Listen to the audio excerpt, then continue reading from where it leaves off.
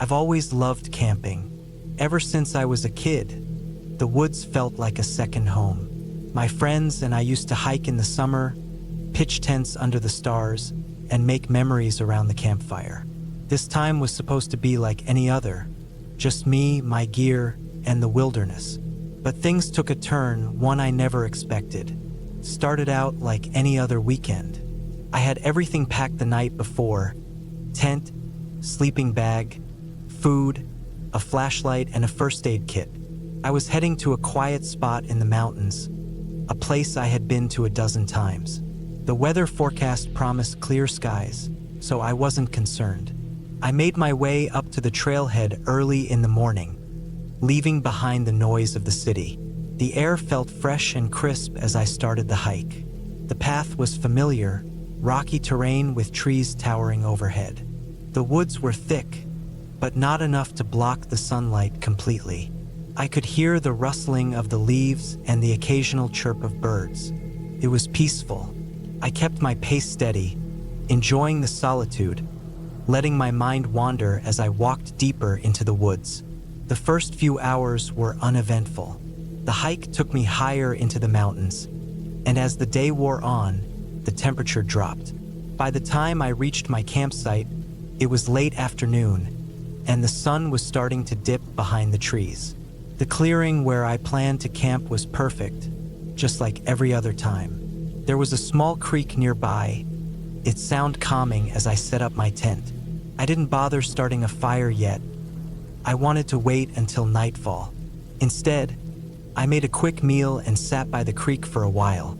The peace of the woods was something I couldn't get enough of. For a moment, I thought how lucky I was to have this place to myself. As the evening rolled in, the shadows in the trees grew long, and the temperature dropped. I finally started the fire, the crackling flames bringing warmth. The light danced on the surrounding trees, casting eerie shadows on the ground. But it was nothing to be afraid of, just nature doing its thing. That's when I noticed something odd. It was the way the firelight flickered in the distance. For a second, I thought I saw a figure moving between the trees. I blinked and the shape was gone. I shrugged it off, telling myself it was just my eyes playing tricks on me. After all, I was in the woods, and the light from the fire can make things look strange. But the feeling didn't go away. It nagged at me like I wasn't alone. The breeze shifted, and I heard a rustling in the bushes. I looked around, my heart rate quickening, but there was nothing there, just the dark woods surrounding me. I tried to push the thought from my mind and focused on the fire. The sound of the crackling would filling my ears. Night had fully fallen, and the only light was from the fire. The sky was clear, and I could see stars above, shining through the gaps in the trees. But despite the beauty of the night, a sense of unease settled over me. I kept hearing noises, twigs snapping, footsteps that weren't mine. It was as though someone was walking just out of sight, always moving but never fully revealing themselves. I convinced myself it was just animals, maybe a deer or some other creature moving through the woods. But the noises didn't stop. They continued for hours, getting closer, then farther away, then closer again. It was starting to feel too deliberate, like someone or something was circling me. I checked my phone for any signal. Nothing. Of course, there was nothing. I had known when I planned this trip that the signal would be spotty at best, but it didn't make me feel any better. I stood up from my camp chair, my eyes scanning the edge of the clearing, the firelight flickering wildly as if reacting to something unseen. The noise came again, a snap of a twig, followed by a heavy rustle of leaves. I turned sharply, my heart racing. There, in the darkness, a figure appeared, just on the edge of the firelight. It was tall and thin, almost like a silhouette, but I couldn't make out any features. My pulse quickened as I squinted, trying to make sense of what I was seeing. The figure didn't move, it just stood there, watching. I wasn't sure how long I stood frozen like that, but I finally broke the trance and grabbed the flashlight from my bag. I turned it on, aiming it toward the figure, but the beam didn't reach that far. The figure was gone. Just like that, I called out, but no answer came. There was only the sound of the wind and the crackle of the fire. I wasn't about to stick around. My instincts kicked in, telling me to pack up and get out, but I was too far from the trailhead.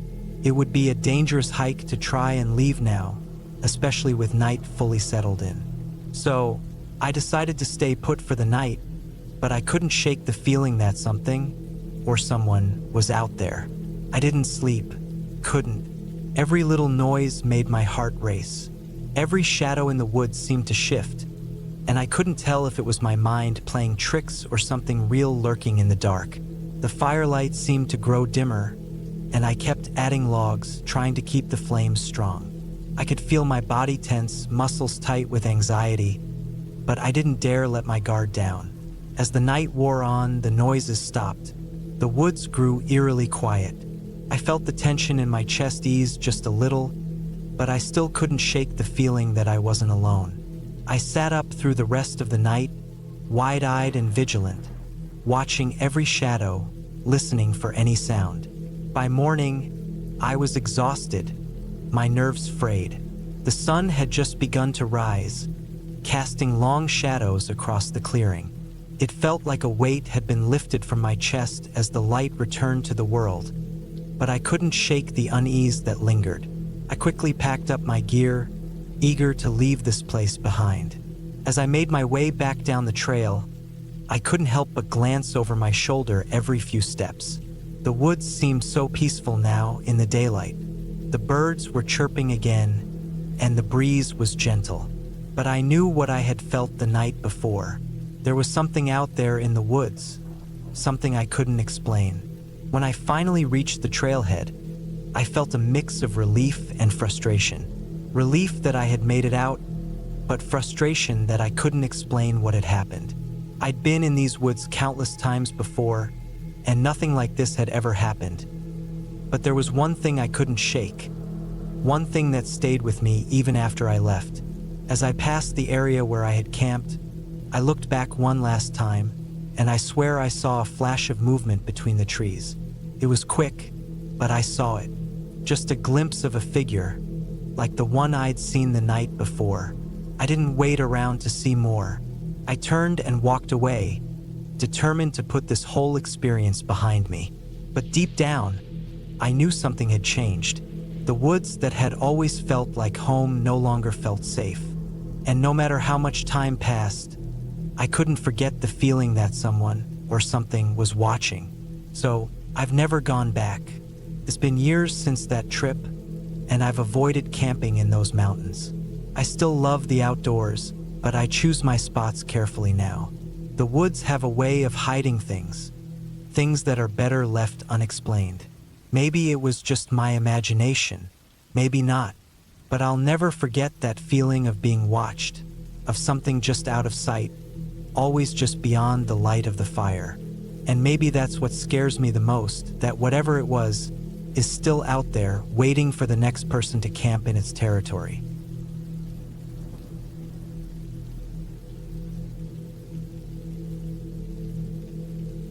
I wasn't sure why I decided to go camping alone that weekend.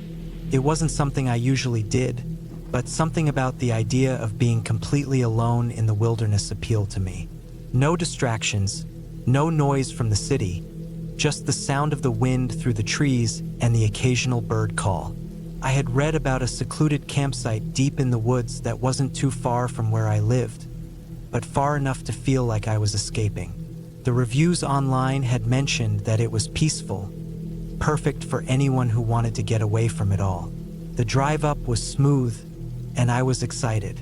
I had packed light: a tent, sleeping bag, a couple of changes of clothes, and enough food to last the weekend. The sun was still high in the sky when I parked at the trailhead, which was just a small dirt lot surrounded by dense forest. The trail was narrow, lined with thick bushes and towering trees that blocked out most of the sunlight. I could already hear the distant hum of insects and the occasional rustle of something moving through the underbrush. I grabbed my backpack and started walking, following the signs that led toward the campsite. The air was fresh, and I could smell the earth and the pine trees around me.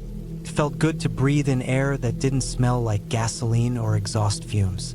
The trail wound through the woods, and I could hear the occasional crunch of leaves and twigs beneath my boots. As I walked deeper into the forest, the sounds of civilization faded away, leaving only the sounds of nature around me. After about an hour of walking, I arrived at the campsite. It was exactly what I was hoping for. There was a small clearing surrounded by trees, with a fire pit in the center and a few flat areas perfect for pitching my tent. I set up quickly, my hands moving with familiarity despite the fact that I didn't camp often. The tent went up without a hitch, and I gathered some firewood from the pile someone had left behind. Once the fire was going, I sat down on a log near the pit and stared into the flames. The sun was starting to dip below the horizon, and the temperature was dropping. I pulled my jacket tighter around me and grabbed a bag of trail mix from my backpack, munching on it while the fire crackled. It was peaceful. Too peaceful, maybe. There was a sense of isolation here, far away from anyone else, and for some reason that made the place feel a little off. The forest around me seemed to be alive in its own way. I could hear the wind rustling the leaves above, the occasional snap of a twig, and in the distance, the faint sound of what might have been a large animal moving through the woods. But there were no voices, no signs of people anywhere nearby. It was just me and the wilderness. I hadn't planned on staying out long, but as the evening wore on, I found myself growing drowsy. I didn't want to go to bed just yet, though, so I decided to take a short walk around the area before heading to sleep. I grabbed my flashlight and set out into the trees, following the narrow trail that led away from the campsite. The light from my flashlight danced over the trunks of the trees, casting long, strange shadows on the forest floor. Every so often, I'd hear something in the distance, an animal maybe, but I couldn't tell what it was. The deeper I went into the woods, the darker it seemed to get. It was as if the trees were closing in around me, blocking out the last of the fading light. I was about to turn back when I heard a noise. It was soft at first, barely audible over the sounds of my own breathing. But then it grew louder, a snapping sound, like someone stepping on a twig, followed by another, and then a faint rustling. My heart started to beat a little faster, but I told myself it was just a deer or some other animal moving through the woods. Still, I couldn't shake the feeling that something was watching me. I turned around, shining the flashlight in a circle, but the beam of light only revealed the endless trees and underbrush. I swallowed hard and decided it was time to head back. I turned around and made my way back to the campsite, walking a little faster now, the hairs on the back of my neck standing on end. When I returned to the campsite, I was relieved to see the fire still burning brightly. I sat down by the fire again, trying to shake off the unease that had settled over me. It was just my imagination, I told myself. The forest was full of animals, and I had probably startled one of them. That was all. But as the night grew darker, I couldn't ignore the feeling that something was off. The sounds of the forest had changed. The rustling in the trees had stopped, and there was an eerie silence that seemed to stretch on forever. Even the fire crackled in an unsettling way, like it was trying to tell me something. I glanced around, half expecting to see eyes watching me from the darkness, but the shadows were empty. I couldn't help it. I felt like I wasn't alone. The forest had always been a peaceful place to me, but now it felt suffocating, like the trees themselves were closing in on me. My eyes kept darting to the edge of the clearing, where the trees grew thicker. Every time the wind shifted, I thought I saw movement in the shadows. I tried to tell myself it was just the wind playing tricks on my eyes, but I couldn't shake the feeling that I was being watched. I decided to go to bed, hoping that sleep would bring some relief. But as I lay in my tent, the feeling of unease didn't fade. The silence outside was deafening, broken only by the occasional crackling of the fire. I kept the flashlight close by, not because I was afraid of the dark, but because something about this place was starting to feel wrong. I tossed and turned in my sleeping bag, but sleep didn't come. Then, around midnight, I heard something outside. It wasn't the usual sounds of animals or wind. This was something heavier, more deliberate. I froze, holding my breath. It was close, very close. A slow, deliberate crunching of leaves, as if something or someone was walking around my campsite. I tried to calm myself down. Could be a bear or a deer. Animals wander into campsites all the time. But the sound didn't stop. It moved closer, circling the campsite, and I could hear the crunch of leaves underfoot growing louder. I strained my ears, but I couldn't tell what it was. It was moving in a way that felt deliberate, like it knew I was here. The hairs on the back of my neck stood up, and a cold shiver ran down my spine. I grabbed the flashlight and crawled out of my tent, trying to make as little noise as possible. My hands were shaking as I turned the beam of light toward the clearing, but there was nothing there. The shadows stretched long and eerie in the flickering firelight, and the trees stood tall and silent. But the noise didn't stop. It was coming from just beyond the edge of the firelight, out in the woods, and I could hear the distinct sound of something moving. I didn't know what to do. I was alone, in the middle of the woods, and whatever was out there didn't sound like an animal. It sounded too calculated, too aware of my presence. Then, without warning, the sound stopped. Silence.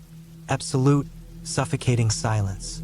My heart was pounding in my chest, and I slowly made my way back to the tent, keeping the flashlight pointed in every direction, afraid to let my guard down. I could feel my pulse in my throat as I crawled back into my sleeping bag, trying to calm myself.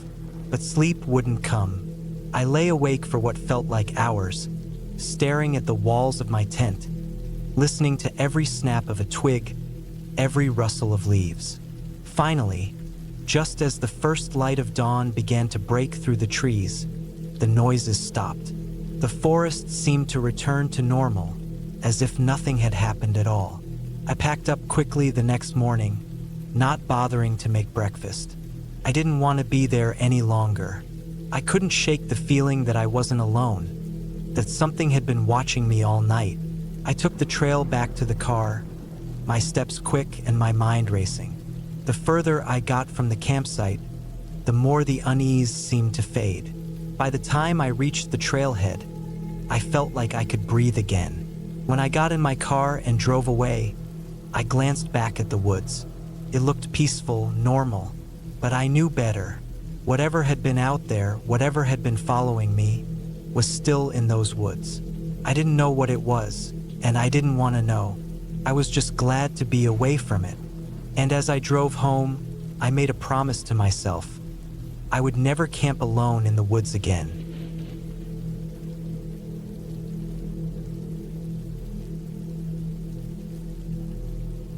It all started with a weekend trip, just me and a couple of friends, looking to spend some time away from the hustle of everyday life. The plan was simple: hike through the dense forest, set up camp, and enjoy a few days of peace and quiet. What we didn't know was that our peaceful getaway would quickly turn into something we would never forget. We arrived at the trailhead early in the morning, the sun barely peeking over the horizon. The forest looked inviting, with trees towering above us, their branches gently swaying in the breeze. The air was fresh and crisp, carrying the scent of pine and earth, the kind of air that makes you feel like you've left everything behind. The hike itself was easy, the trail winding its way through thick undergrowth, with the occasional burst of wildflowers on the sides. We made small talk, enjoying the sound of our boots crunching on the dirt path, the rustling of leaves, and the distant call of birds. There was nothing unusual about the surroundings.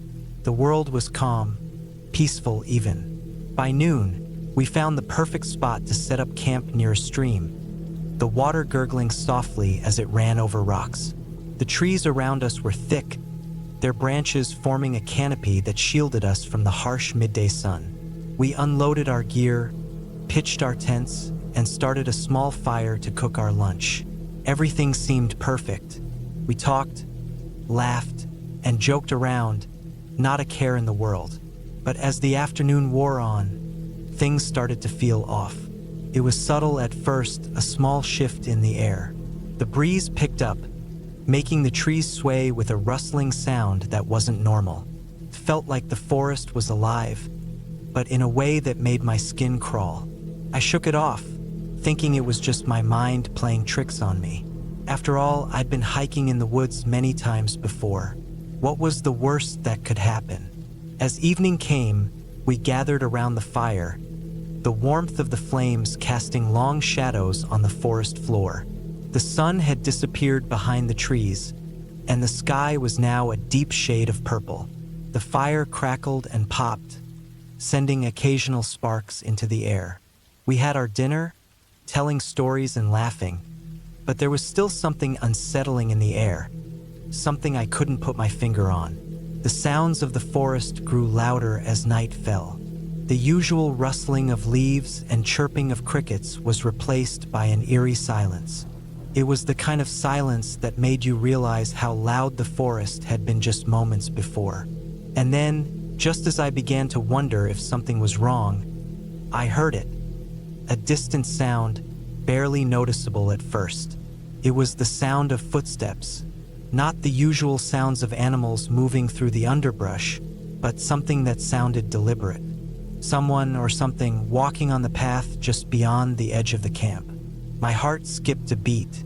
I glanced at my friends, but they didn't seem to notice. They were still talking, oblivious to the noise. I tried to ignore it, convincing myself it was just an animal, maybe a deer or a raccoon. But the sound continued, slow and steady, getting closer. My anxiety started to rise. Then it stopped. I strained my ears, trying to hear anything. Nothing. Just the crackling of the fire and the occasional rustle of leaves. For a few moments, I convinced myself I was imagining things. But then, the sound came again, closer this time. There was something wrong. The footsteps weren't random, they were purposeful. I glanced around the camp, feeling like I was being watched. My skin prickled, and my instincts told me to get up and do something. But I was frozen, unsure of what to do. The firelight flickered, casting long shadows, and for a brief moment, I thought I saw something move just beyond the reach of the flames. I wasn't imagining it. Someone or something was out there. I couldn't take it anymore. I grabbed a flashlight and quietly excused myself from the group. My friends didn't seem to notice, still lost in their conversation. I moved cautiously, stepping away from the warmth of the fire and into the darkened woods. The beam of the flashlight cut through the darkness, illuminating the trees and underbrush in front of me. But there was no sign of anything. The footsteps had stopped. The silence was deafening. I kept walking, my heart pounding in my chest, my breath coming in short gasps. I reached the edge of the camp, where the trail led deeper into the woods. The feeling of being watched was overwhelming, like eyes were on me from every direction. But when I turned to look, there was nothing, no movement, no sign of life. Just as I was about to turn back to camp, I heard a rustling sound coming from behind me. It was too quiet to be an animal, too deliberate to be random. I spun around, shining the flashlight into the darkness, but there was nothing there. My pulse raced as the hairs on the back of my neck stood on end. It was then that I realized how deep into the woods I had gone. I had wandered too far. Suddenly, I heard a snap, a twig breaking, loud and sharp. I froze, my breath catching in my throat. Whatever it was close, very close. I swung the flashlight around, but all I could see were trees, their branches swaying gently in the wind. My mind raced, trying to make sense of the situation. Then I heard it, a whisper. It was faint, but unmistakable. My name, just a breathy whisper carried on the wind. I was no longer sure if I was alone in the woods or if my mind was playing tricks on me. The forest was alive with sounds I couldn't explain, and every movement, every crack, felt amplified in the stillness. I turned around, quickly heading back toward the camp, my feet moving faster than they had all day. The brush seemed to close in around me, and the darkness felt thicker, more oppressive. By the time I reached the camp, my friends were still sitting around the fire, laughing and unaware of the fear that had gripped me. I said nothing about what I had heard, brushing it off as a figment of my imagination. But the feeling didn't go away. It lingered, pressing on me like a weight I couldn't shake. That night, as we settled into our tents, I lay awake, staring at the ceiling of my tent, listening to the sounds of the forest. The crackling of the fire had long since died down, and the quiet felt suffocating. The sounds from earlier, the footsteps, the whisper, kept playing over and over in my mind. I couldn't get rid of the feeling that something was watching me, waiting for me to make a mistake. At some point, I drifted off to sleep, though I'm not sure when. The night passed uneventfully, but I woke up early, just as the first light of dawn began to creep through the trees. I didn't want to waste any time. I was ready to pack up and leave, to get out of the woods and back to safety. I told my friends that I was heading back to the car to start packing, and they agreed to meet me later. I made my way back to the trailhead, walking quickly, the feeling of being watched never quite leaving me. As I passed the familiar landmarks along the trail, I realized just how far I had walked the night before. I hadn't been near the edge of the woods. I had gone deeper, deeper than I had ever intended. The realization hit me like a punch in the stomach. When I reached the car, I stopped to catch my breath. I looked back at the forest, the towering trees looming in the distance. The woods looked different now, darker, more menacing. I wasn't sure what had happened out there, what I had felt, but I knew one thing for sure. I wasn't going back. My friends arrived shortly after, and we packed up our gear in silence. There was no more laughter, no more joking. We all felt it, the weight of whatever had happened in those woods. We drove away without looking back. To this day, I still don't know what I heard or felt in that forest. Was it just my mind playing tricks on me? Or was there something else out there? Something watching us? I'll never know for sure. But I do know this. There's a part of the woods that I'll never forget. A part that doesn't feel safe. A part that I'll never set foot in again. And I've learned never to ignore that feeling, that gut instinct, that tells you when something is wrong. Because sometimes it's right.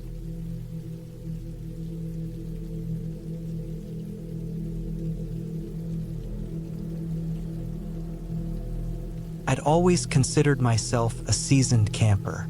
Years of hiking and trekking had taught me the ropes.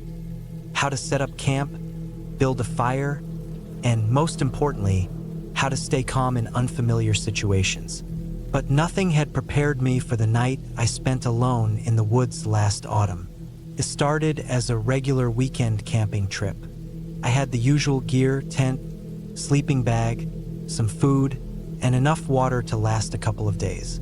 I went solo for peace and quiet, wanting to get away from the noise of the city and the distractions of everyday life. I found a small, secluded spot deep in the forest, far enough away from the usual trailhead, where I knew I'd be left alone. Perfect for solitude. The hike up to my campsite was uneventful. The trail was slightly overgrown, but nothing I couldn't handle. The air was crisp, the trees thick with the kind of dense foliage that only autumn can produce.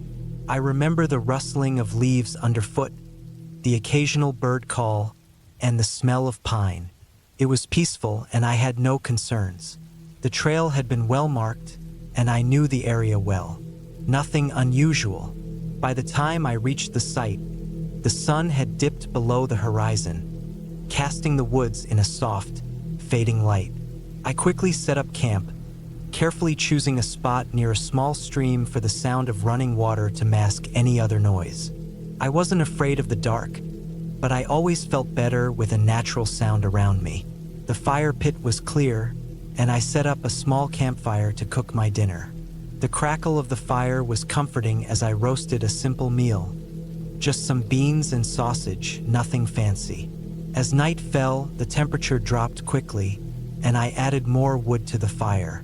The forest, which had felt alive with movement during the day, now seemed still, almost eerily so. The wind had died down, and all that could be heard was the occasional snap of a twig somewhere deep in the forest. I chalked it up to animals, deer maybe, or a lone fox, no need to worry about it. I sat there for hours, just watching the fire and letting my mind wander. I didn't feel tired enough to sleep yet, but eventually, the solitude started to sink in.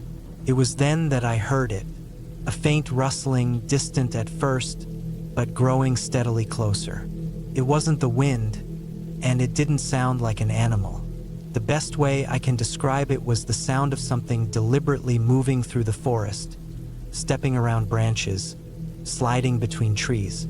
It was unmistakable, like someone or something was coming closer. First, I tried to shake it off.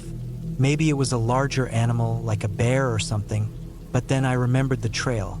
There were no other campsites nearby. In fact, there was nothing for miles but dense trees and thick brush.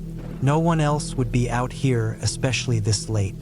The thought hit me like a punch to the gut, and I quickly stood up, scanning the area around my camp. The firelight flickered, casting long, wavering shadows that seemed to stretch further into the trees than I expected. The rustling stopped suddenly, and I stood frozen, holding my breath, straining to hear any other sounds. There was nothing, just the steady hum of the evening night. But now the air felt wrong, thick, heavy. I tried to convince myself that I was just being paranoid, that it was just a curious animal or perhaps the wind again. But I couldn't shake the feeling that I was being watched. I added more wood to the fire, the crackling loud in the otherwise quiet night, trying to push the anxiety away. But the feeling of being watched didn't leave. It lingered, persistent and unsettling, making every shadow stretch and every creak of the forest seem like it was closing in. By now I was on edge. Every sound made me jump. Every movement in the trees seemed like a threat. It had to be some animal, I kept telling myself, but in my gut, I knew it wasn't.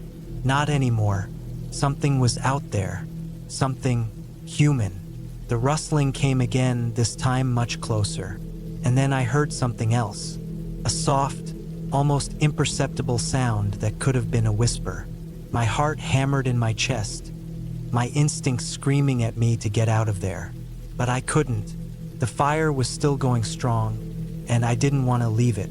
Leaving the fire would mean plunging into complete darkness, into the unknown of the forest with whatever was out there. The night dragged on. I tried to stay calm, convincing myself that I was imagining things, but the sounds persisted. Sometimes I thought I saw movement at the edge of my firelight, flickers of shadow darting between trees. And then, there it was again, a rustling, followed by the unmistakable snap of a twig, so loud it echoed through the trees. That was it. I couldn't take it anymore. My survival instincts kicked in, and I grabbed my backpack, stuffed my sleeping bag inside, and doused the fire with dirt. The sudden silence that followed the extinguishing of the flames was deafening. Felt like the forest was holding its breath, waiting. I took one last look around the campsite, my eyes frantically scanning the trees, but I couldn't see anything. With my heart pounding in my chest, I began to move cautiously toward the trail, staying low and trying to make as little noise as possible. My mind was racing with every possible scenario. Whoever or whatever was out there, I didn't want to be caught in the open. I needed to get to the trailhead. I needed help, but the forest had other plans. Just as I was about to step off the campsite and head for the trail, I heard the unmistakable sound of footsteps behind me. Quick, deliberate steps. My body froze. My blood ran cold. I couldn't make out the figure, but I could feel its presence just beyond the fire's light. It was real, not an animal, not a figment of my imagination. I darted into the trees, moving as silently as I could, my breath shallow and quick. My heart pounded so loudly I was sure whoever was behind me could hear it. The woods felt like a maze, every tree a potential hiding place. I had no idea how far the trail was, how close the camp was to where I needed to be. The darkness closed in, suffocating. Every sound was amplified in the silence of the night, and every twig underfoot felt like a thunderous crash. I ran. I had no other choice. The crunch of the forest floor beneath my boots was drowned out by the pounding of my heart in my ears. I stumbled through the underbrush, barely able to keep my bearings. My mind was a whirl of panic and fear. Every step felt like it might be my last. And then, just as quickly as it had started, it stopped. The footsteps, the rustling, everything. The forest returned to its natural sounds. The wind, the rustling leaves, the distant hoot of an owl. But it didn't matter. I didn't stop to check. I didn't dare. I ran, full speed now, my legs aching, my breath ragged, until I finally saw the faint outline of the trail ahead. My body felt like it was on autopilot, a survival instinct driving me forward. I didn't dare look back. I didn't stop until I was at the trailhead, my heart still racing, my mind still in overdrive. The rest of the hike back to the car was uneventful, but every snap of a twig, every gust of wind, made my skin crawl. When I finally reached the parking lot, the dawn was breaking, the first light of morning chasing away the night's terror. I never went back to that spot. I couldn't bring myself to. And to this day, I don't know what I encountered in the woods that night. But whatever it was, I was glad to leave it behind. I've always told myself that if I hadn't run when I did, if I hadn't trusted that instinct deep down inside, I might not be here today. I don't know who or what was out there, but I know I'm not taking any chances ever again. The woods are full of secrets, and some of them are best left undisturbed.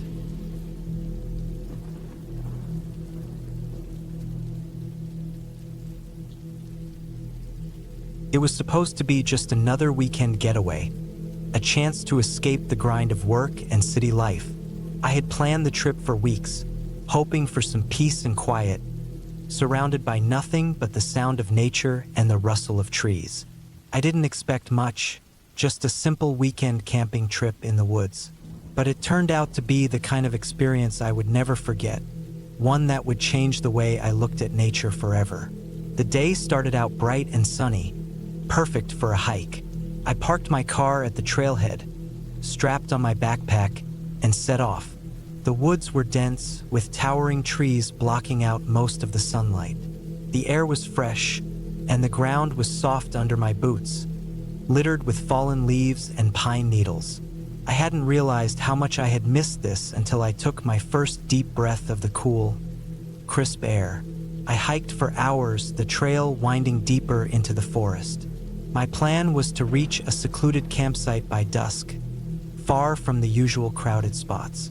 I was looking for solitude, and that's exactly what I got. The further I went, the less I saw of other hikers, until I was completely alone. By the time I reached my destination, the sun was beginning to dip below the horizon, casting long shadows through the trees. The campsite was perfect, a small clearing by a bubbling creek. I set up my tent, gathered firewood, and started a fire. As I sat there, staring into the flames, I felt completely at ease. There was no one around, no distractions, just the sounds of the forest and the crackling of the fire. It felt like the kind of peace I had been craving. But as night settled in, something started to feel off.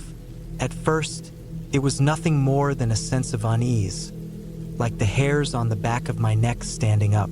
I tried to shake it off, blaming it on the isolation. After all, it was just me and the wilderness. The sounds of the forest grew louder as the evening wore on, but it was when the fire began to die down that I started to hear something different. Footsteps. Not the casual scuffling of an animal, but the deliberate, heavy steps of someone walking through the forest. I froze, straining my ears to hear better. The footsteps stopped, then started again, moving closer to my camp. I quickly grabbed a flashlight from my bag and shone it toward the sound. The beam cut through the dark, illuminating nothing but the trees. There was no one there. I tried to convince myself it was just an animal, maybe a deer or a bear, but the sound of those footsteps didn't sit right with me. I kept the flashlight in my hand, shining it around every few minutes, my mind racing with scenarios. Was someone else out here? Someone who might not be so friendly? The forest, which had seemed so peaceful earlier, now felt suffocating, and every rustle of leaves made my heart race. The sound of the creek running nearby, which had been soothing, now seemed like an ominous reminder of how isolated I was. I decided to stay in the tent, not daring to step outside again. The fire was almost out, and I didn't have much wood left to keep it burning through the night. I curled up in my sleeping bag, trying to shut out the thoughts racing through my mind. The silence in the woods was deafening. No birds, no animals, just that oppressive, unnatural quiet. As I lay there, staring up at the dark ceiling of the tent, I heard it again. The footsteps, closer now, as if someone or something was circling my camp. I could feel the tension in my muscles as I tried to stay as still as possible, praying that whatever it was would just go away. But the steps didn't stop. They moved in a slow, rhythmic pattern, pacing around my camp like a predator stalking its prey.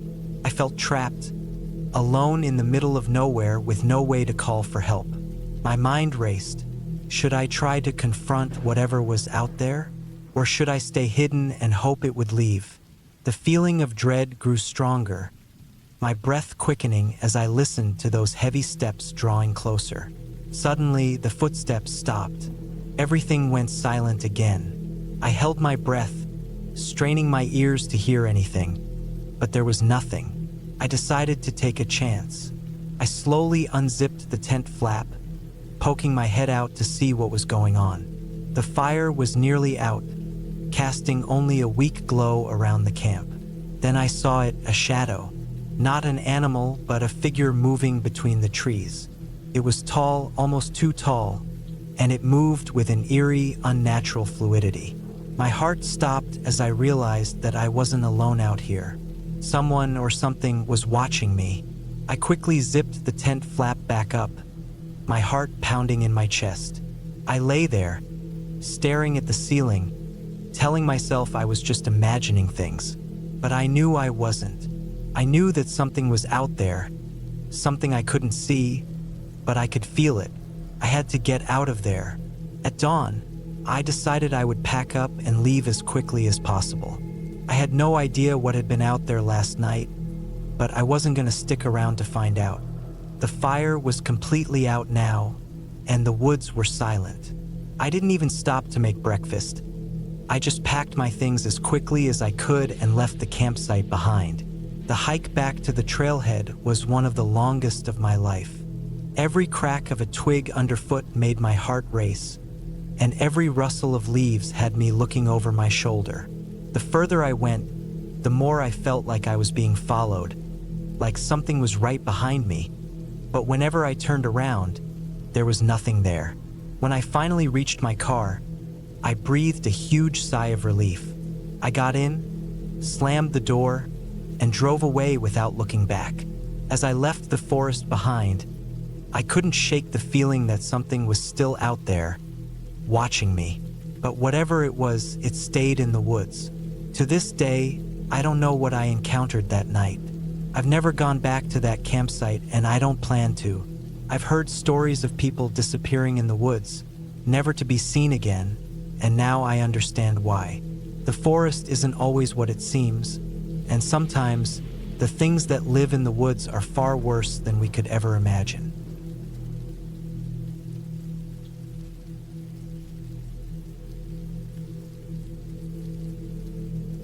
It was the middle of autumn when I decided to head into the woods for a camping trip, a last-minute decision to get away from the stresses of work.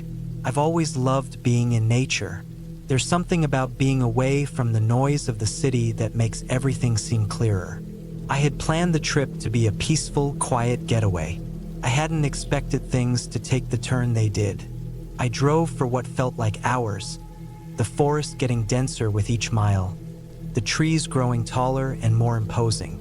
The air was crisp and smelled faintly of pine. It was a good kind of quiet, the kind that makes you feel like you're the only person in the world, and that was just how I liked it. The woods were relatively isolated, not a common camping spot, which was exactly why I picked it. I didn't want crowds, I didn't want noise, just me and nature. I found a spot near a small stream that wound its way through the trees, the sound of water trickling over rocks adding a peaceful rhythm to the air. It was perfect.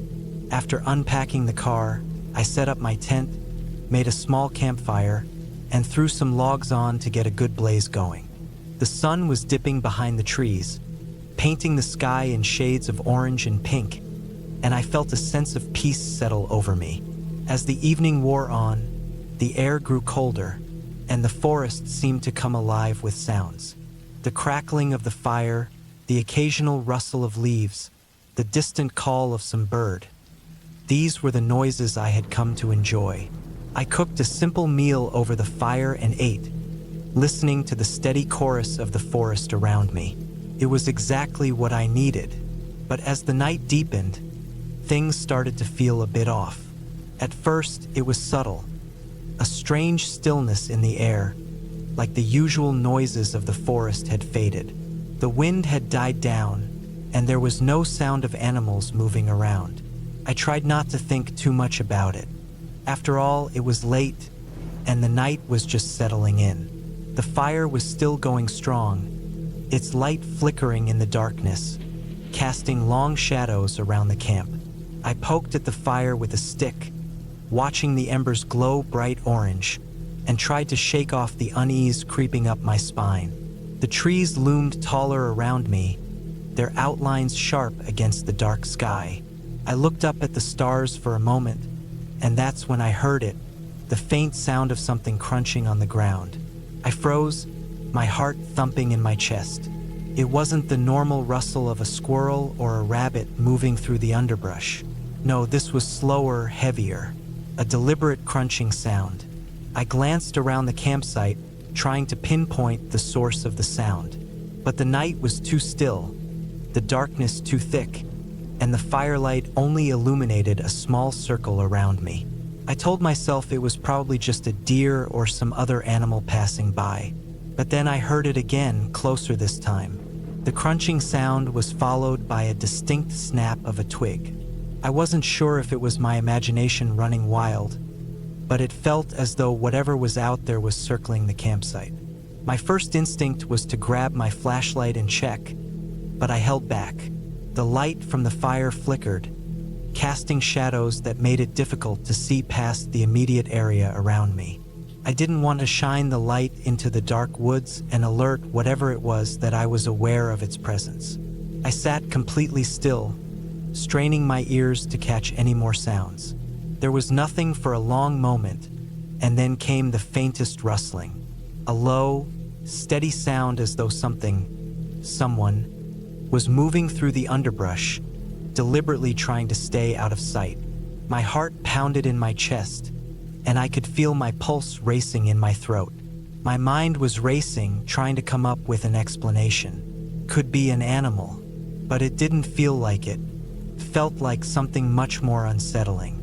I grabbed a nearby stick, the firelight casting long shadows as I gripped it tightly, trying to calm myself. The tension in the air was thick, and the forest seemed to hold its breath. The crunching stopped for a moment, and I allowed myself a shaky exhale, thinking that whatever it was had moved on. But then came a loud snap, a branch breaking underfoot, unmistakable and far too close. I froze. The sound was right on the edge of the camp, just beyond the light of the fire. I couldn't see anything, but I knew that something was there. My mind raced, trying to think logically. Was it a person? If so, why would they be here in the middle of nowhere in the dead of night? I considered my options. I could leave, pack up, and head back to the car. But the thought of driving through the dark woods alone, not knowing who or what was out there, felt worse than staying put. Besides, I didn't want to leave in a panic. I tried to remind myself that it was probably nothing, just the natural sounds of the forest playing tricks on my mind. I took a slow, deliberate breath and stood up, my hands still clutching the stick. I didn't want to show fear. I forced myself to act calm, like I was in control, even though every muscle in my body was on high alert. The darkness seemed to press in around me, and I started to regret not bringing a larger flashlight or more protection. That's when I saw it. A figure, just a shape at first, moved silently through the trees at the edge of the camp. It was tall, much taller than a normal person, and I could barely make out any details. The figure was obscured by the shadows, but it was moving with purpose, walking slowly, deliberately, as though it knew I was watching. My stomach twisted into a knot. Panic surged through me. I was frozen, rooted to the spot, unable to move or even think. My heart was pounding in my ears, and my hands were shaking so badly I almost dropped the stick. The figure was coming closer, and every instinct in me screamed to run, to get out of there as fast as possible. But I couldn't bring myself to move. It was then that I noticed something odd. The figure wasn't moving like a person. It was too smooth, too unnatural. It seemed to glide rather than walk, and the sound of the crunching twigs had stopped. The air felt colder, the tension unbearable. I watched as the figure came into full view, stepping into the light of the fire. My breath caught in my throat. It wasn't a person, not by any stretch of the imagination. It was a man, tall, disheveled, with wild hair and torn clothing. But his movements were jerky, almost unnatural. His skin was pale, his eyes sunken, and his face, oh God, his face, was twisted in a way that made it look like he was in some sort of pain. His mouth was hanging open, and I could hear the faintest rasp of his breath as he took one step closer to the firelight. But he didn't move toward me directly. Instead, he started circling the camp, his eyes never leaving me. It was like he was waiting for something, waiting for me to make a move or for the right moment to strike. I had no idea who this person was or what he wanted, but I knew one thing. I had to get away from him. I grabbed my gear, my flashlight, my backpack, anything I could carry, and started backing away slowly. I tried to make as little noise as possible, but the crunch of the gravel underfoot was loud in the otherwise still night. The man didn't seem to react, but I didn't want to test how much patience he had. I moved fast, heading toward the trail that would lead me back to my car. I kept looking over my shoulder, but the figure hadn't moved. It was like he was waiting for me to go. I didn't know whether he was simply watching me, or if he had something else planned, but I couldn't take the chance. When I finally reached the edge of the camp, I ran. I didn't stop until I was back at my car, fumbling with the keys and starting the engine as quickly as I could. The whole time, I could feel my chest tightening, my breath shallow, and my mind spinning with fear. I didn't look back as I drove away, but I could still hear the sound of my heartbeat thundering in my ears. I didn't return to that campsite. I didn't even want to think about what had happened. When I got home, I didn't tell anyone about the encounter. It wasn't something that could be explained. It was just something that felt wrong. Something that had happened in the deep, lonely woods where I thought I was safe. But as much as I tried to forget, the memory of that night lingered. The figure, the unnatural way he moved, haunted my thoughts. It wasn't the scariest thing I had ever experienced, but it was the most unsettling. And as I lay in bed that night, I couldn't help but feel that maybe there was something out there, something I would never fully understand. But I also knew one thing for sure: I would never camp in those woods again. Some places, I realized, are just not meant to be explored.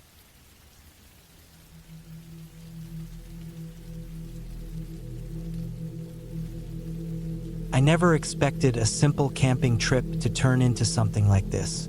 It was supposed to be just a quick getaway, a few days away from work, the noise of the city, and the constant distractions. I had planned everything down to the smallest detail. The tent, the gear, the food, everything packed and ready. The weather was perfect, and the campsite was just secluded enough to feel like I was truly away from it all. But now, in the middle of the night, I wish I'd never even thought of it. I arrived at the site around late afternoon. The sun was still high in the sky, and the forest around me seemed alive. Birds chirped from the treetops, a soft breeze rustled the leaves, and the scent of pine filled the air. It was peaceful. I set up my tent near a small creek, making sure everything was arranged just right. I always liked camping by water. It felt comforting. The sound of flowing water was always relaxing, and I figured I'd enjoy it while I had the chance. As the evening drew closer, the sky shifted from bright blue to soft shades of orange and pink. I built a small fire by the creek, the kind that would just keep me warm, but not too much, and settled into my camp chair. I had a book with me, but it wasn't long before the peaceful atmosphere lulled me into a quiet contemplation. No one else was around. It was just me, the forest, and the creek. It was at that point that I first heard it, the sound of something moving through the underbrush. At first, I tried to ignore it. The forest is full of animals, after all. Could have been anything: deer, raccoons, maybe even a bear. I wasn't particularly worried. I'd been camping for years and had encountered animals before, but this sound didn't seem right. It wasn't the usual rustling of leaves or a creature moving quietly. It was heavy, deliberate, almost like something or someone was trying to be stealthy.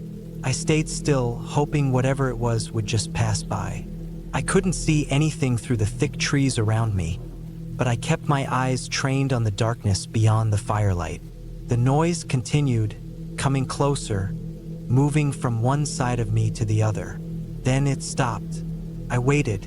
Nothing. No more sounds. The wind picked up, the leaves rustled, but that was it. I shook my head, trying to push the thought from my mind. Maybe it was just a deer, or perhaps some other animal that I hadn't seen yet. Still, a creeping unease lingered in the pit of my stomach. It wasn't right, the way it had moved so deliberately.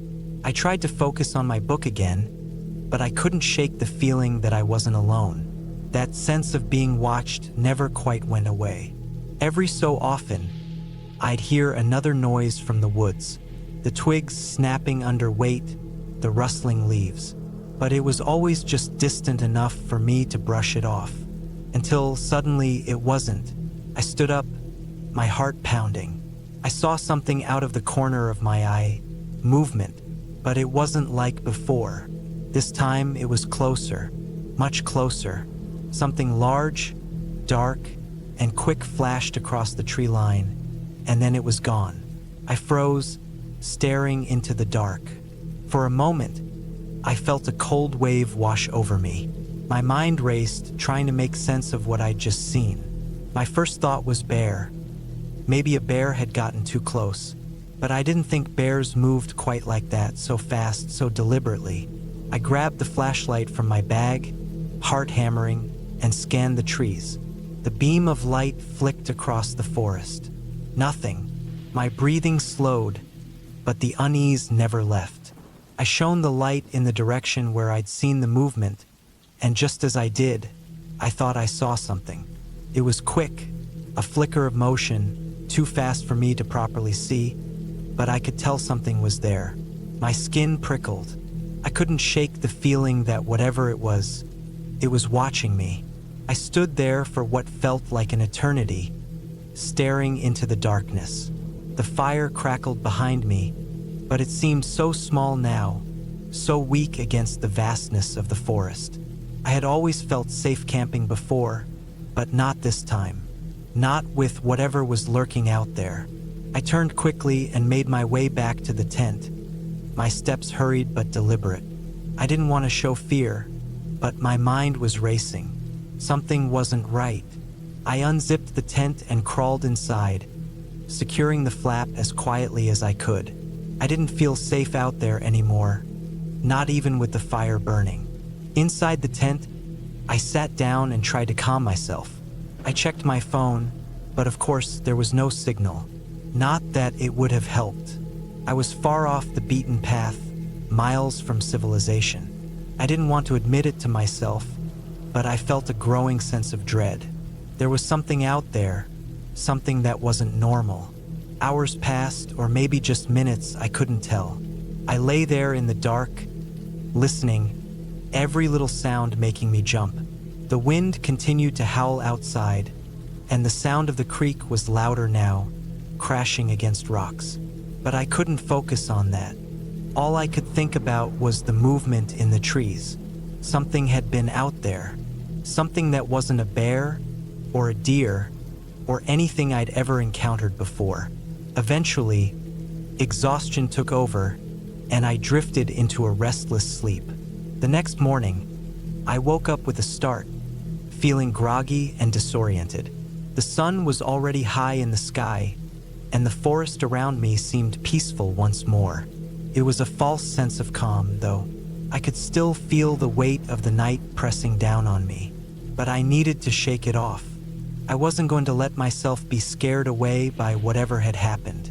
I packed up quickly and headed to the nearby hiking trail to clear my mind. The trail wound through thick trees, and the further I walked, the more I tried to push the fear from my thoughts.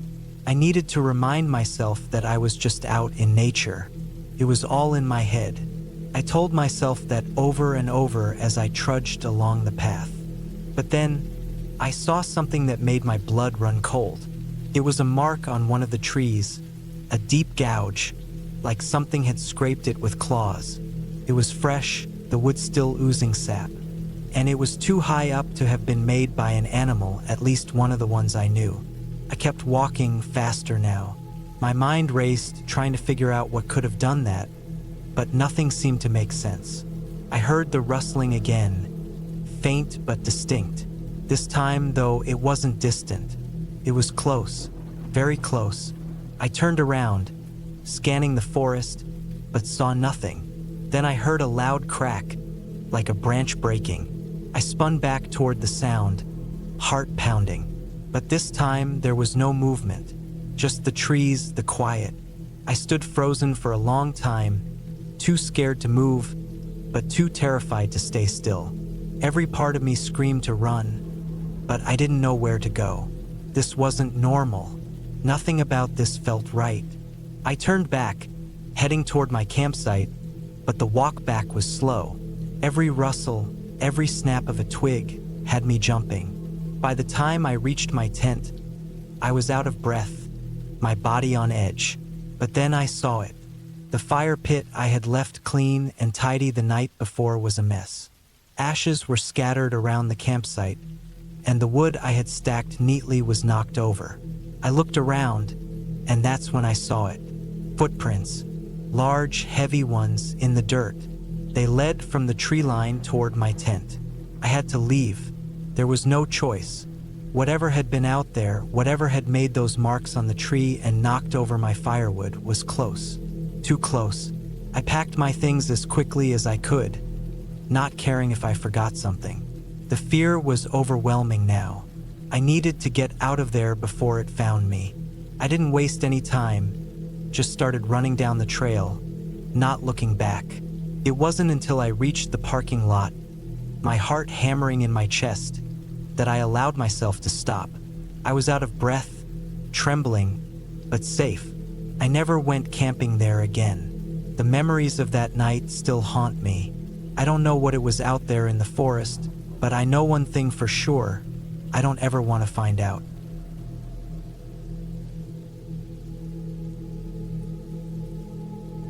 I've always loved camping, ever since I was a kid.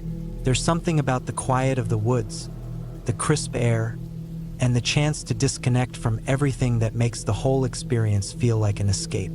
This time was supposed to be just like any other camping trip, a weekend getaway to enjoy the outdoors. Little did I know it would turn into something much more unsettling. I had been planning this trip for a while. It was just me this time, no friends, no family, just a solo camping adventure to recharge. I chose a remote area I had read about online. It wasn't too far from home, about a 4-hour drive, but it was deep in the woods, far enough away from any towns or people to make it feel secluded. I'd always wanted to camp somewhere truly isolated, where the silence was only broken by the sound of wildlife. I arrived just as the sun was starting to dip below the horizon, casting a golden light through the trees. The air was still warm, but the chill of nightfall was starting to set in. The trail to the campsite was narrow and winding, a little overgrown with the late summer growth. The further I went, the less well-marked it became. I had a map and a compass, so I wasn't worried, but the trail didn't seem as well-traveled as I had expected. The campsite was about a mile off the main trail, tucked between some dense trees with a clear view of a small creek. It was perfect. I set up my tent and unloaded my gear, settling in for a quiet night under the stars. The firewood I'd brought cracked and popped in the campfire, casting long, flickering shadows around the campsite.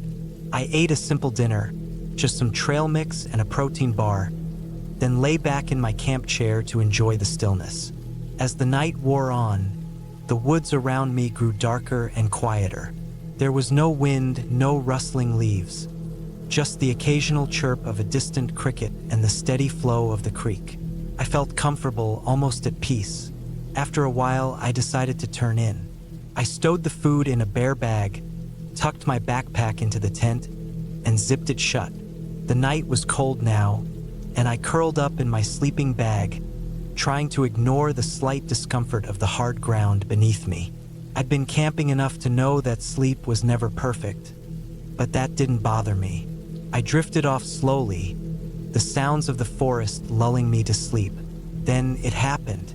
I was awoken in the middle of the night by a sound. At first, I wasn't sure what it was. A snap of a twig, a rustle in the underbrush. I lay still, straining my ears in the darkness. There was no wind, so it wasn't the trees. I held my breath, listening. The sound came again, this time closer. A crunching noise, as though someone or something was walking through the forest. I froze. My heart started to beat harder, faster, and I tried to convince myself it was nothing. Maybe an animal, I thought, a deer or a raccoon. But the sound didn't stop. It kept coming, moving around the perimeter of my campsite. I told myself to stay calm. I wasn't new to the outdoors. I knew there were animals and I knew how to handle them. But this didn't feel like an animal. There was something deliberate about the way the steps came closer, then paused, then came closer again. It wasn't the random movement of an animal foraging for food. No, this was someone or something watching me. I held my breath and strained to listen. The crunching stopped suddenly, and for a moment, everything was silent again. My mind raced, trying to think of what to do. I didn't have a weapon, not even a knife within reach. All I had was my flashlight, my campfire, and my nerves. Then the sound came again, louder this time, right next to my tent. I could hear something breathing, slow and deliberate, almost like it was waiting for me to react. The breath wasn't animal-like, though.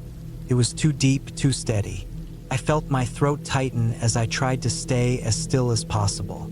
The minutes seemed to stretch on forever. I wanted to get up, to look outside, to do something, but I didn't want to risk it. What if there was someone out there? What if there was something out there? I clutched my flashlight tightly, praying it wasn't something I'd have to use. The sound of breathing continued, but now it was moving away. I didn't know if it was moving in circles around me or if it was just retreating deeper into the woods. My heart was racing now, my whole body tense. I lay there for what felt like hours, listening, waiting. Nothing came. Eventually, I fell into a restless sleep, but the fear lingered. The next morning, I woke up groggy, my body aching from the tension of the night.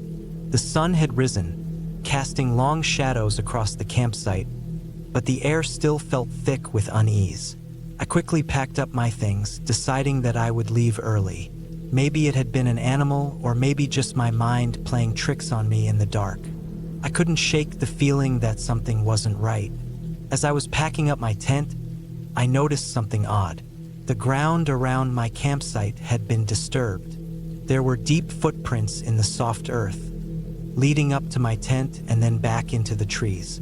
They weren't animal tracks, these were too large, too human. My heart sank. I had heard someone moving around last night. Had they been watching me? Why hadn't I heard them leave? I quickly packed the rest of my gear, not caring to make everything perfectly neat. I just wanted to get out. I hurried down the trail, keeping my eyes constantly darting around, expecting someone or something to jump out at any moment. I didn't look back, not once. By the time I reached the trailhead, I was out of breath, my nerves frazzled. I got to my car and locked the doors immediately, taking a deep breath before starting the engine. I was shaking, but I was relieved to be leaving. It wasn't until I got home that I started to calm down, but the memory of those footprints, of the sounds in the night, kept me on edge. I didn't know who or what had been out there with me, but I was thankful to be away from it. That's the part that gets me. The woods are supposed to be peaceful, calm, a place to escape, but what I learned is that they can also be dangerous, not just because of animals or the wilderness, but because of the unknown. I never did figure out who or what was out there with me that night, but I do know one thing for sure. Next time, I'll choose a campsite a little closer to civilization. Some things are better left unexplored.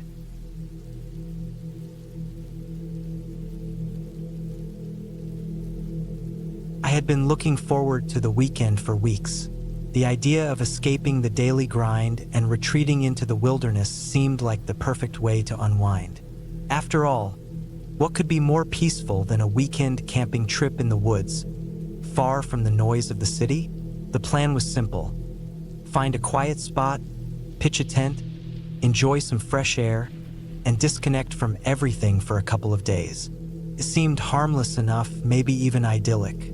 But that trip quickly turned into something I'll never forget. It was a Friday afternoon when I set off. I packed my gear the night before. A tent, a sleeping bag, a backpack filled with food, water, a first aid kit, a flashlight, and a few other camping essentials.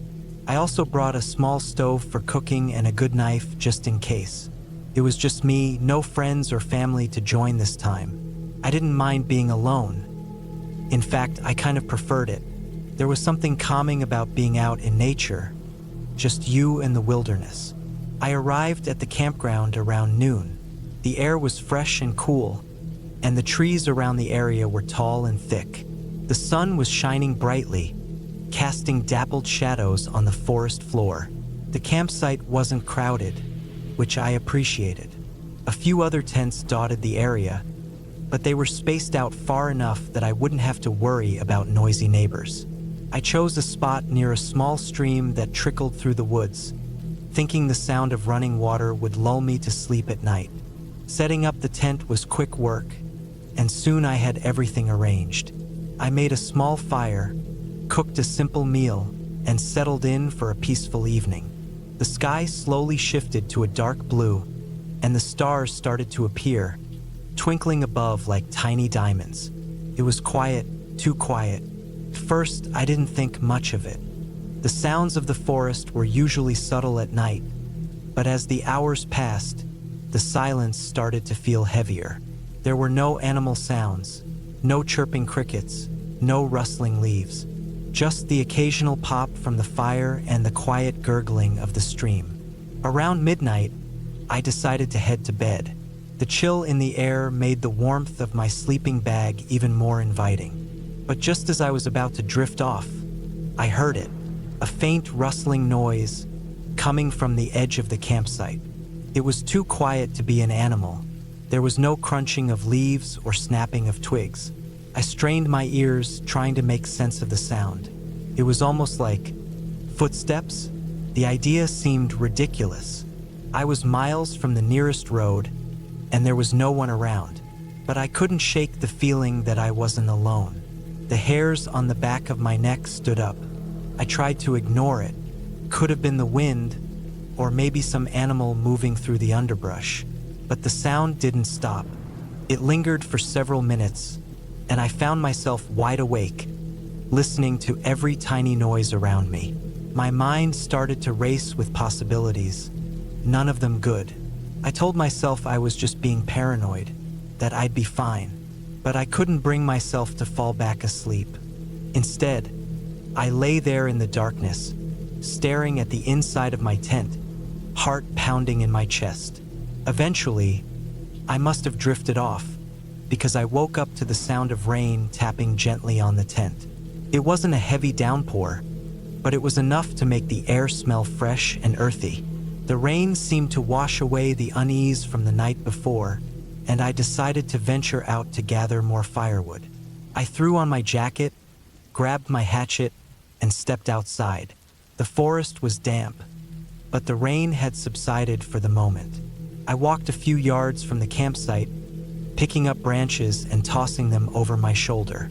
The ground was soft and slippery, and the trees around me were shrouded in mist. The air was thick with the scent of pine and wet earth, and the only sound was the soft drip of rainwater from the trees above. I felt a bit more at ease out here, surrounded by nature, but something still gnawed at me, a sense of unease I couldn't shake. It was as if the woods were watching me. As I turned back to return to camp, I noticed something strange. There were fresh footprints in the mud, leading toward my tent. They weren't mine, and they didn't look like any animal tracks I recognized. They were large, heavy prints, as if someone had been walking around the campsite during the night. My heart skipped a beat. I looked around, but there was no sign of anyone. I walked cautiously back to my tent, checking the area for any signs of disturbance. Nothing seemed out of place, but my mind was racing. Someone had been out here and they were close. I spent the rest of the day on edge, trying to keep my focus on the tasks at hand. I cooked a small meal, reorganized my gear, and did my best to ignore the gnawing feeling that someone was still watching me. But as the sun began to set, I couldn't shake the sensation that something was wrong. The silence had returned, but this time it felt different. It was oppressive, like the forest itself was holding its breath. I tried to distract myself by reading a book, but my eyes kept drifting to the dark edge of the campsite, where the trees loomed like silent sentinels. Then I heard it again, the same faint rustling sound, just on the edge of my hearing. This time, it wasn't as subtle. The sound was closer, more deliberate.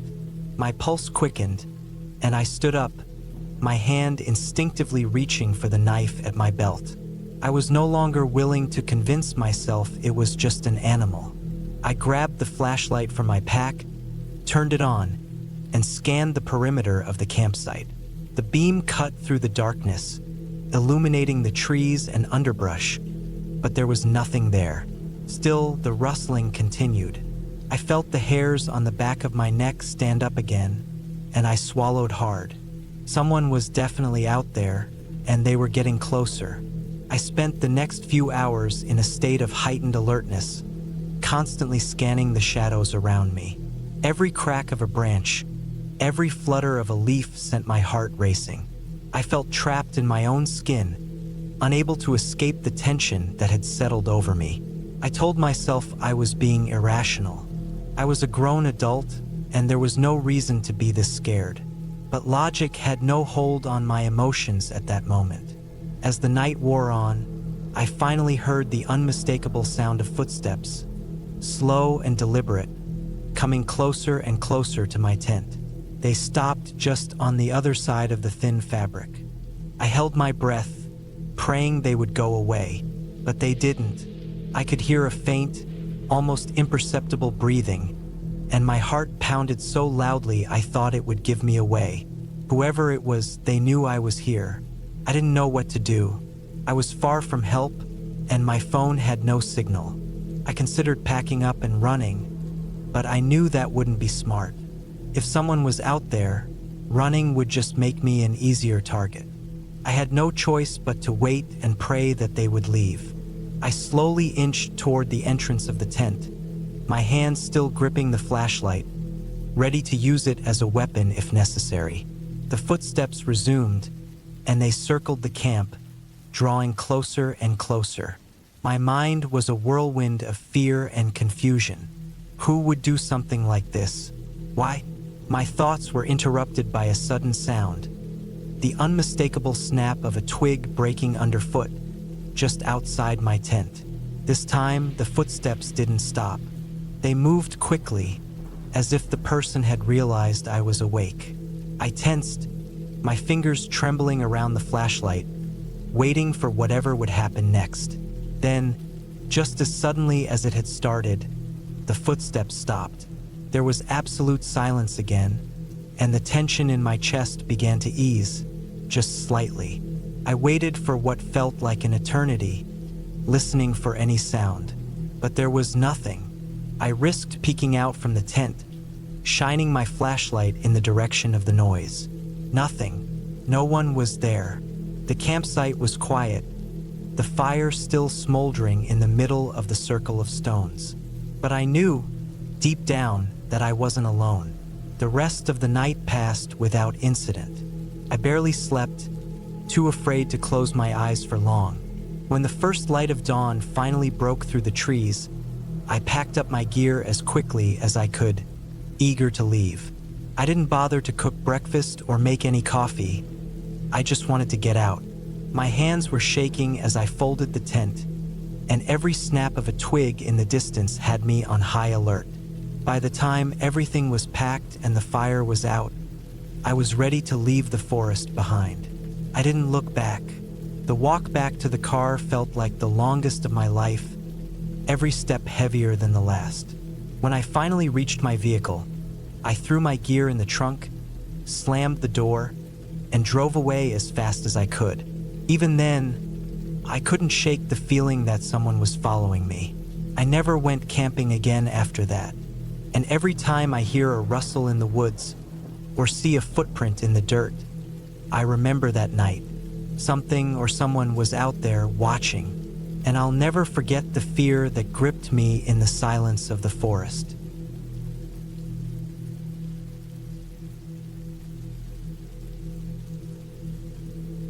Camping has always been my escape.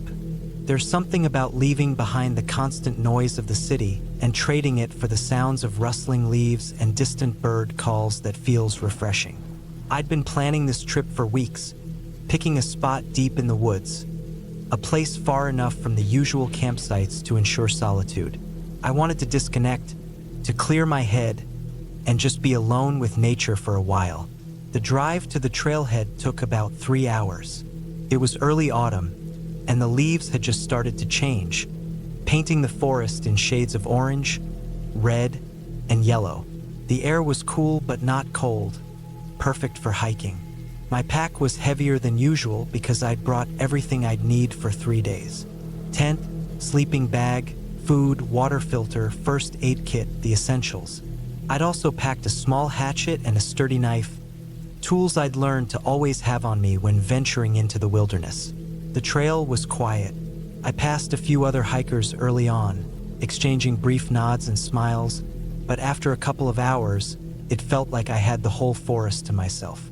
The farther I went, the narrower the trail became, until it was barely more than a faint path through the underbrush. This was exactly what I'd been looking for: solitude, peace. I reached my intended campsite in the late afternoon.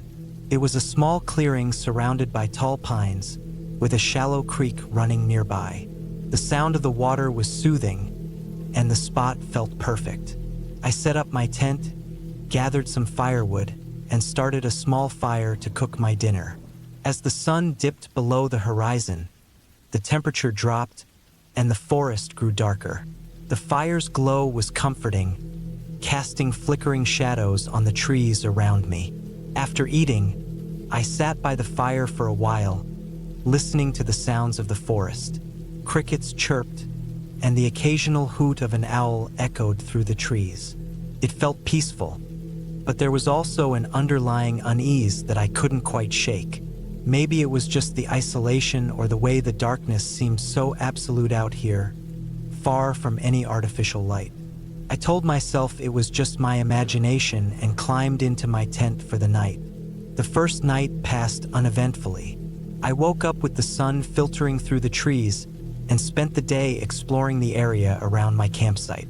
I followed the creek upstream, found a few interesting rocks, and even spotted a deer grazing in the distance. It felt good to disconnect, to be alone with my thoughts. But as the day wore on, I couldn't shake the feeling that I was being watched. It was subtle, just a nagging sensation at the back of my mind. I'd stop and look around, but there was never anyone there. Just the trees, the underbrush, and the occasional rustle of a squirrel or bird. That evening, I built another fire and cooked my dinner. The feeling of being watched was stronger now. It wasn't just in my head. I was sure of it. The forest felt different, quieter somehow. The usual sounds of wildlife seemed muted, as if the animals were hiding from something. I tried to ignore it, telling myself it was just paranoia, but I couldn't shake the unease. When it was time to sleep, I made sure my knife was within reach inside the tent. The second night was not as peaceful as the first. I woke up to a sound outside my tent. It was faint, like footsteps, but heavier than an animal. My heart raced as I lay there, straining to hear. The sound came again, closer this time. I gripped the knife tightly, my palms sweating. The footsteps stopped just outside my tent. I held my breath, every muscle in my body tense. Then, just as suddenly as they'd started, they moved away, fading into the distance. I didn't sleep much after that. When dawn finally broke, I unzipped the tent and stepped outside, knife still in hand. There were no tracks, no signs that anyone had been there. But I knew what I'd heard. Someone had been outside my tent. I debated packing up and leaving, but I'd come out here to get away, and I didn't want to cut the trip short because of some unexplained noise. Still, I couldn't shake the unease. I spent the day close to camp, keeping my fire going even during the day. The feeling of being watched didn't go away. If anything, it grew stronger. I kept glancing over my shoulder, expecting to see someone standing there, but there was never anything. As night fell on the third day, I decided to keep the fire burning all night. I gathered as much wood as I could and built the flames high. I stayed by the fire, unwilling to retreat to the tent. The forest was eerily quiet again, and my nerves were on edge. Every crackle of the fire, every rustle of leaves, made me jump. Around midnight, I heard it again, the footsteps. This time, they were deliberate, slow, circling the clearing. I couldn't see anything beyond the firelight, but I could hear them, moving just out of sight. I stood up, knife in one hand, hatchet in the other, trying to make myself seem bigger. "Who's there?" I shouted into the darkness, my voice trembling. There was no response, but the footsteps stopped. I stood there for what felt like hours, staring into the shadows, waiting for something to happen. Then, just as suddenly as before, the footsteps moved away, disappearing into the woods. That was it. I wasn't staying another night. As soon as the first light of dawn broke, I packed up my gear and started the hike back to the trailhead. My nerves were frayed, and every sound made me jump. I kept looking over my shoulder, half expecting to see someone following me, but the trail was empty. When I finally reached my car, I threw my pack in the back and locked the doors as soon as I got inside. The sense of relief was overwhelming as I drove away, leaving the forest behind. But even now, days later, I can't stop thinking about those footsteps, about the feeling of being watched. Whoever or whatever was out there, I'll never know. But one thing's for sure, I won't be camping alone again anytime soon.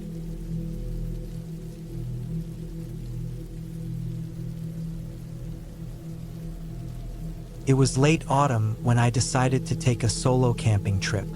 The leaves had already turned to vibrant shades of red and gold, and the air carried that crisp bite that signals the onset of winter. I needed a break from work, from people, from the constant hum of technology. The idea of disconnecting for a few days in the wilderness sounded perfect.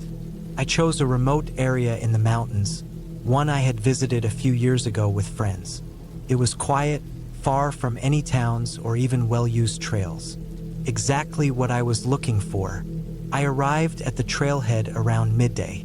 My backpack was heavy with gear, tent, sleeping bag, food, a small stove, and other essentials. The hike to my planned campsite was about 8 miles, mostly uphill, but I was in decent shape and felt confident. The trail was narrow, winding through dense forests that occasionally opened to reveal stunning views of the valley below. I didn't see another soul on the way, which only added to the sense of isolation I was craving. By the time I reached the spot, the sun was already dipping toward the horizon. The campsite was a small clearing near a stream, surrounded by towering pines. The sound of the water was soothing, and the ground was soft with a thick layer of fallen leaves. I set up my tent quickly, knowing that the temperature would drop sharply once the sun disappeared. I gathered some wood for a fire, cooked a simple meal, and settled in for the evening. As darkness fell, the forest came alive with sounds. The rustling of leaves, the distant hoot of an owl, and the occasional snap of a twig kept my senses on edge. I reminded myself that these were normal forest noises. Still, there was something unnerving about being completely alone out here.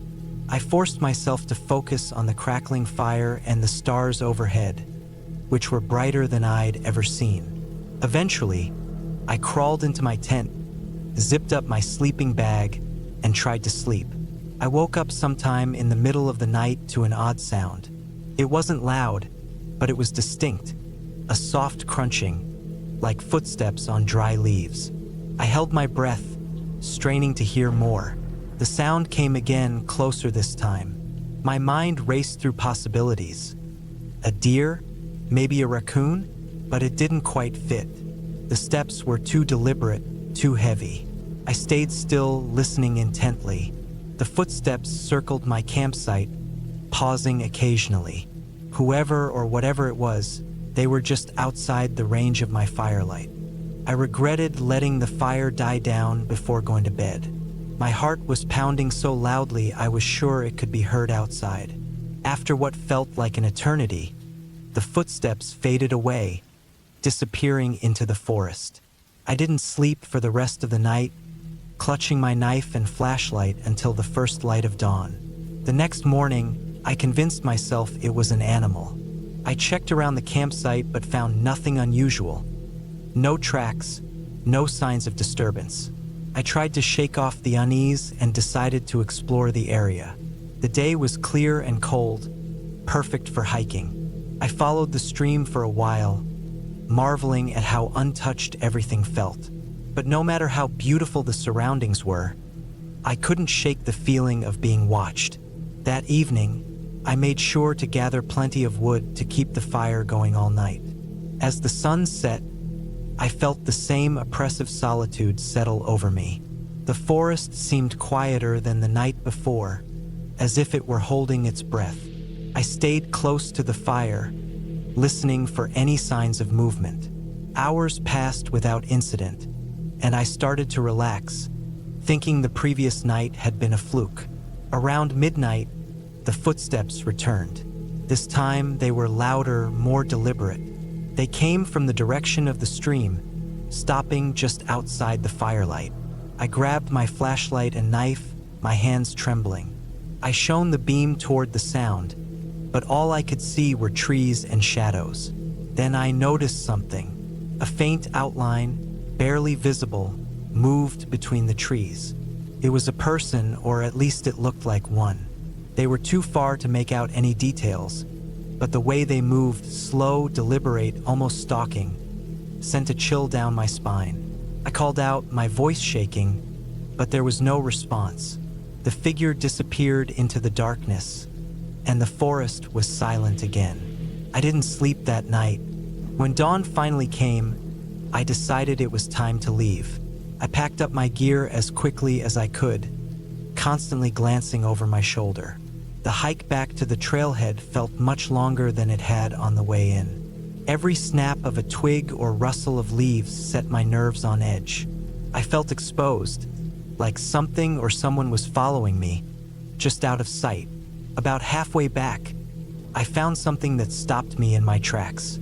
On the side of the trail, partially hidden by leaves, was a makeshift shelter, a lean-to made of branches and covered with a tarp.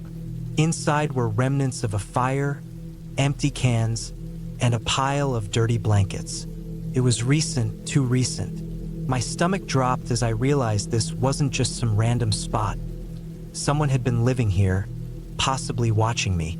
I hurried back to the trailhead, my senses on high alert. When I finally reached my car, I threw my gear into the back seat and locked the doors. I didn't stop driving until I was miles away from the mountains. Even now, weeks later, the memory of that trip haunts me.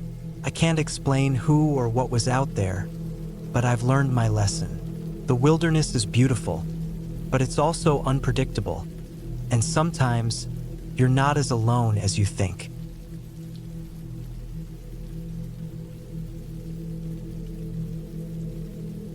It started as a simple camping trip, a break from the monotony of daily life.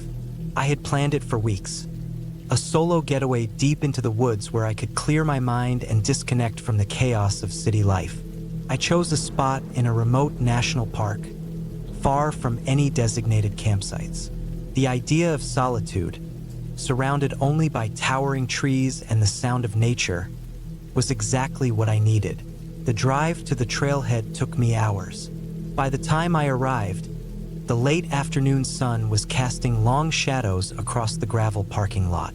I double-checked my gear: tent, sleeping bag, enough food for 3 days, a water filter, and my trusty knife. Everything was there. I locked my car, slung my backpack over my shoulders, and started down the trail.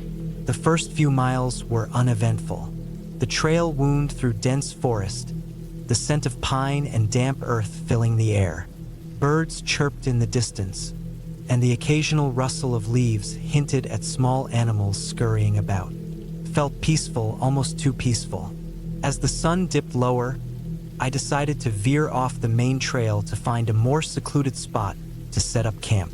I wanted to be far away from any other hikers, though I hadn't seen a single person since arriving. I hiked for another hour, bushwhacking through undergrowth until I found a small clearing.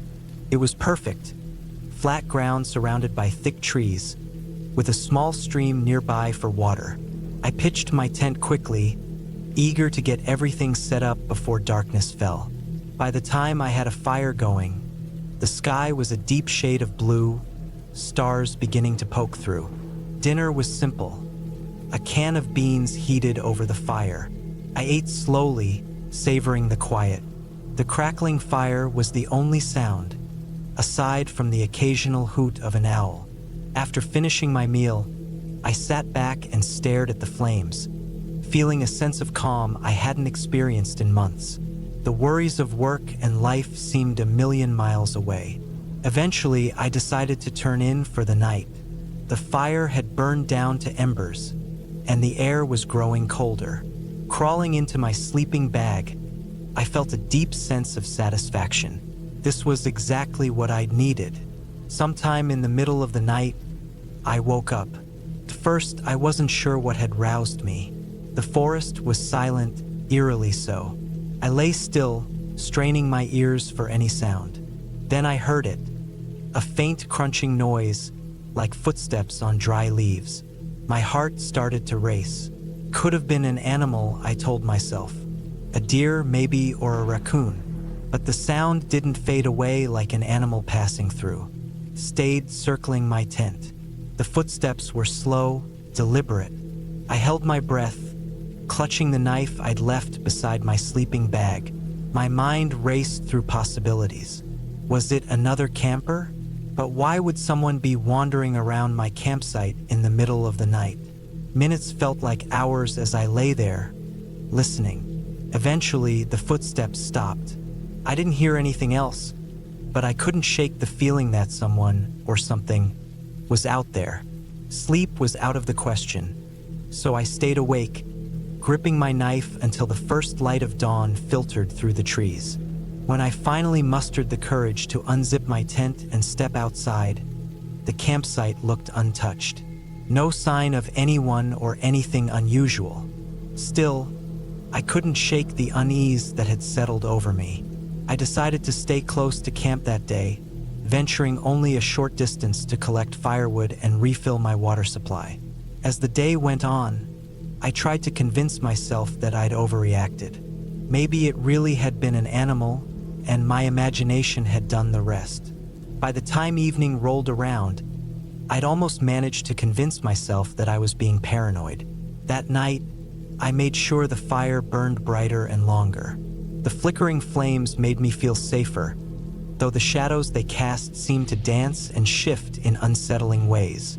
I forced myself to eat dinner, though my appetite was gone.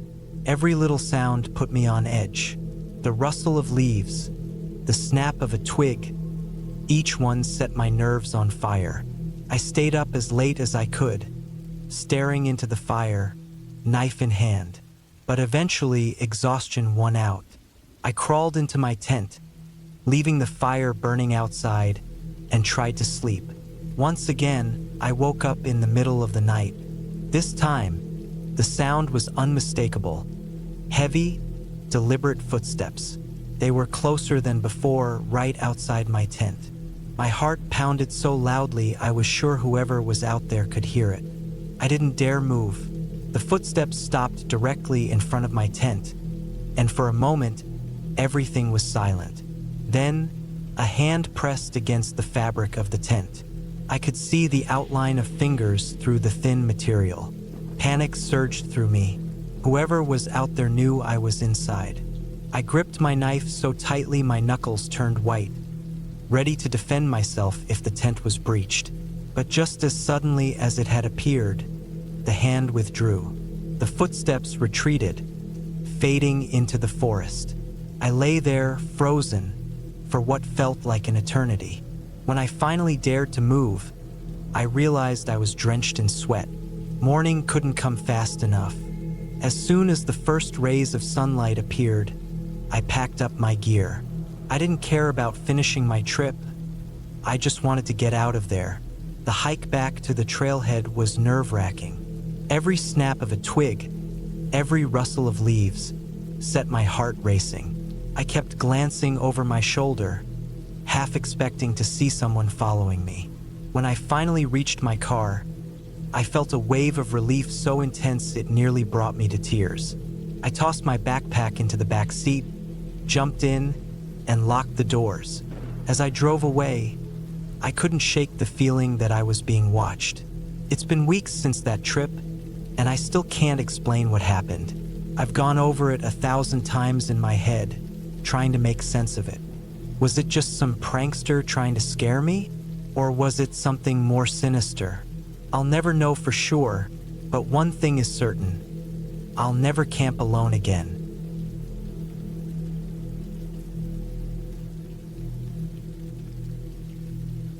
It was supposed to be a relaxing weekend.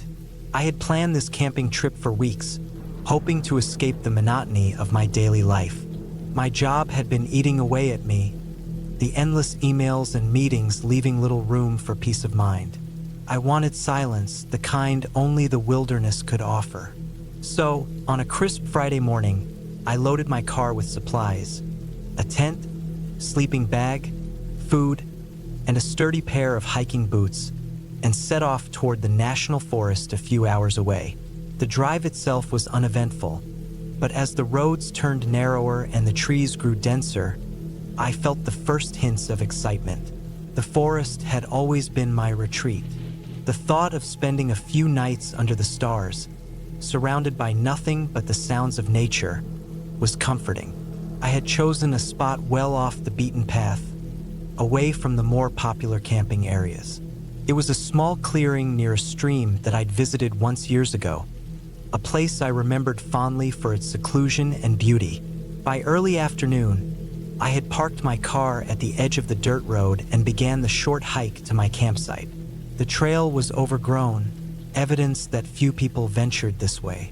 I had to push aside branches and step over fallen logs, but I didn't mind. The isolation was exactly what I wanted. When I finally reached the clearing, it was just as I remembered. A flat, grassy area surrounded by towering pines, with the gentle murmur of the stream nearby. I set down my pack and began to set up camp. By the time the tent was up and my gear organized, the sun was dipping low in the sky. I gathered some firewood and built a small fire, its warmth and light a comforting presence as the forest grew darker. I cooked a simple meal over the flames and ate slowly, savoring the quiet.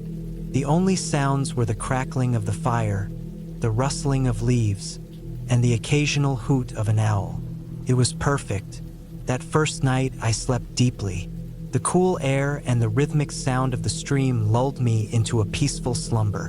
When I woke the next morning, the sun was just beginning to rise, casting a golden light through the trees. I spent the day exploring the area, wandering along the stream and venturing deeper into the woods. I spotted deer tracks, watched birds flit from branch to branch, and even found a patch of wild blueberries, which I picked and added to my breakfast. By late afternoon, I decided to return to camp and relax. As I approached the clearing, I noticed something that made me pause. My tent flap was open. I was certain I had zipped it closed before leaving. A small knot of unease formed in my stomach, but I brushed it off. Maybe I hadn't secured it as tightly as I thought. Still, I checked inside to make sure everything was as I'd left it. Nothing seemed out of place, so I dismissed my unease and went about my evening. That night, as I lay in my sleeping bag, I couldn't shake the feeling that something was off. The forest felt different, the shadows darker and the sounds sharper. I told myself it was just my imagination, a side effect of being alone in the wilderness. But then I heard it, a faint crunching sound, like footsteps on dry leaves. I held my breath, straining to hear over the pounding of my heart. The sound came again, closer this time. My mind raced through possibilities. A deer? A bear? But the steps were too deliberate, too human. I stayed perfectly still, every muscle tensed, listening as the footsteps circled the clearing. They stopped just outside my tent. My hand instinctively went to the small knife I kept in my pack. The seconds stretched into minutes, the silence pressing down on me. Finally, I heard the footsteps retreat, growing fainter until they disappeared entirely. I didn't sleep for the rest of the night, clutching the knife and staring at the tent walls, waiting for the sound to return. When morning came, I emerged from the tent cautiously, scanning the area for any signs of what or who had been there. The ground was littered with leaves and twigs, but I couldn't find any clear footprints. Still, the unease lingered. I debated packing up and leaving, but I convinced myself to stay. I'd driven hours to get here, and I wasn't about to let my imagination ruin the trip. To distract myself, I decided to hike to a nearby ridge that offered a stunning view of the forest. The climb was steep, and by the time I reached the top, my legs were burning and my shirt was damp with sweat. But the view was worth it. The forest stretched out in every direction, a sea of green punctuated by the silver ribbon of the stream. For a while, I forgot about the strange noises and simply enjoyed the beauty around me. As the sun began to set, I made my way back to camp. The shadows lengthened, and the woods took on a different character, the friendly sunlight replaced by a dim, foreboding light. When I reached the clearing, I noticed something that sent a chill down my spine. The firewood I had gathered earlier was scattered across the campsite, as if someone had kicked it around. My gear, too, was in disarray. The tent was still standing, but the stakes had been pulled partially out of the ground. This was no animal. Someone had been here. My chest tightened as fear took hold. I scanned the trees, my eyes darting from shadow to shadow, but I saw no one. Whoever had done this was gone, at least for now. I quickly set about securing the camp, driving the tent stakes deeper and gathering more firewood. I built the fire higher than before, the flames a small barrier against the encroaching darkness. That night I barely slept. Every rustle of leaves, every snap of a twig set my nerves on edge. I kept the knife close, my grip tightening on it with every sound. At some point, exhaustion overcame me, and I drifted into a fitful sleep. When I woke, it was early morning, the first light of dawn filtering through the trees. The camp was untouched, and for a moment, I wondered if I'd imagined the whole thing. But as I packed up my gear, I found something that shattered that illusion. Carved into the trunk of a tree at the edge of the clearing were 3 deep, deliberate slashes. They hadn't been there the day before. My hands trembled as I traced the marks. This was no accident, no animal. Someone was trying to send a message. I didn't waste any more time. I threw my gear into my pack and doused the fire. The hike back to the car felt interminable, every sound a potential threat. I kept glancing over my shoulder, half expecting to see someone following me. When I finally reached the dirt road and saw my car, relief washed over me. I tossed my pack into the trunk and got behind the wheel, locking the doors before starting the engine. As I drove away, the tension began to ease, but the questions remained. Who had been in my camp? What did they want? I'll never know for sure, but one thing is certain. I won't be camping alone again. The wilderness may offer peace, but it also holds its share of dangers, and not all of them come from nature.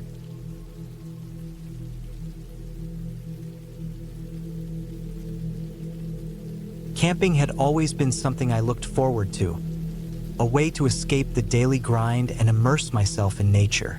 This time, I planned a solo trip to a remote area in the Pacific Northwest. The idea of being alone in the wilderness, far from the noise of civilization, felt liberating. I packed light but ensured I had all the essentials. A sturdy tent, a warm sleeping bag, enough food and water for 3 days, a first aid kit, and a GPS device in case I got lost. The drive to the trailhead took hours, winding through dense forests and narrow mountain roads. By the time I parked and started hiking, the sun was already high in the sky. The trail was rugged but manageable, weaving through towering pines and moss-covered rocks. I felt a deep sense of peace as I walked, the only sounds being the crunch of my boots on the dirt path and the occasional chirping of birds. After several hours of hiking, I found the perfect spot to set up camp. It was a small clearing surrounded by trees, with a view of a sparkling creek nearby. The water looked so clear and pristine that it seemed almost untouched by human hands. I pitched my tent, gathered some firewood, and prepared a simple meal. As the sun dipped below the horizon, the forest came alive with the sounds of crickets and rustling leaves. I sat by the fire, watching the flames dance and feeling completely at ease. That night, I slept deeply. The cool air and the gentle rustling of the trees lulled me into a peaceful slumber. But when I woke up the next morning, I noticed something strange. My backpack, which I had left just outside the tent, was unzipped. Nothing seemed to be missing, but I could have sworn I had zipped it up before going to bed. I shrugged it off, assuming I must have been careless. Still, a small part of me felt uneasy. I decided to spend the day exploring the area. The forest was dense, but there were faint animal trails that made it easier to navigate. I followed one trail that led me to a small, secluded lake. The water was so still that it mirrored the sky above, creating a perfect reflection of the scattered clouds. I spent hours there, basking in the tranquility and taking in the beauty around me. By the time I returned to my campsite, the sun was beginning to set again. That night, As I lay in my sleeping bag, I heard something. It wasn't the usual sounds of the forest. This was different. It was faint at first, like soft footsteps in the distance. I held my breath, straining to listen. The footsteps grew louder, then stopped abruptly. I sat up, my heart pounding.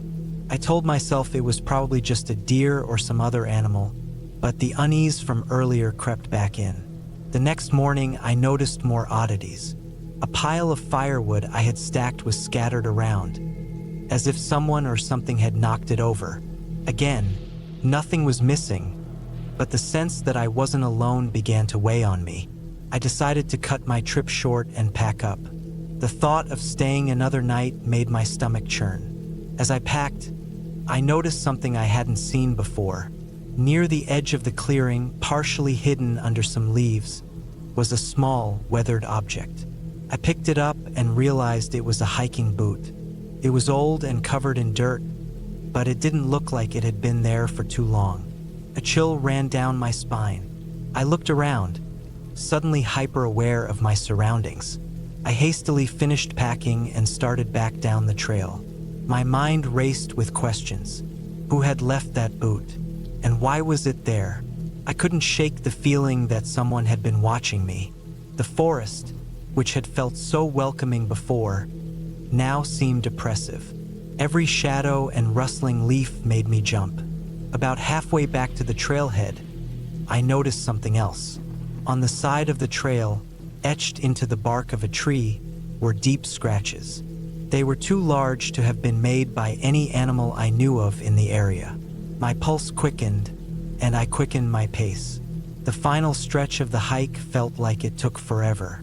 When I finally reached my car, I threw my gear into the back seat and locked the doors. As I sat behind the wheel, trying to steady my breathing, I noticed something in the rearview mirror. In the distance, just at the edge of the tree line, I thought I saw movement. It was too far away to make out clearly, but it looked like a person. I didn't wait to find out. I started the engine and drove away as fast as I could. For weeks after the trip, I couldn't shake the unease. I kept replaying everything in my mind, trying to make sense of it. Who had been out there with me, and what were they doing? I never found out, but I know one thing for sure. I'll never camp alone again.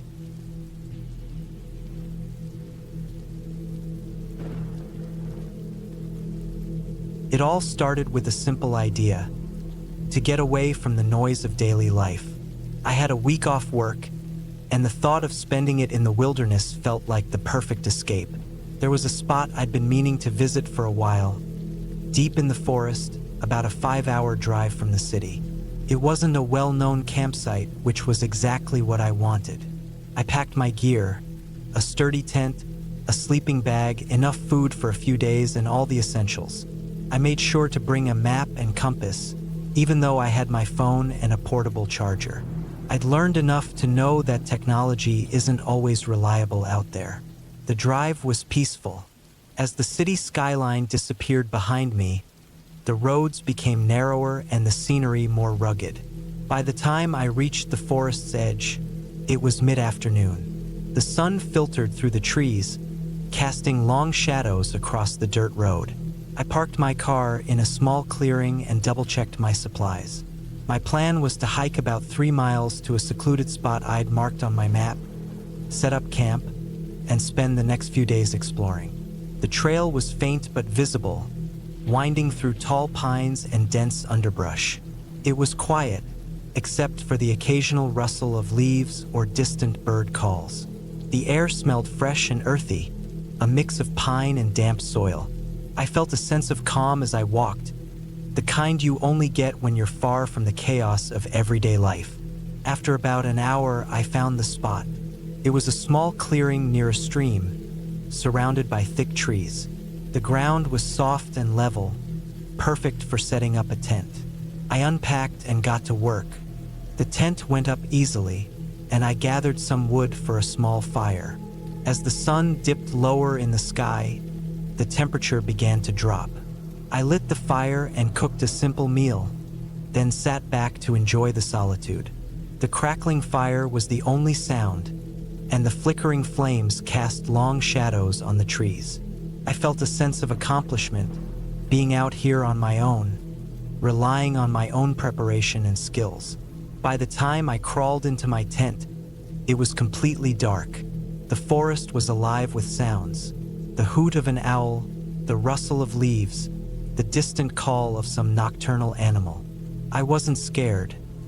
I'd camped alone before and was used to the noises of the night. I fell asleep quickly, lulled by the rhythm of the stream nearby. I woke up suddenly in the middle of the night. For a moment, I wasn't sure why. The fire had burned down to embers, and the tent was pitch black. I lay still, listening. The usual forest sounds were there, but something felt off. It took me a moment to realize what it was.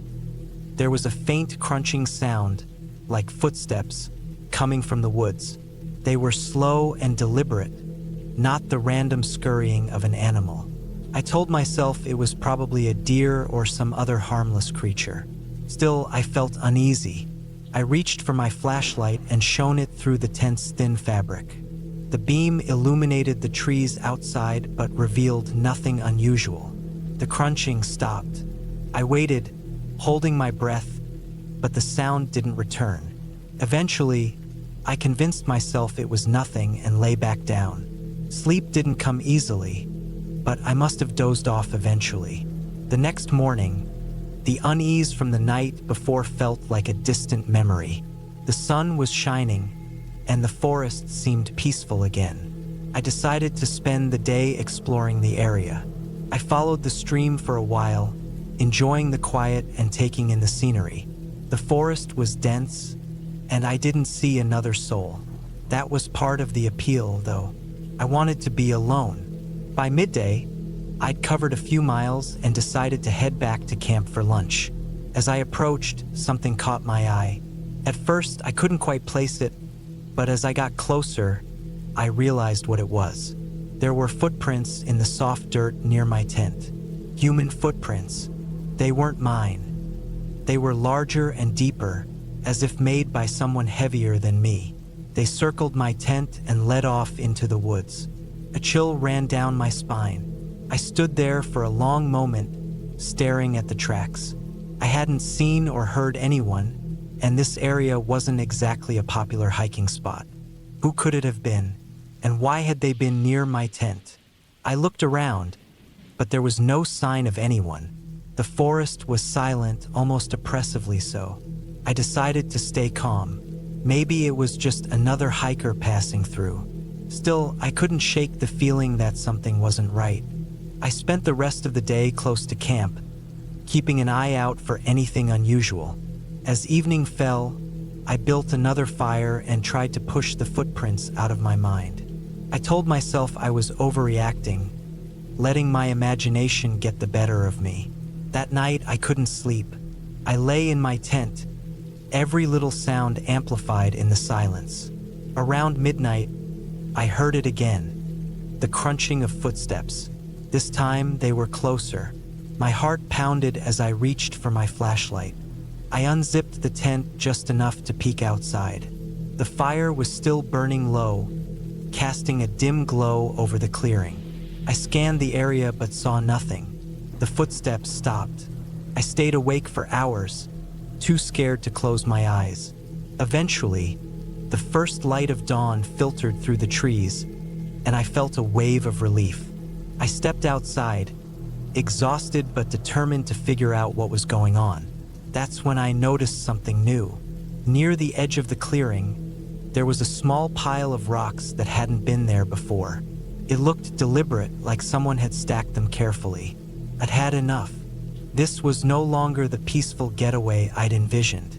I packed up my gear as quickly as I could, constantly glancing over my shoulder. The forest felt different now, less welcoming. Every shadow seemed to hide something. Every sound felt like a warning. The hike back to my car was nerve-wracking. I couldn't shake the feeling that I was being watched. I kept my pace steady but fast, trying not to let my fear take over. When I finally reached the clearing where I'd parked, I felt a huge sense of relief. That relief was short-lived, though. As I approached my car, I saw something that made my stomach drop. Scratched into the dirt on the driver's side door was a single word: leave. My hands were shaking as I unlocked the car and climbed in. I started the engine and sped down the dirt road, not stopping until I was miles away. Even then, I couldn't relax. I kept checking the rearview mirror, half expecting to see someone following me. When I finally got home, I tried to make sense of what had happened. I told myself it was probably just some local messing with me, someone who didn't like outsiders camping in their woods. But deep down, I wasn't so sure. Whoever it was, they'd gone out of their way to make me feel unwelcome. The footprints, the rocks, the message on my car. It all felt too deliberate. I haven't been camping since. I still think about that trip sometimes, replaying every detail in my mind, trying to find a logical explanation. But the truth is, I'll probably never know who was out there with me or what they wanted. All I know is that I've never felt truly alone in the woods again, even when I'm miles away from anyone. And maybe that's a good thing. Maybe solitude isn't as safe as we like to think.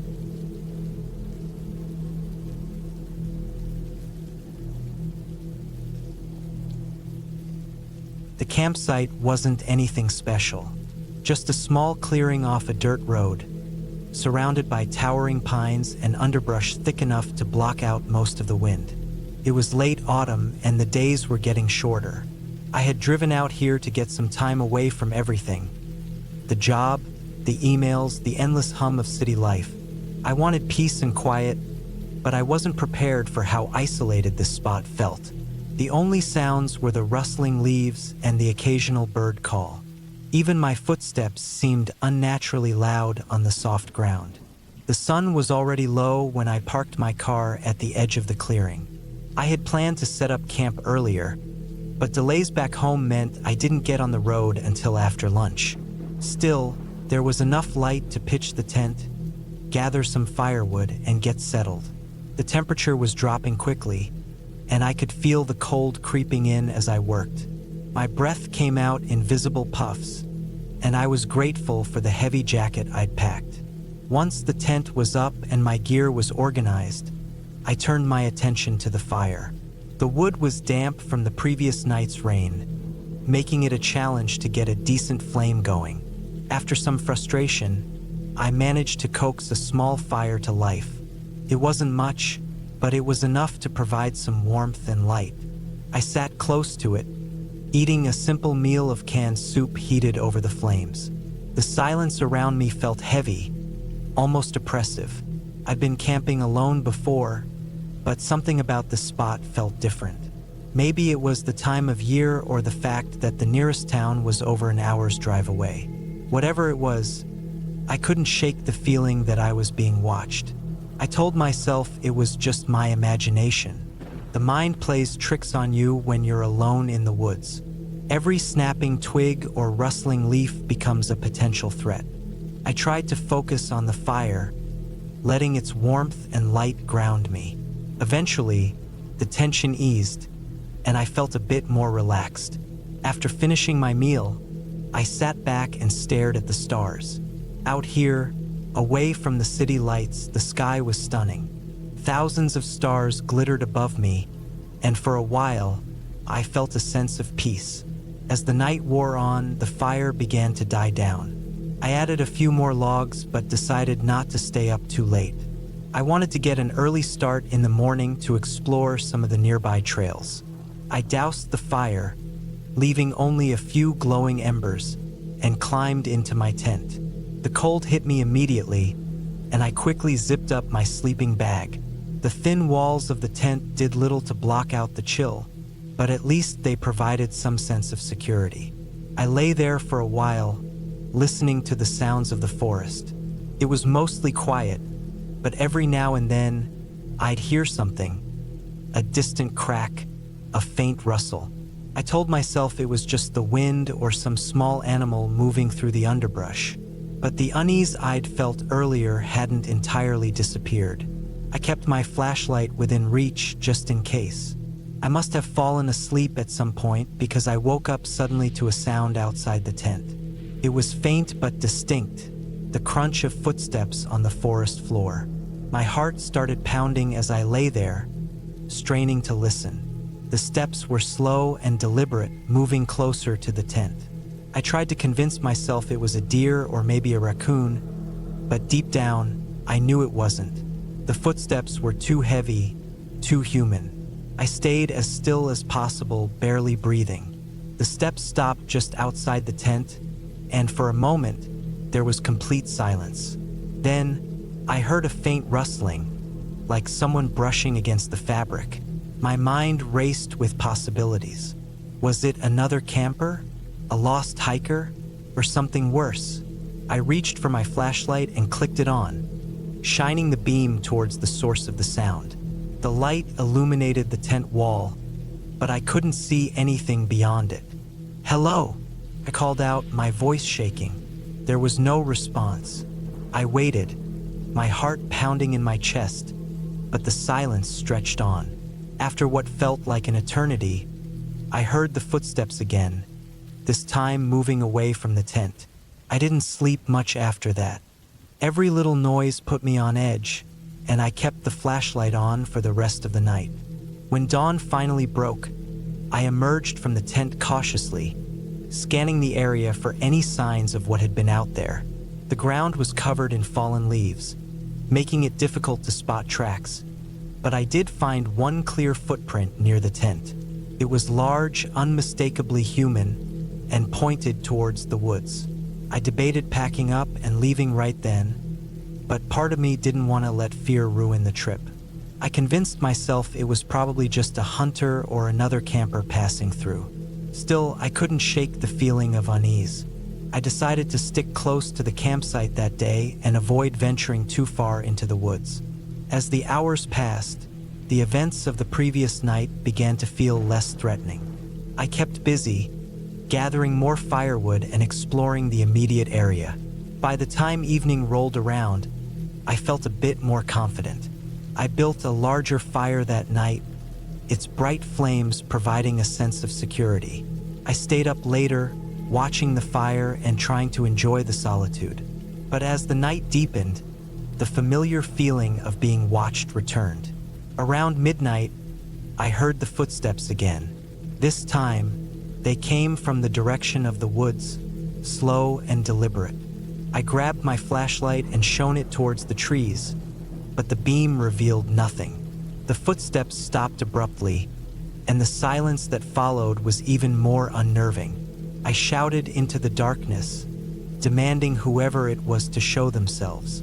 There was no response, just the faint crackle of the fire and the rustling of leaves. I didn't sleep at all that night. I sat by the fire, clutching a heavy branch I'd found earlier, ready to defend myself if necessary. The footsteps didn't return, but the sense of unease lingered. When morning finally came, I made the decision to pack up and leave. As much as I hated to cut the trip short, my gut told me it wasn't safe to stay. As I loaded my gear into the car, I felt a mix of relief and frustration. I'd wanted an escape, a chance to reconnect with nature and find some peace. Instead, I'd spent 2 nights on edge, constantly looking over my shoulder. As I drove away from the campsite, I couldn't shake the feeling that I was being watched. When I glanced in the rearview mirror, the clearing was empty, but the woods beyond seemed darker, more menacing. Back home, I tried to put the experience behind me. I told myself it was probably just another camper or a hunter passing through, someone who didn't realize how close they were to my tent. But a part of me couldn't let it go.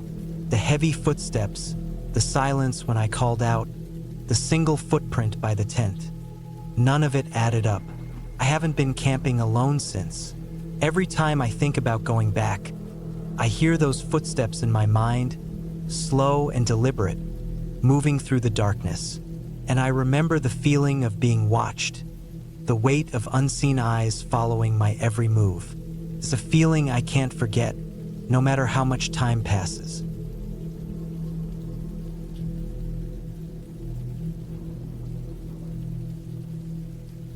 I decided to take a solo camping trip to clear my head. Life had been overwhelming, and I needed a break from the constant noise of the city. The idea of spending a few days in the wilderness seemed like the perfect way to recharge. I chose a remote area in the mountains, a spot I'd heard about from a coworker who'd raved about its pristine beauty and solitude. It wasn't a designated campground, but that was part of the appeal. I wanted to be alone, surrounded only by nature. I packed carefully, making sure I had all the essentials. A sturdy tent, a sleeping bag, enough food for 3 days, a water filter, a first aid kit, and a map of the area. I even brought a small GPS device, though I didn't plan to use it unless absolutely necessary. My phone wouldn't have service out there, but I told a friend where I was going and when to expect me back. I figured I was prepared for anything. The drive to the trailhead took about 4 hours, and the last stretch was on a narrow dirt road that twisted through dense forest. When I finally arrived, there was no one else around. It was exactly what I'd hoped for, quiet and secluded. I parked my car, shouldered my backpack, and started hiking. The trail was faint, more of a suggestion than a path, but I followed it confidently. The map showed that it would lead me to a small lake about 6 miles in, where I planned to set up camp. The hike was harder than I expected. The trail climbed steadily, and the weight of my pack made every step feel like a challenge. The forest was thick, the trees towering above me and blocking out much of the sunlight. Occasionally, I'd hear the rustle of leaves or the snap of a twig, but I didn't see any wildlife. Still, the air was fresh, and the solitude was exactly what I'd been craving. By the time I reached the lake, my legs were aching, but the view was worth it. The water was crystal clear, surrounded by rugged cliffs and tall pines. Felt like I'd stumbled into a postcard. I found a flat spot near the lake and set up my tent. After unpacking my gear, I filtered some water and made a simple dinner of instant noodles and jerky. As the sun dipped below the horizon, the temperature dropped quickly. I put on a jacket and sat by the water, watching the sky turn shades of pink and orange. It was so quiet that I could hear my own breathing. For the first time in weeks, I felt at peace. That night, I lay in my tent listening to the sounds of the forest. The occasional hoot of an owl or the rustle of leaves was comforting at first, a reminder that I wasn't completely alone out here. But as the hours dragged on, I started to feel uneasy. There was a strange, intermittent noise I couldn't identify, a faint thudding, like someone was tapping on wood. It wasn't constant, just enough to keep me on edge. I told myself it was probably a branch knocking against a tree in the wind. Still, I had trouble falling asleep. The next morning, I woke up early, determined to make the most of the day. I decided to explore the area around the lake. I left most of my gear at the campsite, taking only a small day pack with water, snacks, and my map. The forest was beautiful, but it felt different in the daylight. Less intimidating, more inviting. I followed the shoreline, occasionally venturing into the woods to check out interesting rock formations or clusters of wildflowers.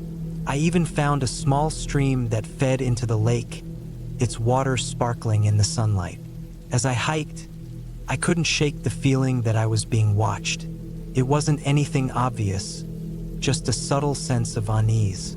I kept glancing over my shoulder, expecting to see a deer or maybe a bear, but there was nothing. The forest was silent, almost unnaturally so. The usual sounds of birds and insects were absent. I tried to brush it off, telling myself I was just letting my imagination get the better of me.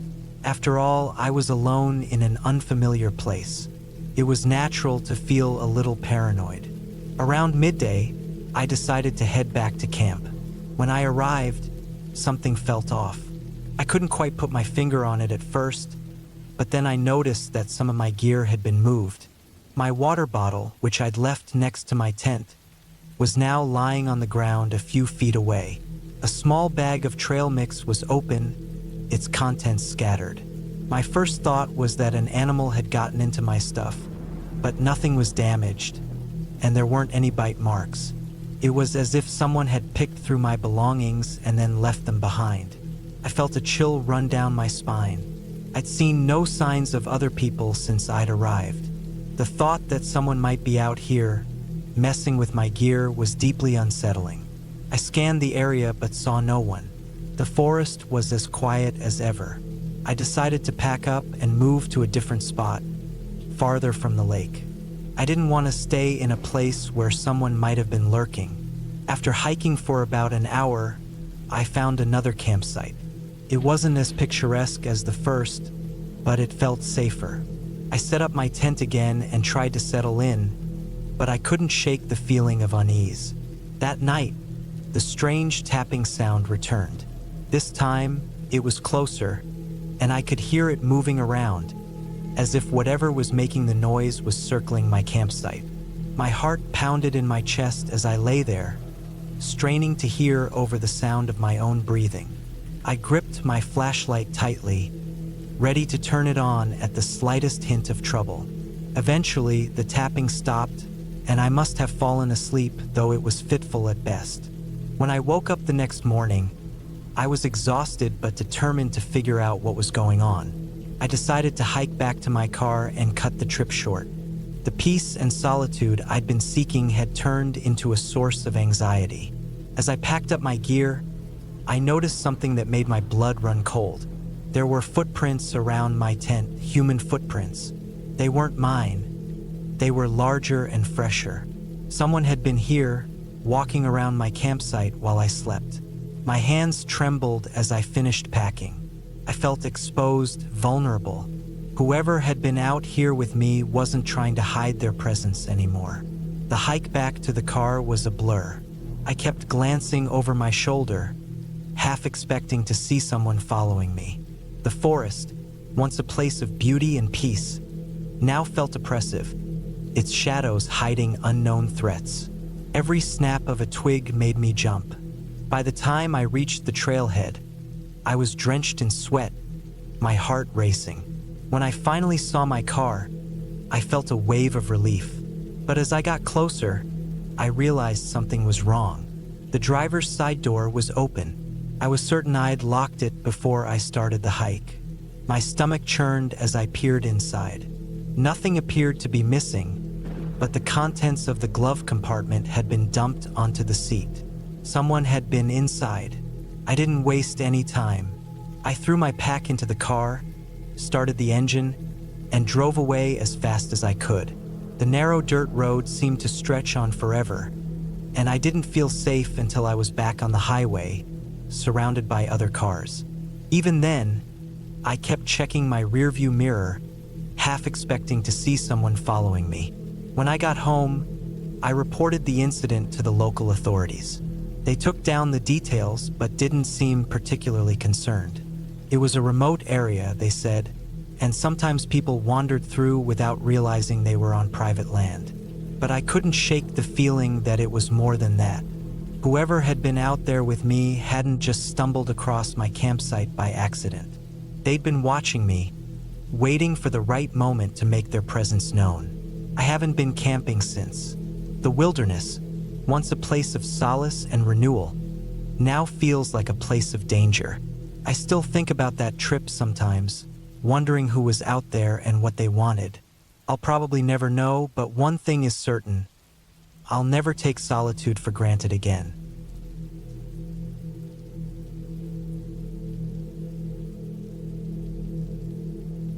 It started as a last-minute trip. My friend, Sam, was supposed to join me, but he bailed a few days before. I'd already booked time off work, packed my gear, and studied the map, so I decided to go alone. The plan was simple: hike into the forest, camp by the lake for a couple of nights, and then hike back. It was supposed to be peaceful, a chance to reset. The forest was vast and untouched, located about a 3-hour drive from the city. I arrived at the trailhead early in the morning. The air was crisp, the kind that makes your lungs feel alive when you breathe it in. The gravel crunching under my boots was the only sound as I started the hike. The trail was narrow but well marked, winding through towering pine trees. Occasionally, sunlight pierced through the canopy, illuminating patches of moss-covered ground. I carried everything I needed: a tent, sleeping bag, some freeze-dried meals, a water filter, and a small first aid kit. My pack was heavy, but manageable. As I walked deeper into the forest, I felt the weight of civilization lifting off my shoulders. There was no cell service, no noise, just the occasional rustle of leaves and the distant call of birds. About 3 hours in, I reached a clearing with a stunning view of the lake. The water was so still it looked like a giant mirror, reflecting the blue sky and surrounding trees. This was where I'd set up camp. I chose a spot near the tree line, not too close to the water but with a clear view of the lake. After pitching my tent, I set up a small fire pit and collected some dry wood. The first evening was uneventful, almost idyllic. I cooked a simple meal over the fire, watched the sun dip below the horizon, and listened to the symphony of crickets and frogs. As darkness enveloped the forest, I crawled into my tent, feeling content and relaxed. The cool air and the gentle lapping of the lake against the shore lulled me to sleep. I woke up around midnight to a sound. First, I thought it was the wind, but it wasn't. It was a faint, rhythmic crunching, like footsteps on gravel. My heart rate spiked as I lay there, frozen, listening. The sound was coming from the direction of the trail, slowly getting closer. I told myself it could be an animal, a deer maybe, but the deliberate pace of the steps felt too human.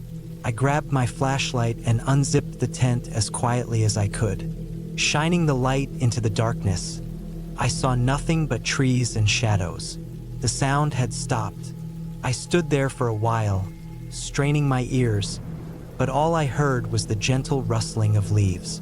Convinced it was just my imagination, I crawled back into the tent and eventually fell asleep.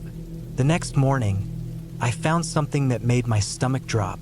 About 10 feet from my tent, near the fire pit, was a single boot print. It was large, much larger than my own, and fresh. I looked around but saw no other prints.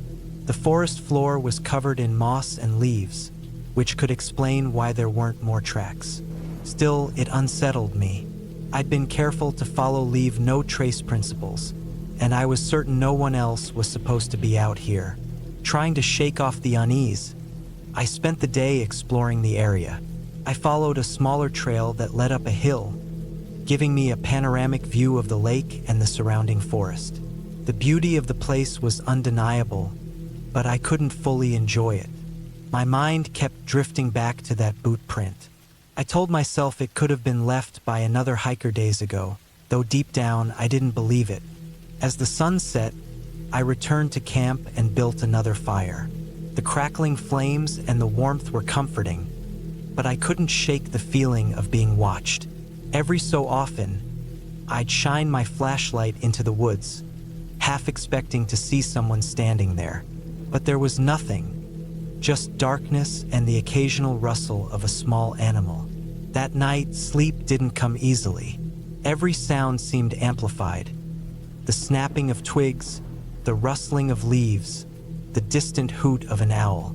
At some point, I must have drifted off because I woke up to a loud thud. It was close, too close. My first thought was that something had fallen, maybe a branch, but when I unzipped the tent and looked outside, I saw my firewood scattered across the ground. It had been neatly stacked the night before. Panic set in. Someone had been here while I was sleeping.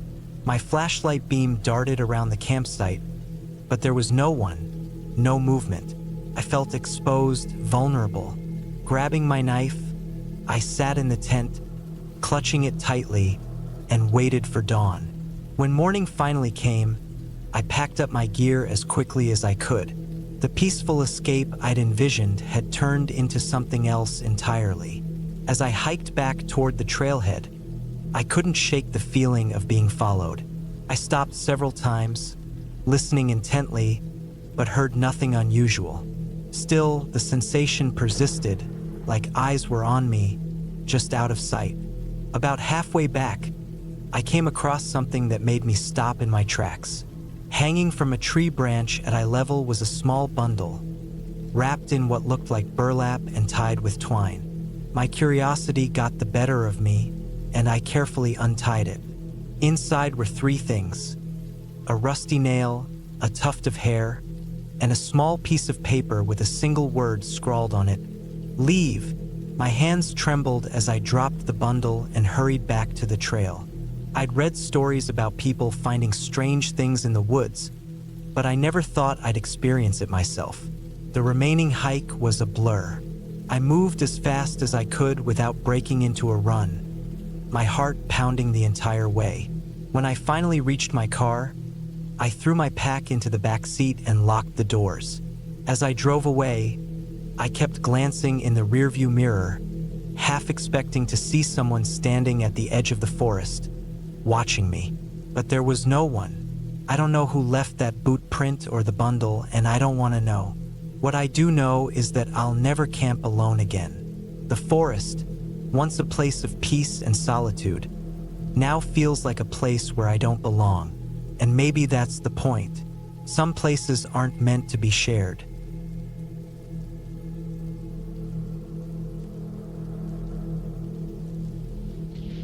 I've always been a fan of camping. The quiet nights under a canopy of stars, the crackling of a campfire, and the feeling of being surrounded by nature.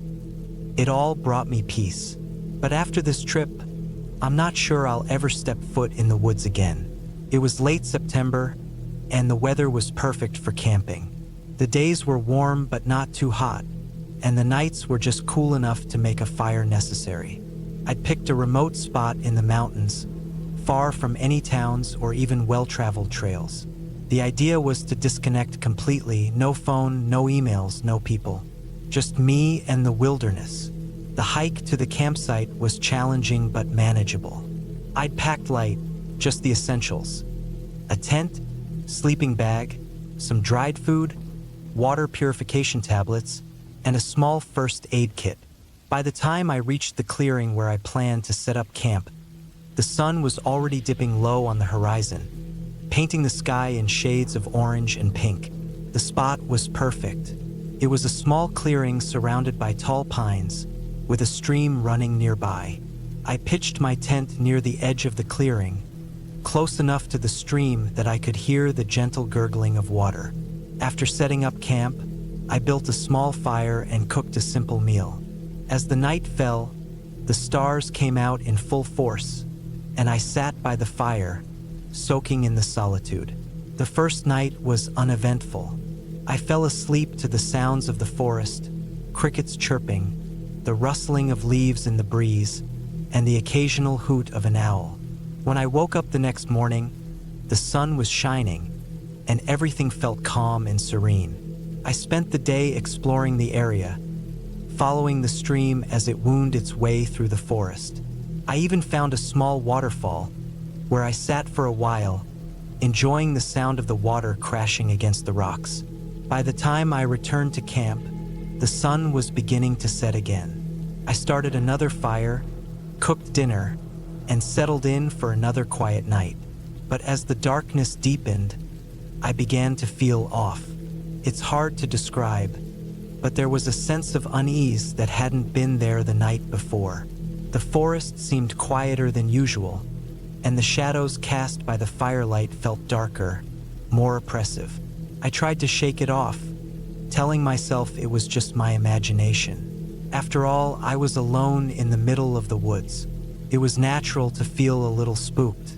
But as the night wore on, the feeling of unease only grew stronger. I kept glancing over my shoulder, certain that I was being watched. Every rustle of leaves or snap of a twig set my heart racing. Around midnight, I decided to call it a night.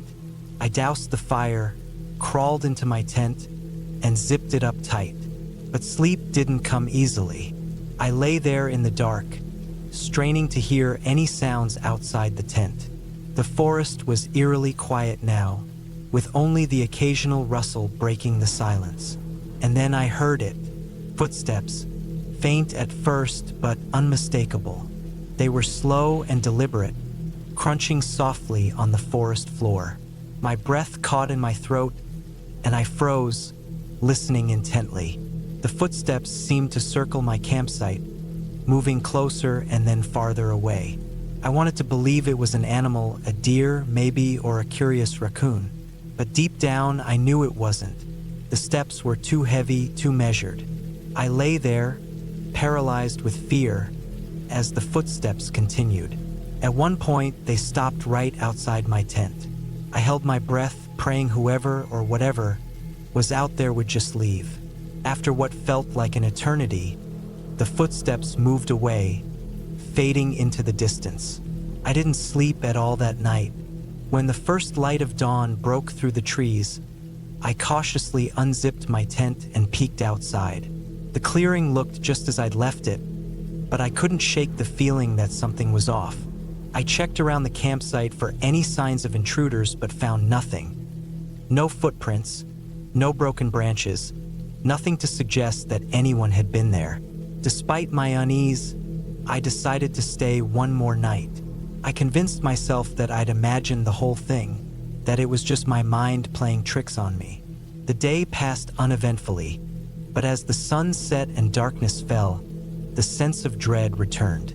That night, I didn't bother with a fire. I sat in the dark, my flashlight in hand, listening for any sounds.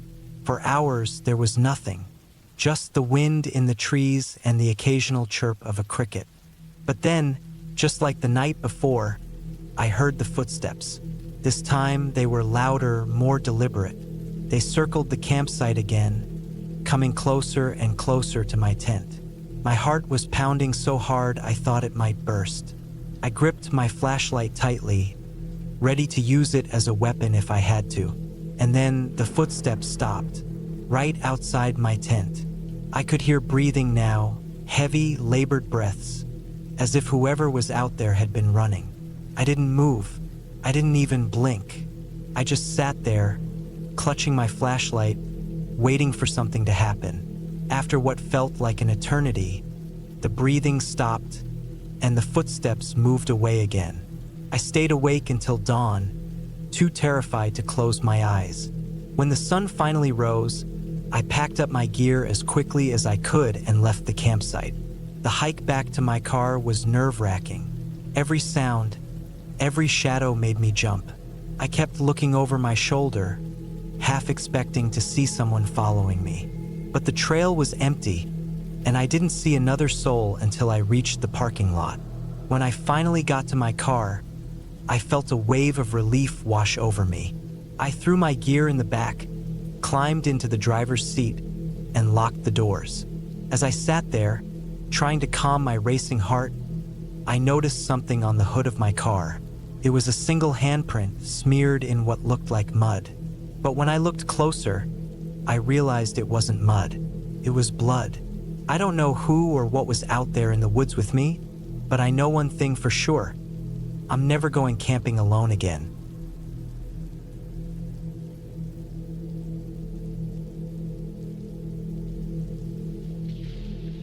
I've always loved the outdoors. Growing up, my dad and I would spend weekends hiking through dense forests and pitching tents in remote places. The silence of the wilderness, the crackle of the campfire, and the occasional rustling of leaves at night always gave me a sense of peace. But one camping trip changed that for good. It was late September when I decided to go on a solo camping trip.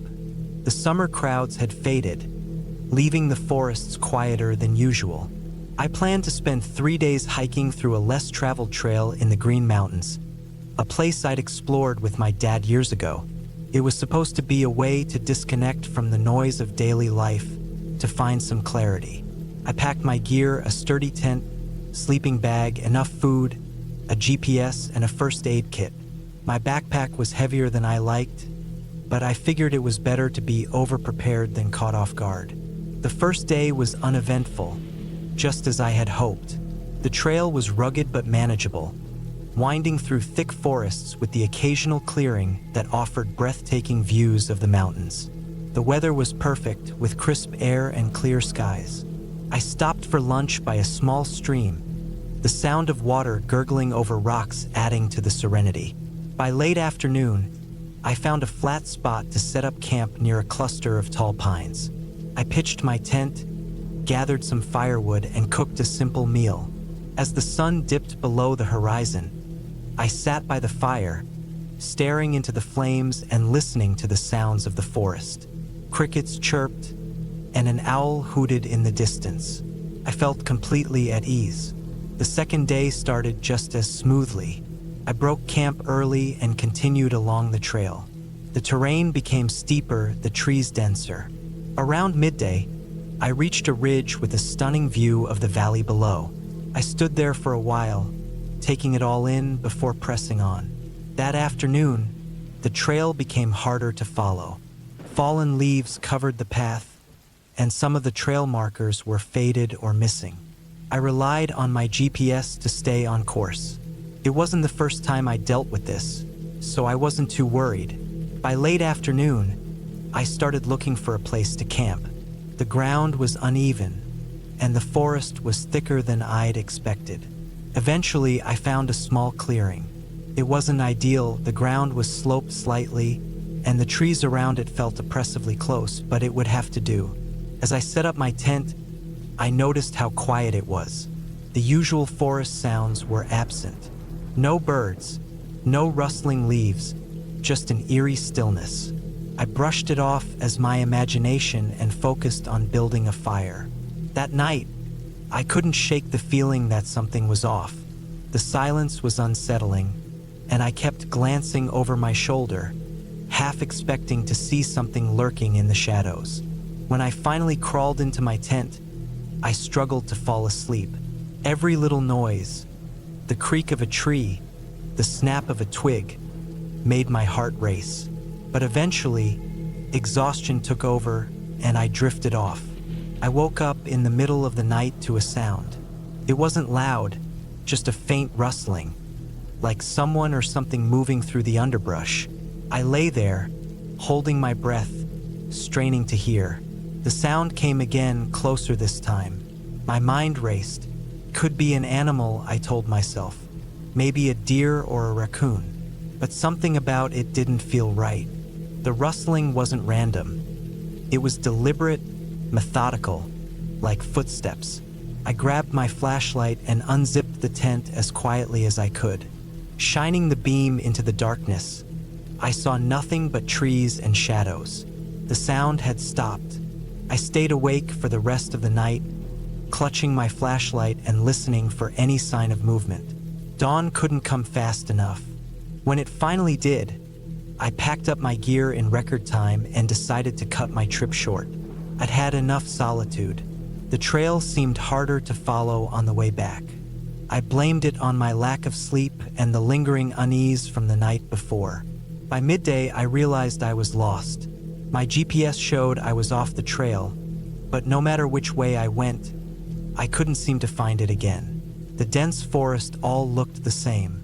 Panic started to creep in, but I forced myself to stay calm. I had enough supplies to last a couple of days, and I knew the general direction of the main road. If I kept moving, I'd find my way eventually. As the day wore on, I couldn't shake the feeling that I was being watched. It wasn't just paranoia. It was a gut feeling, a primal instinct screaming at me to stay alert. I kept glancing over my shoulder, scanning the trees for any sign of movement. But there was nothing, just the endless forest. By late afternoon, I stumbled upon a makeshift campsite. It wasn't marked on my map, and it didn't look like an official site. There was a fire pit surrounded by a few logs for seating, and a tarp strung between two trees. But what caught my attention was the state of it. The fire pit was cold, and the logs were weathered, suggesting it hadn't been used in a while. Yet there were fresh footprints in the dirt around the site.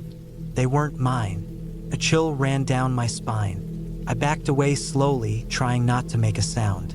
As I turned to leave, I heard it again, that deliberate rustling, the sound of footsteps.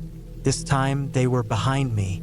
I froze, my heart pounding so loudly I was sure it would give me away. Slowly, I turned, scanning the trees with my flashlight. For a moment, I thought I saw movement, a dark shape slipping between the trees. But it was gone before I could be sure. I didn't run. Running in the woods is a good way to trip and injure yourself, and I couldn't afford that. Instead, I walked as quickly and quietly as I could, putting as much distance between me and that campsite as possible. The footsteps didn't follow, but the feeling of being watched stayed with me. That night, I didn't make a fire. I found a spot that was as concealed as possible, surrounded by thick bushes, and set up my tent. I didn't eat. I didn't want to do anything that might draw attention. Instead, I sat in the darkness, clutching my flashlight and knife, and listening. The forest was alive with sounds, but none of them felt right. Every crack, every rustle, set my nerves on edge. At some point during the night, I must have dozed off because I woke up to the sound of something brushing against my tent. My blood ran cold. It was faint, like a hand running over the fabric. I stayed completely still, barely breathing. The brushing stopped, and for a moment, there was silence. Then, the tent shook violently, as if someone had grabbed it and was trying to pull it down. I screamed, grabbed my knife, and slashed at the side of the tent. The shaking stopped, and I heard footsteps retreating into the woods. My hands were shaking so badly I could barely hold the knife.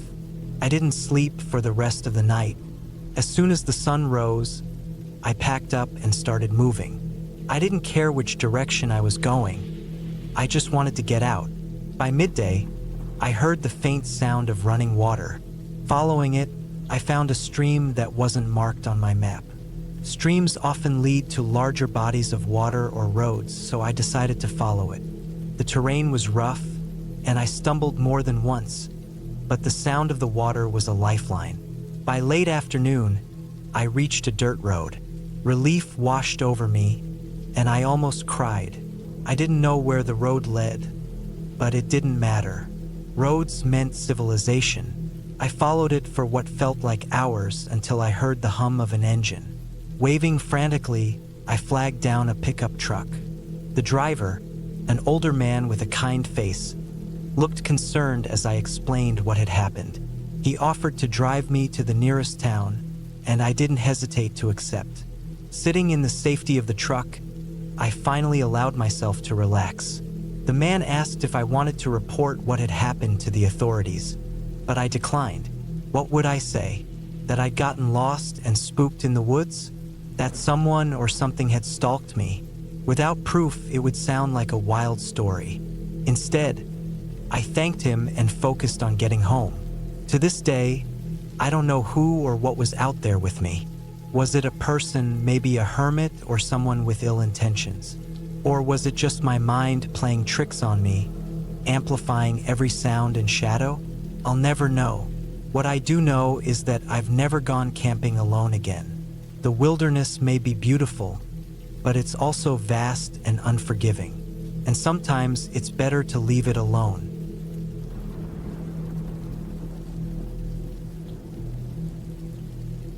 Camping in the wilderness has always been my escape from the grind of daily life. There's something about the quiet, the smell of pine trees, and the crackling of a campfire that soothes my mind. I'd been planning this trip for weeks, a solo adventure into a remote area I'd never explored before. I had my gear ready, a map of the region, and enough supplies to last 4 days. The spot I'd chosen was deep in the forest, far from any cell service or human interference. It sounded perfect. The drive to the trailhead was uneventful. I parked my car in a small gravel lot, shouldered my pack, and started walking. The trail was well marked at first, winding through dense trees with sunlight streaming through the leaves. As the hours passed, the path grew narrower and less distinct. I wasn't worried, though. I'd studied the map carefully and had a compass with me. The plan was to hike about 10 miles to a secluded lake, set up camp, and spend the next few days fishing, reading, and just soaking in the solitude. By late afternoon, I reached the lake. It was stunning. The water was so clear I could see fish swimming near the bottom. The surrounding trees formed a natural barrier, making the area feel like my private haven. I picked a flat spot near the shore to pitch my tent and gathered some wood for a fire. After setting up camp, I sat by the water, letting the stillness sink in. The first night was uneventful. I'd cooked a simple meal over the fire, listened to the sounds of the forest, and drifted off to sleep as the stars filled the sky.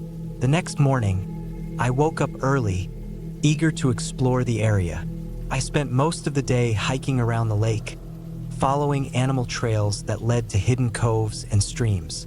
I saw deer, a family of ducks, and even a fox darting through the underbrush. By the time I returned to camp, I was exhausted but content.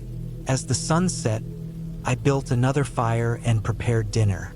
The temperature dropped quickly once the light faded, and I was grateful for the warmth of the flames.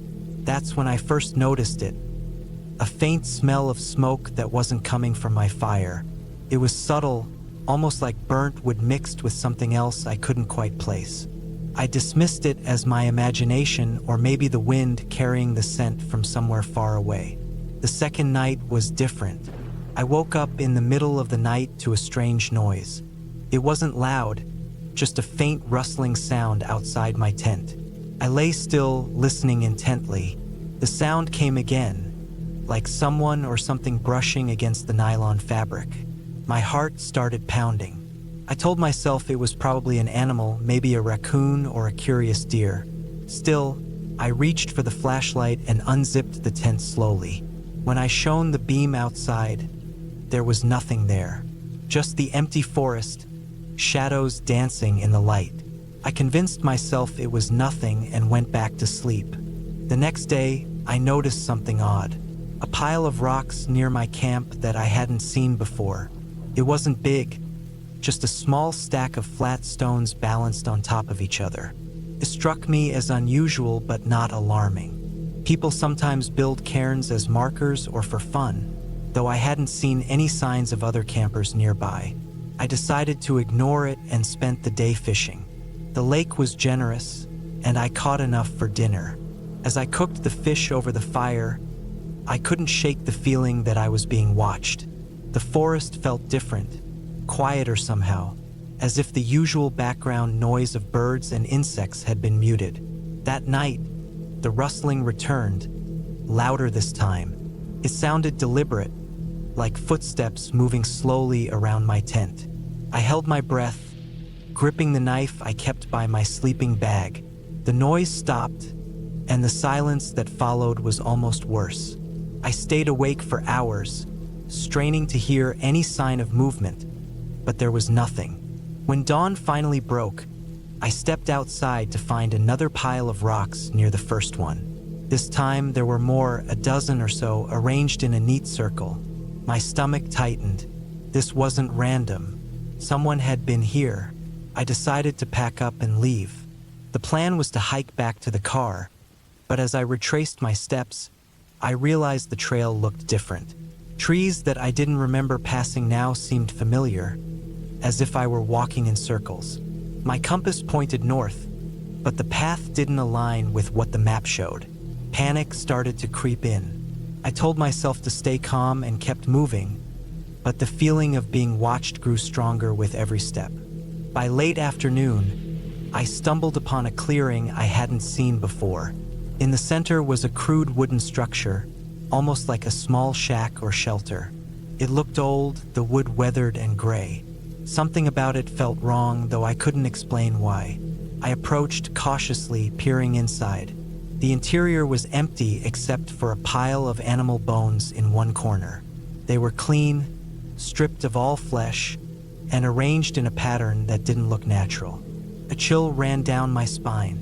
I backed away and decided to keep moving, sticking to what I thought was the right direction. As the sun dipped lower, the forest grew darker, and the shadows stretched long across the ground. My legs ached, and my water supply was running low. Just when I thought things couldn't get worse, I heard it again, the rustling, now coming from multiple directions. It was faint at first, but it grew louder, more insistent, like something closing in. I broke into a run, my heart hammering in my chest. Branches whipped against my face, and the underbrush snagged at my clothes. I didn't care. I just needed to get away. Eventually, I burst out onto a dirt road. Relief flooded through me as I recognized it as the access road leading to the trailhead. I followed it, ignoring the burning in my legs and lungs, until I saw my car in the distance. I practically dove inside, locking the doors behind me. My hands trembled as I started the engine and drove away, not daring to look back. When I got home, I couldn't shake the experience.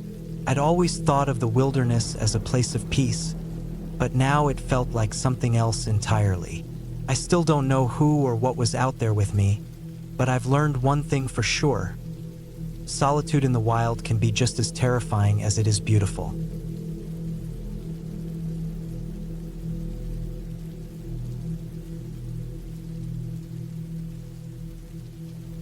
I've always enjoyed the solitude of camping alone.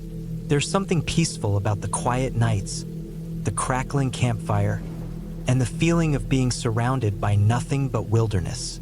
So, when I had a 3-day weekend coming up, I packed my gear and drove out to a spot I'd been meaning to check out for months. It was a remote area deep in the mountains, far enough away from any towns that I wouldn't run into other campers. The drive was uneventful. The further I got from the main roads, the more rugged the terrain became. By the time I reached the trailhead, my car was coated in dust, and I hadn't seen another vehicle for at least an hour. That's how I knew I'd picked the right place. I strapped on my backpack, adjusted my hiking boots, and set off down the trail. The air was crisp, and the pine trees stretched high above me, their needles blocking out most of the sunlight. The hike was harder than I anticipated. The trail was steep in places, and I had to stop more than once to catch my breath. I didn't mind, though. The scenery was stunning, and every step took me further away from the noise of civilization. By the time I reached the clearing where I planned to set up camp, the sun was beginning to dip behind the mountains. I pitched my tent near a small stream and started a fire. The flames danced in the cool evening air, and I sat back with a sense of satisfaction. This was exactly what I needed. That first night was uneventful. I cooked a simple meal over the fire and listened to the sounds of the forest. The distant hoot of an owl, the rustling of leaves in the breeze. It was all so calming. When I finally crawled into my sleeping bag, I fell asleep almost immediately. The next morning, I woke up to the sound of birds chirping. I spent the day exploring the area, taking short hikes and snapping photos of the breathtaking views. By the time I returned to my campsite, I was exhausted but happy. I cooked dinner and settled in for another quiet night. That's when things started to feel off. It began with a noise. At first, I thought it was just the wind rustling the bushes, but it was too deliberate, too rhythmic. It sounded like footsteps. I froze, straining my ears to pinpoint the source. The sound seemed to be coming from the woods just beyond the edge of the clearing. I told myself it was probably an animal, a deer or maybe a raccoon, and tried to brush it off. But the footsteps didn't stop. They circled the perimeter of my campsite, staying just out of sight. I've camped enough to know that animals can get curious, especially if there's food around. Still, something about this felt different. The footsteps were too heavy for a small animal, and they moved with an unsettling precision. I grabbed my flashlight and shone it into the trees. The beam cut through the darkness, illuminating nothing but branches and leaves. The footsteps stopped. For a while, everything was silent. I sat by the fire, gripping the flashlight, my heart pounding in my chest. Eventually, I convinced myself that whatever it was had moved on. I put out the fire, crawled into my tent, and zipped it up tight. Took me a long time to fall asleep, and when I did, my dreams were restless. The next morning, I found something that made my stomach drop. Just outside my tent, the ground was disturbed. The dirt had been kicked up, and there were clear footprints. Human footprints. They circled my tent and then led off into the woods. I stared at them for a long time, trying to make sense of it. Was someone messing with me? How had they gotten so close without me hearing them? I decided to pack up and leave. The idea of spending another night out here didn't sit right with me anymore. As I was breaking down my tent, I felt the hairs on the back of my neck stand up. I turned around quickly, scanning the trees, but saw nothing. Still, the feeling of being watched was undeniable. The hike back to my car was nerve-wracking. Every snap of a twig, every rustle of leaves had me spinning around, expecting to see someone standing there. But the trail remained empty. When I finally reached the trailhead and saw my car, I felt a wave of relief. I threw my gear into the trunk and climbed into the driver's seat, eager to put as much distance between myself and that place as possible. As I started the engine, I glanced in the rearview mirror and froze. There, at the edge of the trailhead, partially hidden by the trees, was a figure. They were standing perfectly still, watching me. I couldn't make out any details, but the sight of them sent a chill down my spine. I didn't wait to get a better look. I hit the gas and sped down the dirt road, my hands gripping the wheel so tightly they hurt. Even now, I can't explain what happened. I've replayed it in my mind countless times, trying to make sense of it. Was it just a coincidence? Some other hiker who decided to camp nearby? Or was it something more sinister? All I know is that I've never gone camping alone since, and I don't think I ever will again.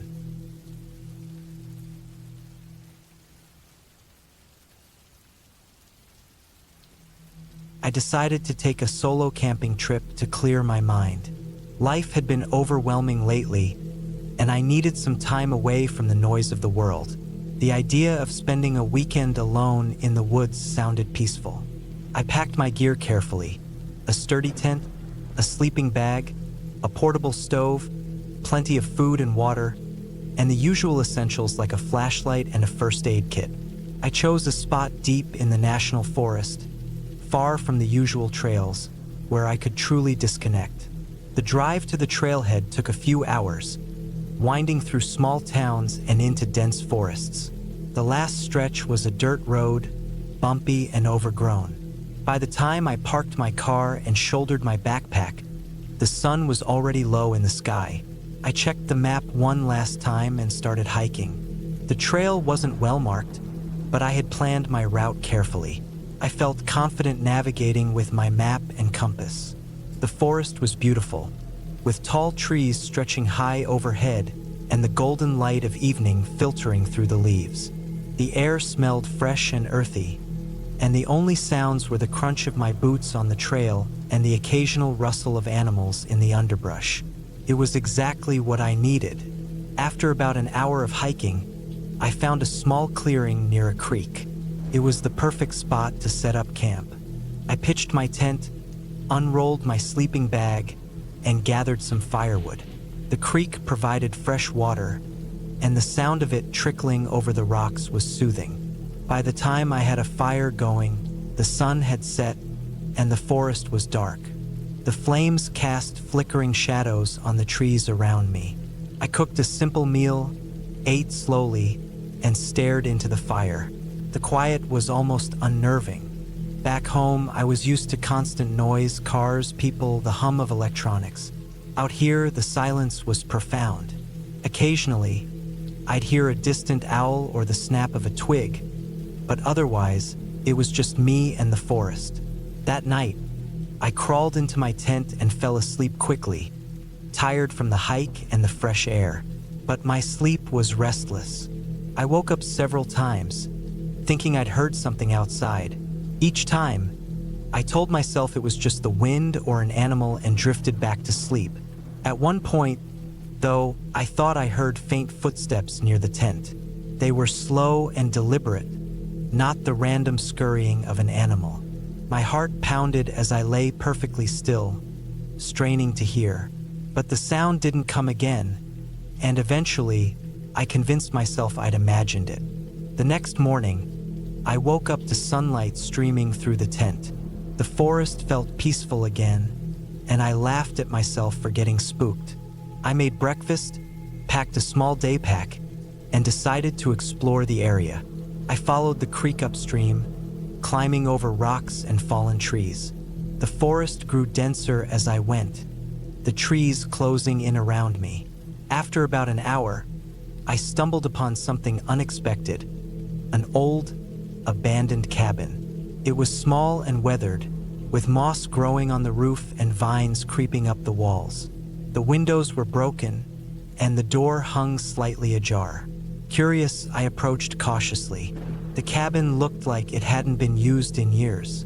I peered inside and saw a single room with a rusted wood stove, a rotting table, and a couple of broken chairs. There were some old cans and bottles scattered on the floor, and the air smelled musty. It was unsettling, but also intriguing. Who had built this cabin, and why had they left it? I lingered for a few minutes, taking in the eerie atmosphere, before heading back to my campsite. That evening, as I sat by the fire, I couldn't stop thinking about the cabin. It felt out of place, like a relic from another time. I wondered if anyone else knew about it or if it had been completely forgotten. The thought was both fascinating and unsettling. As the fire died down, I crawled into my tent, determined to get a good night's sleep. But once again, I woke up in the middle of the night, this time to a distinct sound, something moving through the underbrush. It was close, too close. My heart raced as I grabbed my flashlight and unzipped the tent just enough to shine the light outside. The beam illuminated the trees and bushes around my campsite, but I didn't see anything. The sound had stopped. I sat there for what felt like an eternity, listening.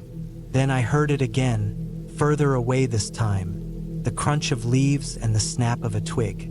It was deliberate, like footsteps. I told myself it was probably a deer or some other animal, but I couldn't shake the feeling that something was off. Eventually, the sounds faded, and I lay back down, though it was a long time before I fell asleep.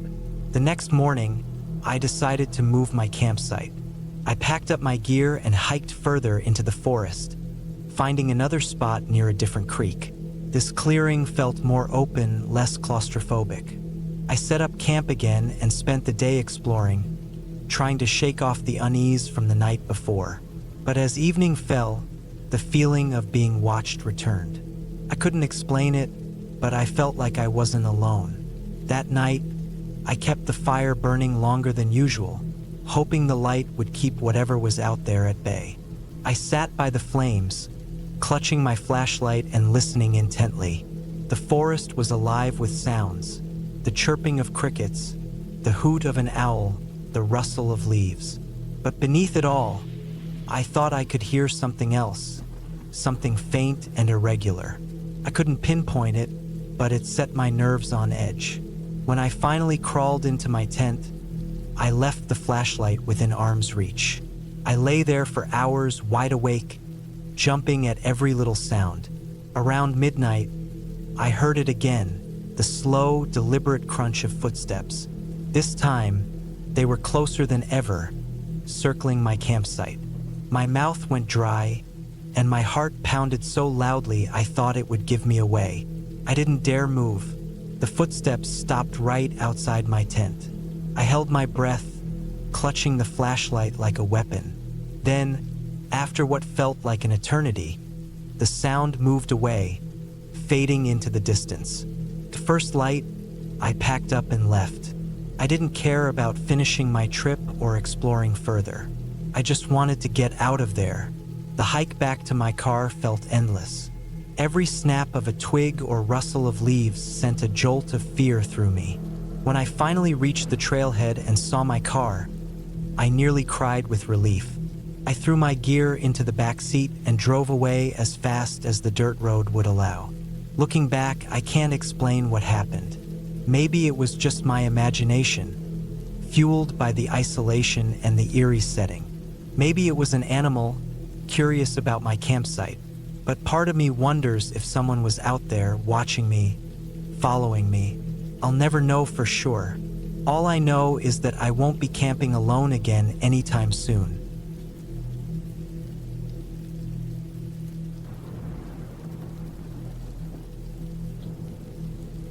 Camping has always been my way of unwinding from the chaos of daily life. I grew up camping with my dad in the forests of Vermont, and even now, living in Switzerland, the urge to escape into nature hasn't left me. So when I got a free weekend, I packed my gear and decided to head out to a spot I'd heard about. A remote campsite deep in the woods, a good 2-hour hike from the nearest trailhead. It was supposed to be quiet, untouched, and far from civilization. The drive to the trailhead was uneventful, the kind of long, winding roads I'd grown used to over the years. I reached the parking lot around noon, strapped on my backpack, and started walking. The trail wasn't well marked, which was part of its appeal. The farther I went, the fewer signs of other people I saw. The trees grew thicker, the underbrush denser, and the noise of the outside world faded until all I could hear were the sounds of the forest, the rustle of leaves, the distant call of birds, and the occasional crunch of twigs underfoot. About an hour into the hike, I came across a small stream. It wasn't on the map, but it was crystal clear, and I figured it was as good a place as any to refill my water bottle. I knelt down, letting the cool water flow over my hands, and took a moment to appreciate the serenity. That's when I noticed something odd. A single muddy footprint on the opposite bank. It was human, bare, and larger than my own. I stood up, scanning the area, but saw no one. Shrugging it off as a random hiker who might have passed through earlier, I continued on. The trail became steeper as I climbed higher into the hills. The air grew cooler, the sunlight filtering through the canopy in dappled patches. By the time I reached the campsite, it was late afternoon. The spot was perfect. A small clearing surrounded by tall pines, with a flat area for my tent and a fire pit someone had built years ago.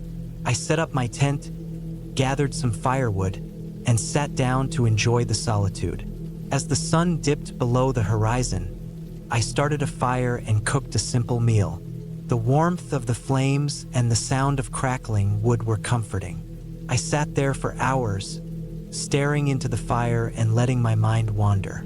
The forest around me was dark and silent, the kind of quiet that can feel both peaceful and unsettling. Occasionally, I'd hear the snap of a branch or the rustle of leaves, but I told myself it was just the wind or some small animal. When I finally decided to call it a night, I doused the fire and crawled into my tent. The sleeping bag was warm, and the exhaustion from the hike made it easy to drift off. I don't know how long I slept before I woke up to a sound that made my heart race. The distinct crunch of footsteps on dry leaves, close to my tent. I froze, every muscle in my body tensing. The footsteps were slow and deliberate, moving around the campsite. I strained my ears, trying to determine how many there were, but it was hard to tell. My mind raced with possibilities. An animal? Another camper? Something more sinister? I didn't have a weapon, just a small camping knife and a can of bear spray. I reached for both, gripping them tightly as I lay there, listening. The footsteps stopped right outside my tent. I held my breath, the silence deafening. Then, a faint scratching sound began, like fingers brushing against the fabric of the tent. It moved along the side, slow and deliberate. My heart was pounding so hard I thought whoever was out there might hear it. "Stay calm," I whispered to myself. "Don't panic." After what felt like an eternity, the scratching stopped. The footsteps resumed, moving away from the tent and into the woods. I didn't move for a long time, too scared to even breathe. Eventually, The sounds faded, and the forest was quiet again. But I couldn't shake the feeling that I wasn't alone. When dawn finally broke, I emerged from the tent cautiously, clutching the bare spray. The campsite looked undisturbed, but I couldn't shake the unease. I decided to pack up and head back to the trailhead. As I was rolling up my tent, I noticed something that made my blood run cold. A single muddy footprint near the edge of the clearing. It was bare, human, and identical to the one I'd seen by the stream. The hike back was nerve-wracking. Every sound, every shadow put me on edge. I kept looking over my shoulder, half expecting to see someone, or something, following me. The forest, which had felt so inviting the day before, now seemed ominous. The trees loomed taller, their branches twisting into shapes that played tricks on my mind. The trail felt longer, the path less familiar. I quickened my pace, driven by an instinctual need to get out. When I finally reached the parking lot, I was relieved to see my car exactly where I'd left it. I threw my gear into the back seat and got in, locking the doors before starting the engine. As I pulled onto the road, I glanced in the rearview mirror one last time. The trailhead was empty, but I couldn't shake the feeling that I was being watched. I drove straight home, vowing to stick to more populated campsites in the future. I don't know who or what was out there that night, but I've never felt more vulnerable in my life. Camping was supposed to be an escape, a way to connect with nature and find peace. But now, every time I think about pitching a tent in the woods, I can't help but remember the sound of those footsteps and the sight of that footprint. Whatever it was, it reminded me that the wilderness isn't as empty as we like to think. It's vast and unpredictable, and sometimes it's better to leave certain places untouched.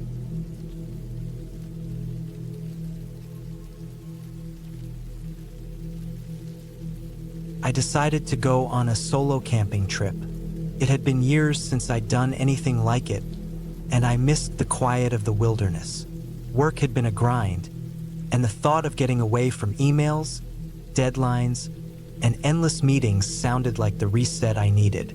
I packed my gear carefully: tent, sleeping bag, food, and a small camp stove.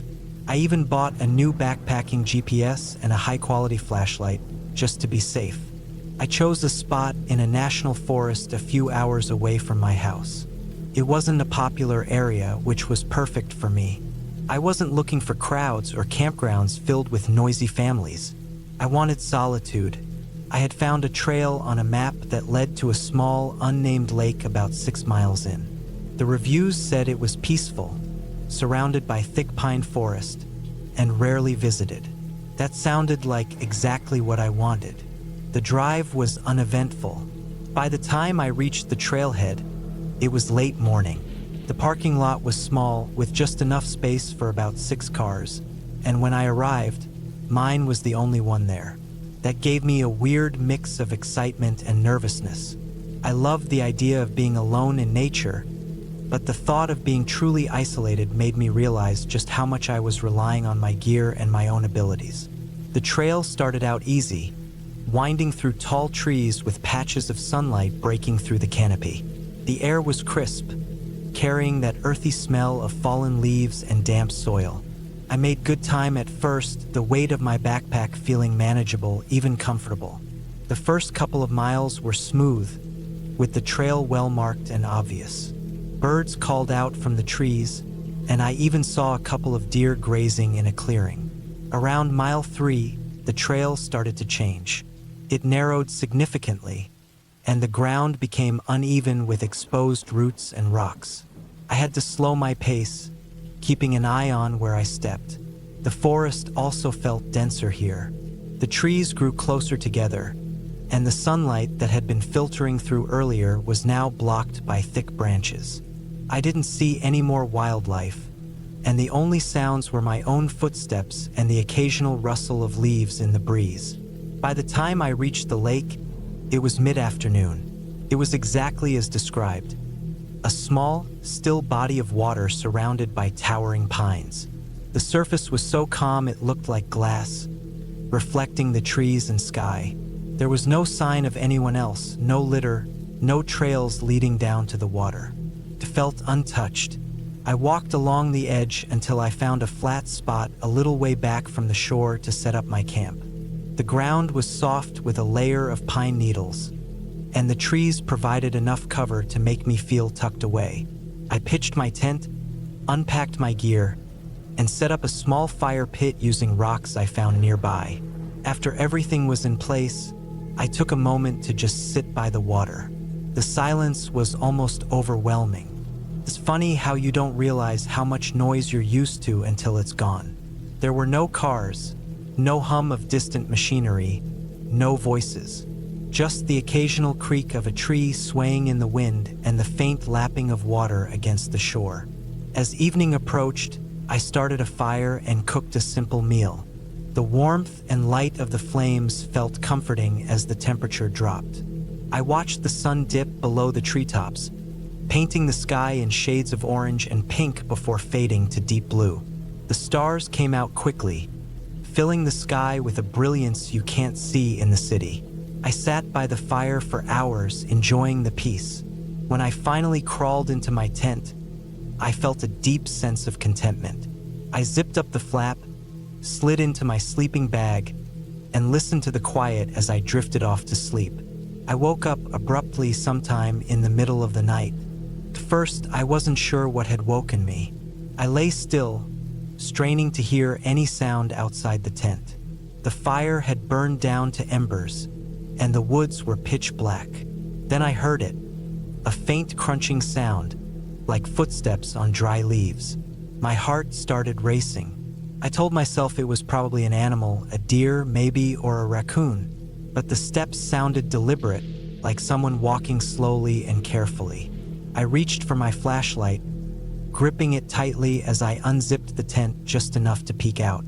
The beam of light cut through the darkness, but I couldn't see anything. The footsteps had stopped. I waited, listening, my ears straining for any sound. After a few minutes, I convinced myself I'd imagined it. Maybe it had been the wind or a branch falling. I zipped the tent back up and lay down, though it took me a long time to fall asleep again. The next morning, I felt a little silly for getting so worked up. I told myself it was just my imagination running wild in the unfamiliar setting. After breakfast, I decided to explore the area around the lake. I didn't have a specific plan, just a desire to stretch my legs and see more of the forest. I followed the shoreline for a while, then veered off into the trees, keeping the lake in sight so I wouldn't get lost. That's when I found the first odd thing. It was a small pile of rocks, carefully stacked in a way that didn't look natural. It reminded me of a cairn, but there was no trail here that it could be marking. I crouched down to examine it, but there wasn't anything special about the rocks themselves. They were just ordinary stones placed deliberately. I shrugged it off and kept walking. A little further on, I found another pile and then another. Each one was about the same size, made of similar rocks and spaced irregularly. They didn't form a line or a circle. There was no pattern I could discern. It was unsettling, but I couldn't explain why. Maybe someone else had camped here before me and made them for some reason. By the time I got back to my campsite, the sun was high in the sky. I decided to spend the afternoon relaxing, reading a book I'd brought, and enjoying the peace. The rest of the day passed uneventfully, and as evening fell, I felt a little more at ease. That night, I was woken again by the same sound. Footsteps. This time, I didn't hesitate. I grabbed my flashlight and unzipped the tent quickly, shining the beam into the trees. Again, there was nothing, but the footsteps stopped the moment I moved. I stayed up for hours, sitting by the dying fire with my flashlight in hand, scanning the darkness. I didn't hear the sound again, but I couldn't shake the feeling that I wasn't alone. In the morning, I decided to pack up and head back to the trailhead. The unease had gotten to me, and I no longer felt the peace I'd come here for. As I was taking down my tent, I noticed something that made my stomach drop. Around the perimeter of my campsite, There were more of those rock piles. They hadn't been there the day before. I finished packing as quickly as I could, my hands shaking. I didn't bother with breakfast. I just wanted to get out of there. The hike back felt longer than the hike in. Every rustle of leaves or snap of a twig made me jump. I kept looking over my shoulder, half expecting to see someone or something following me, but the trail behind me was always empty. When I finally reached the parking lot, I felt an overwhelming sense of relief. My car was right where I'd left it, the only one there. I threw my backpack in the trunk and got in, locking the doors before starting the engine. As I drove away, I couldn't help but glance in the rearview mirror, half expecting to see someone standing at the edge of the trees, watching me leave. I don't know what I experienced out there. Maybe it was nothing. Maybe I let my imagination get the better of me. But I haven't been camping alone since.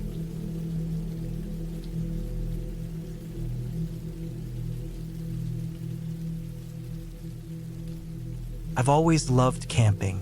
The escape from city noise, the fresh air, and the open sky full of stars all brought me a sense of peace. This time, I decided to camp solo. I'd done it before without any problems. I'd hike deep into the wilderness, pitch my tent far from any trail, and enjoy the solitude. It was the perfect way to clear my head. But this trip was different. It's a trip I'll never forget. I chose a remote area in the Appalachian Mountains. The region was known for its beauty and the variety of trails. I spent hours studying maps, picking out a spot that was far enough off the beaten path to guarantee isolation. I wanted quiet, just me and nature. I didn't tell anyone exactly where I was going, which, looking back, was my first mistake. The hike to my chosen site was tough. The trail was uneven, the incline steep in places. I carried a heavy backpack with all my gear, tent, sleeping bag, food, water, a small stove, and some basic tools. It was mid-autumn, and the crisp air carried the faint scent of fallen leaves. The trees were a mix of fiery reds, oranges, and yellows. It was beautiful, but I was too focused on the hike to fully appreciate it. After about 5 hours, I found the perfect spot. It was a small clearing surrounded by dense woods. A narrow stream trickled nearby, its water crystal clear. I set up my tent and unpacked my gear. The afternoon sun cast long shadows as I prepared a simple dinner of instant noodles and jerky. Sitting by the stream, I ate while listening to the forest. The rustling of leaves, the occasional bird call, and the babbling water were the only sounds. It was exactly what I wanted. As night fell, the temperature dropped. I zipped myself into my sleeping bag and read a book by flashlight. The forest outside my tent was alive with the sounds of nocturnal creatures. Owls hooted, and I heard the occasional rustle of small animals moving through the underbrush. I fell asleep easily, feeling safe and content. The first night passed without incident. The next day, I spent my time exploring the area. I hiked up a nearby ridge, taking in the stunning views of the valley below. I found a cluster of wild mushrooms and took photos to identify them later. I even spotted a deer drinking from the stream, its ears twitching at every sound. It was a perfect day. That evening, as I was boiling water for tea, I noticed something odd. A small pile of sticks and rocks had appeared near my tent. I hadn't put them there. At first, I thought maybe I'd accidentally kicked them into that arrangement, but it looked too deliberate. The sticks were stacked neatly, and the rocks were arranged in a circle. It gave me an uneasy feeling, but I brushed it off. Maybe it was just a coincidence. The second night was colder. I woke up several times, shivering despite my warm sleeping bag. At one point, I thought I heard footsteps outside my tent. They were faint, almost drowned out by the sound of the stream. I told myself it was probably just an animal and forced myself to go back to sleep. The next morning, I found another pile of sticks and rocks, this time right next to my tent. The arrangement was different, almost like a crude symbol. My stomach tightened. This wasn't something I could ignore. Someone had to be out there. Someone was messing with me. I scanned the area but saw no one. The forest was quiet, the kind of quiet that felt wrong. I decided to pack up and move to a different spot. I didn't want to cut my trip short, but I also didn't want to stay there. After hiking for a couple of hours, I found another clearing. It wasn't as picturesque as the first spot, but it felt safer.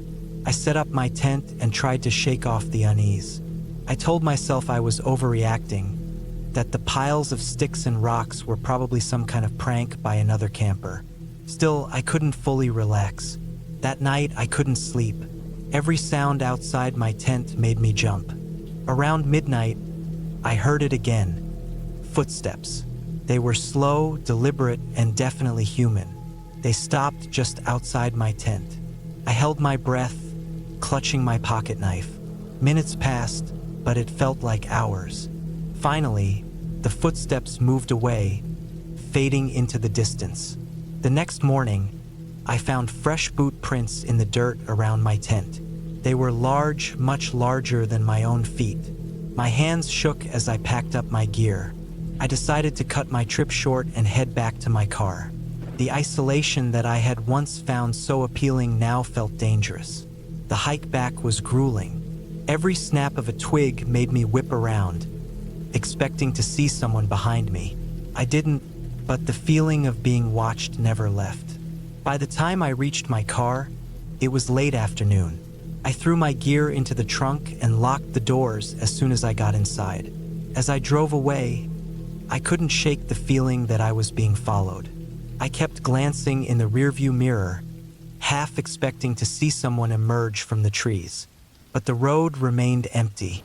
When I got home, I checked all my doors and windows, making sure they were locked. I couldn't stop thinking about the piles of sticks and rocks, the footsteps, the boot prints. Who had been out there with me? What did they want? Weeks passed, but the experience stayed with me. I started having nightmares about the forest, about being chased by someone I couldn't see. I haven't gone camping since. The wilderness, once my sanctuary, now feels like a place of danger. I've tried to move on, but part of me knows I'll never have the answers I need. Whoever was out there, there's still a mystery, and that's what scares me the most.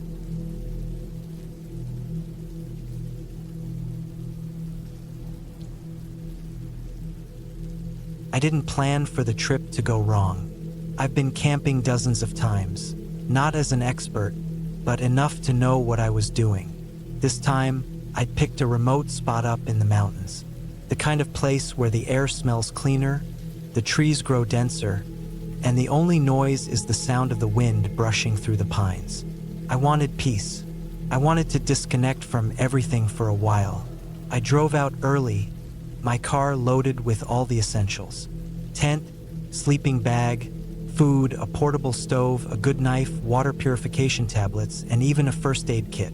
I wasn't going to take any chances. The drive was long but scenic, with winding roads that climbed higher and higher into the wilderness.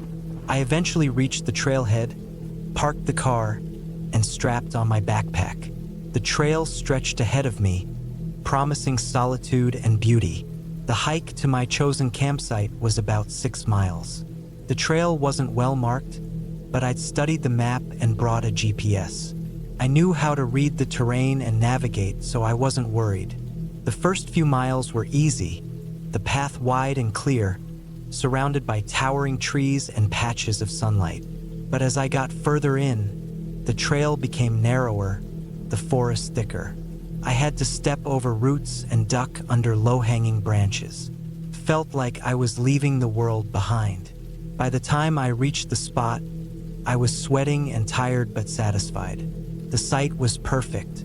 A small clearing nestled among the trees, with a stream nearby for water. I set up my tent, unrolled my sleeping bag, and started gathering wood for a fire. The sun was still high, so I took my time. There was no rush out here. The quiet was almost overwhelming, broken only by the occasional chirp of a bird or the rustle of leaves in the breeze. As the evening settled in, I lit the fire and cooked a simple meal.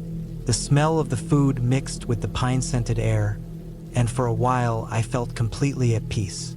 I sat by the fire, watching the flames dance, and thought about how disconnected I'd been lately. Work, social media, endless notifications. None of that mattered out here. When darkness fully enveloped the forest, the mood shifted. I'd always loved the night, but out here, away from the comforting hum of civilization, it felt different. The blackness was so absolute that even with the fire burning, I couldn't see more than a few feet into the trees. The sounds of the forest grew louder, crickets chirping, the occasional snap of a twig. Normal noises, I told myself, just nature doing its thing. But then I heard something that wasn't normal. A low, deliberate crunch of leaves. Not the random scuffle of a small animal, but the weighty sound of something or someone stepping carefully. My muscles tensed. I'd been so focused on the peacefulness of the place that I hadn't considered the possibility of someone else being out here. It was supposed to be remote, hard to reach. I grabbed my flashlight and scanned the trees. The beam cut through the darkness, illuminating trunks and undergrowth, but nothing moved. Still, the uneasy feeling lingered. I convinced myself it was probably a deer or some other wildlife. After all, this was their home, not mine. Eventually, I climbed into the tent, zipped it up, and settled into my sleeping bag.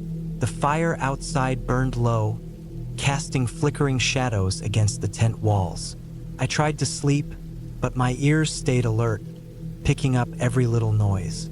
It took hours before exhaustion finally dragged me under. When I woke, it was still dark. At first, I wasn't sure why I'd woken up. Then I heard it again, the crunch of leaves, closer this time. My heart pounded as I lay still, straining to hear. The sound came again, deliberate and slow. Whoever or whatever it was, they weren't trying to hide. My mind raced through possibilities. Another camper? A hunter? Or something worse? I reached for the knife I'd placed next to me before going to sleep. My fingers closed around the handle, the weight of it both reassuring and terrifying. I'd never had to use it for anything other than cutting rope or preparing food. The sound stopped, and the silence was worse. I wanted to believe they'd left, but I couldn't be sure. Minutes dragged by like hours as I lay there, clutching the knife and listening to the oppressive quiet. When dawn finally broke, I unzipped the tent and stepped outside. The fire had gone out completely, leaving only a pile of cold ashes. The forest looked different in the morning light, less menacing but still unsettling. I walked the perimeter of my campsite, searching for signs of whoever had been out there. I found footprints in the dirt, large and unmistakably human. They circled the tent, then trailed off into the woods. I tried to convince myself it was just another camper passing through, but the placement of the footprints, so close to my tent, felt wrong. I decided I'd had enough. Solitude was one thing, but this was something else. I packed up my gear as quickly as I could, constantly glancing over my shoulder. The feeling of being watched was impossible to shake. The hike back to the car felt longer than the hike in. Every snap of a twig or rustle of leaves made me jump. I kept checking the GPS to make sure I was on the right path, but the forest seemed different, like it had shifted overnight. The trees felt closer, the shadows deeper. I couldn't shake the feeling that I wasn't alone. About halfway back, I found something that stopped me cold. A piece of fabric caught on a branch, the same color as the shirt I'd been wearing the day before. It didn't make sense. I hadn't been anywhere near this part of the trail. My mind raced, trying to come up with a logical explanation, but none of them made sense. The only conclusion I could reach was that someone had been following me, watching me, and they wanted me to know it. I pushed on, moving as quickly as I could without losing the trail. My legs ached, my lungs burned, but I didn't stop. The sense of urgency overpowered everything else. When I finally reached the car, I threw my pack into the trunk and jumped into the driver's seat, locking the doors behind me. My hands trembled as I started the engine. The drive down the mountain was a blur. I kept checking the rearview mirror, half expecting to see someone step out of the trees and onto the road. But there was nothing, just the empty forest receding behind me. When I reached the nearest town, I pulled into a gas station and sat in the car for a long time, trying to calm down. The feeling of being watched still lingered, like a weight pressing on my chest. I never reported what happened. What could I say? That I'd heard noises and found footprints? That someone might have followed me? It wasn't enough to go on. But I haven't been camping since. The thought of being out there, alone and vulnerable, is too much. I wanted peace, and I found something else entirely. Something that still haunts me every time I close my eyes.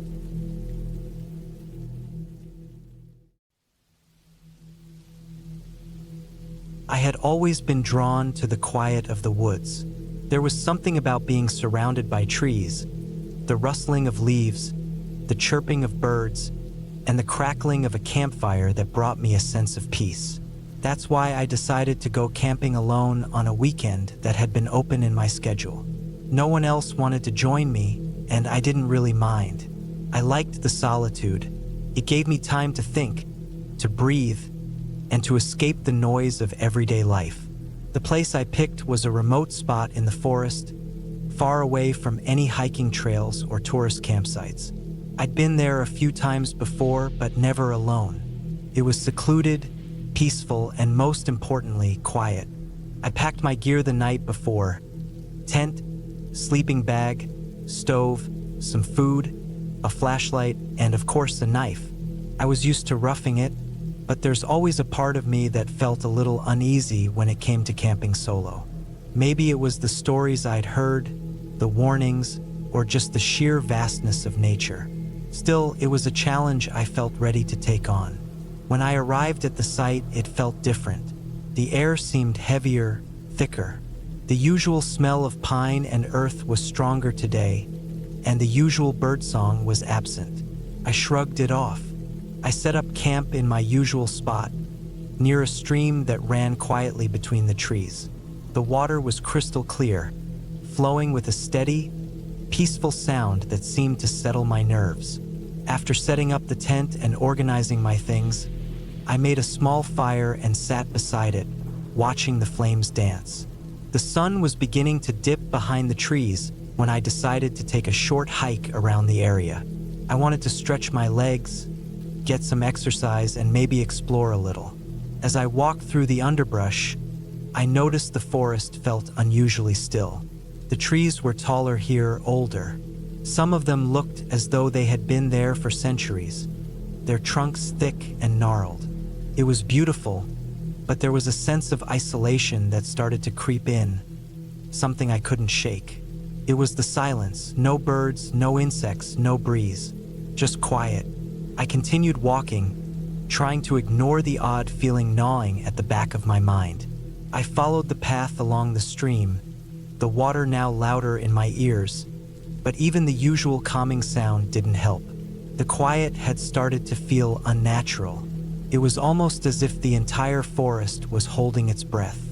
At some point, I reached a small clearing, one I didn't remember ever seeing before. There was something off about it. It was too perfect, too symmetrical. The trees were arranged in a way that didn't feel natural. Their spacing was too uniform, and the grass was unnaturally smooth, as though no one had ever walked through it. My instincts told me to leave, but I was too curious.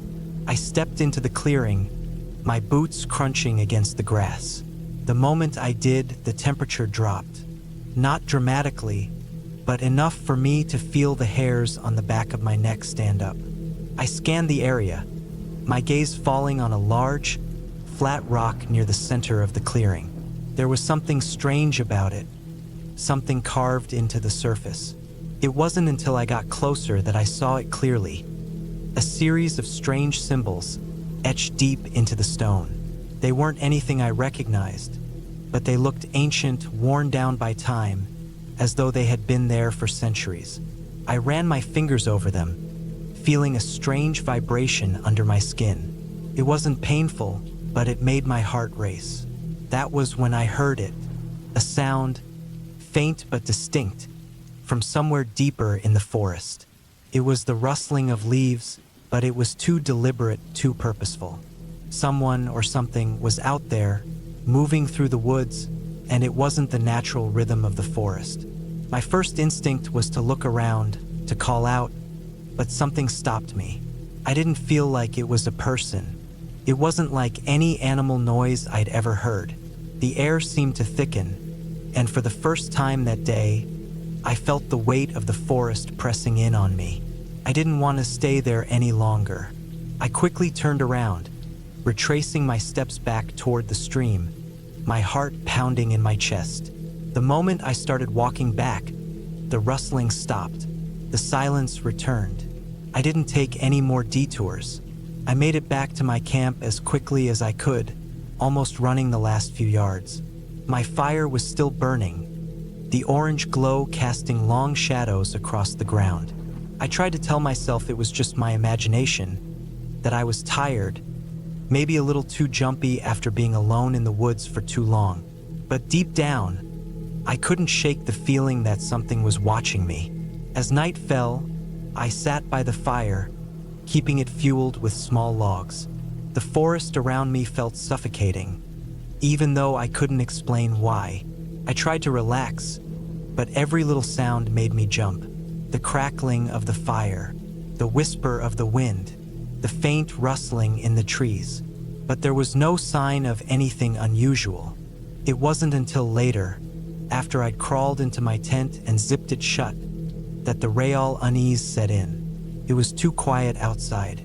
The usual sounds of the night, crickets, rustling leaves, even the occasional owl, had disappeared completely. The only sound was my own breathing, loud in the stillness. I tried to sleep, but I couldn't. My mind kept racing. Suddenly, I heard something soft but unmistakable against the side of the tent. It wasn't an animal, though. It was too deliberate.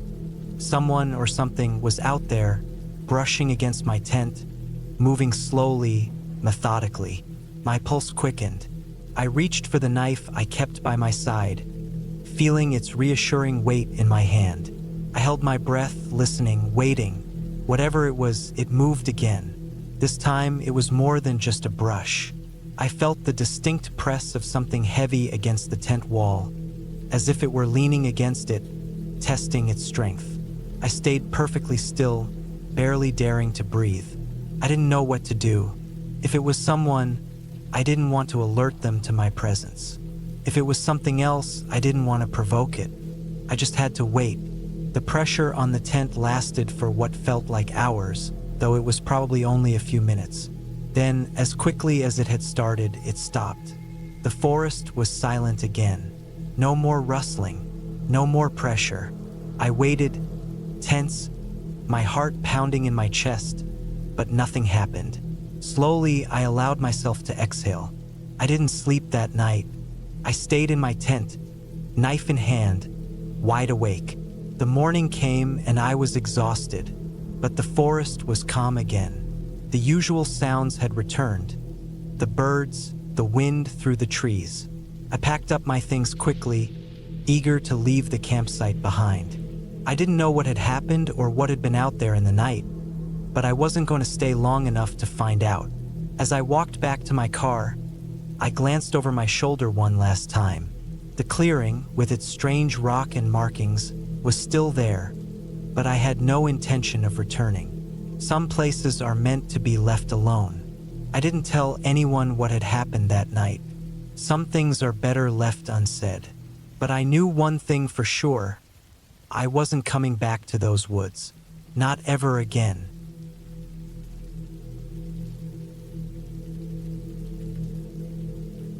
I had always loved camping. The smell of the fresh pine trees, the sound of the wind rustling through the leaves, and the way the world seemed to slow down when you're far away from everything. This time, I had planned a solo trip to the mountains. I thought it would be the perfect escape from the noise and the rush of everyday life. Just me, my backpack, a tent, and the wilderness. I had mapped out my route, chosen a campsite, and even checked the weather. Clear skies, no rain. Everything seemed perfect. I set out early, eager to get into the woods, and the trail was exactly as I remembered from my last hike there years ago. The first few miles were easy, with the sun filtering through the trees in soft patches of light. Birds chirped, and the air was fresh and clean. I felt that familiar sense of peace settling over me. By late afternoon, I reached my campsite, an isolated spot near a small creek. It was quiet, too quiet. I set up my tent, unpacked my gear, and started a fire. The crackling of the wood was the only sound, and the smell of the smoke mingled with the earthy scent of the forest. As the sun dipped below the horizon, the sky shifted from blue to deep purple, and the stars began to appear, scattered across the sky like little diamonds. That's when it started. A faint noise in the distance. At first, I dismissed it. Maybe it was an animal or the wind, but the more I listened, the more I became certain it wasn't normal. The noise was a low, rhythmic sound, like something dragging along the ground. It was too consistent to be the wind, and it didn't sound like any animal I knew. I tried to shake it off. After all, I was alone in the woods, and my mind was probably just playing tricks on me. But as the minutes passed, the sound grew louder. My heart began to race. I told myself it was probably just some fallen branch being dragged by the wind, or maybe a tree rubbing against another in the breeze. But no matter how hard I tried to rationalize it, I couldn't ignore the feeling of unease creeping over me.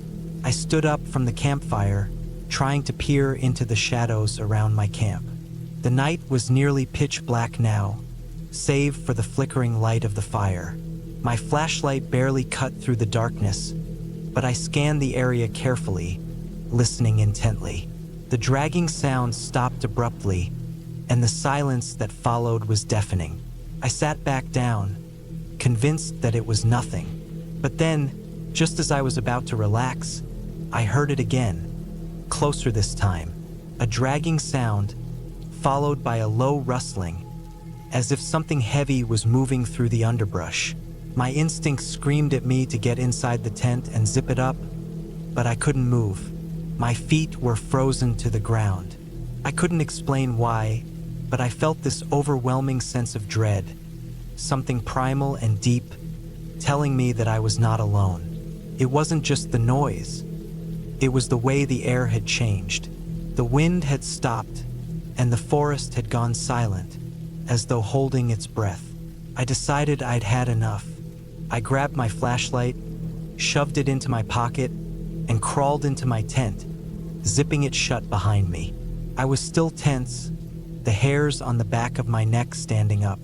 I tried to calm my breathing, but the thought that someone, or something, was out there, watching me, kept me awake. The hours passed slowly. Every small noise made me jump, but nothing came close enough for me to see. Just as I was starting to drift off, exhausted from the tension, I heard it again, the dragging sound. This time, it was unmistakably near my tent. My blood ran cold. It wasn't the wind or a branch.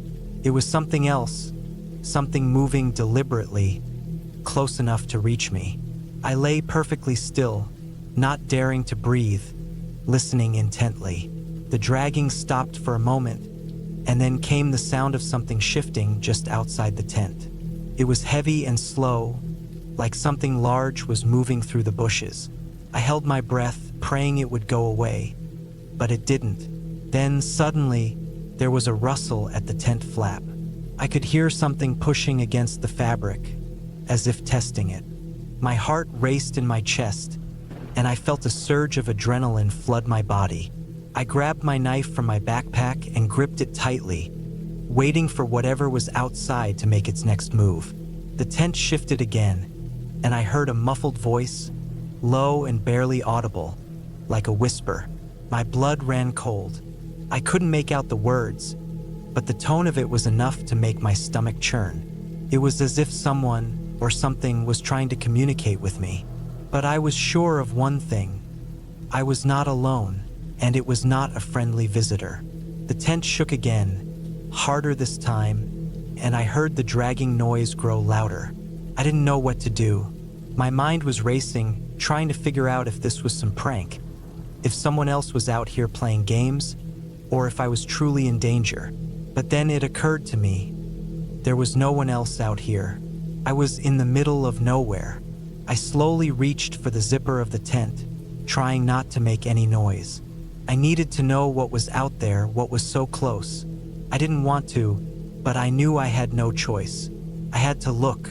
My fingers fumbled for the zipper, my heart pounding in my chest. I held my breath as I unzipped the flap just a few inches, enough to get a glimpse of the outside. First, I saw nothing, just the darkness of the forest stretching out before me. But then, my eyes caught something, a shadow moving among the trees. It was large, too large to be any animal I knew. It moved slowly, deliberately, as if it knew I was watching. I quickly zipped the tent back up and held my breath, waiting. I could hear my own heartbeat, and the blood in my ears seemed louder than the world around me. The dragging sound came again, now right outside my tent. I could feel the pressure of whatever it was pressing against the fabric. My hands shook as I gripped the knife, my mind racing. The dragging stopped. Then the whisper came again, closer this time. It was too clear now, and I could understand it. It wasn't a voice. It was a person, speaking in a low, slow tone. "Come out," it said.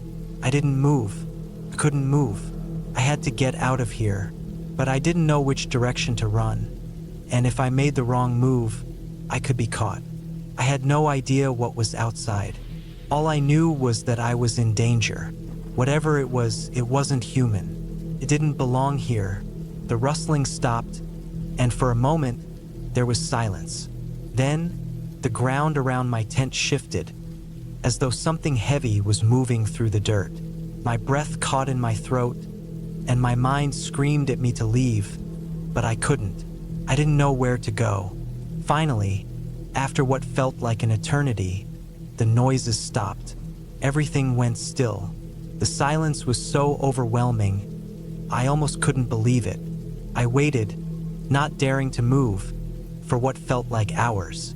When the sun finally began to rise, I didn't wait a second longer. I packed up my things as quickly as I could, leaving the fire to burn itself out.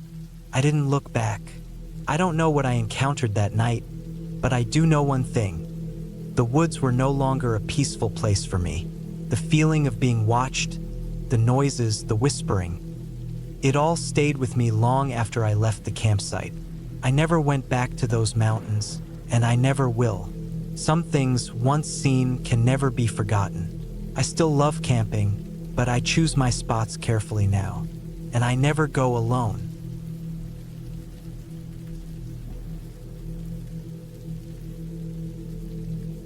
I've always been someone who loves the outdoors, a true believer that nothing beats the calm of the forest.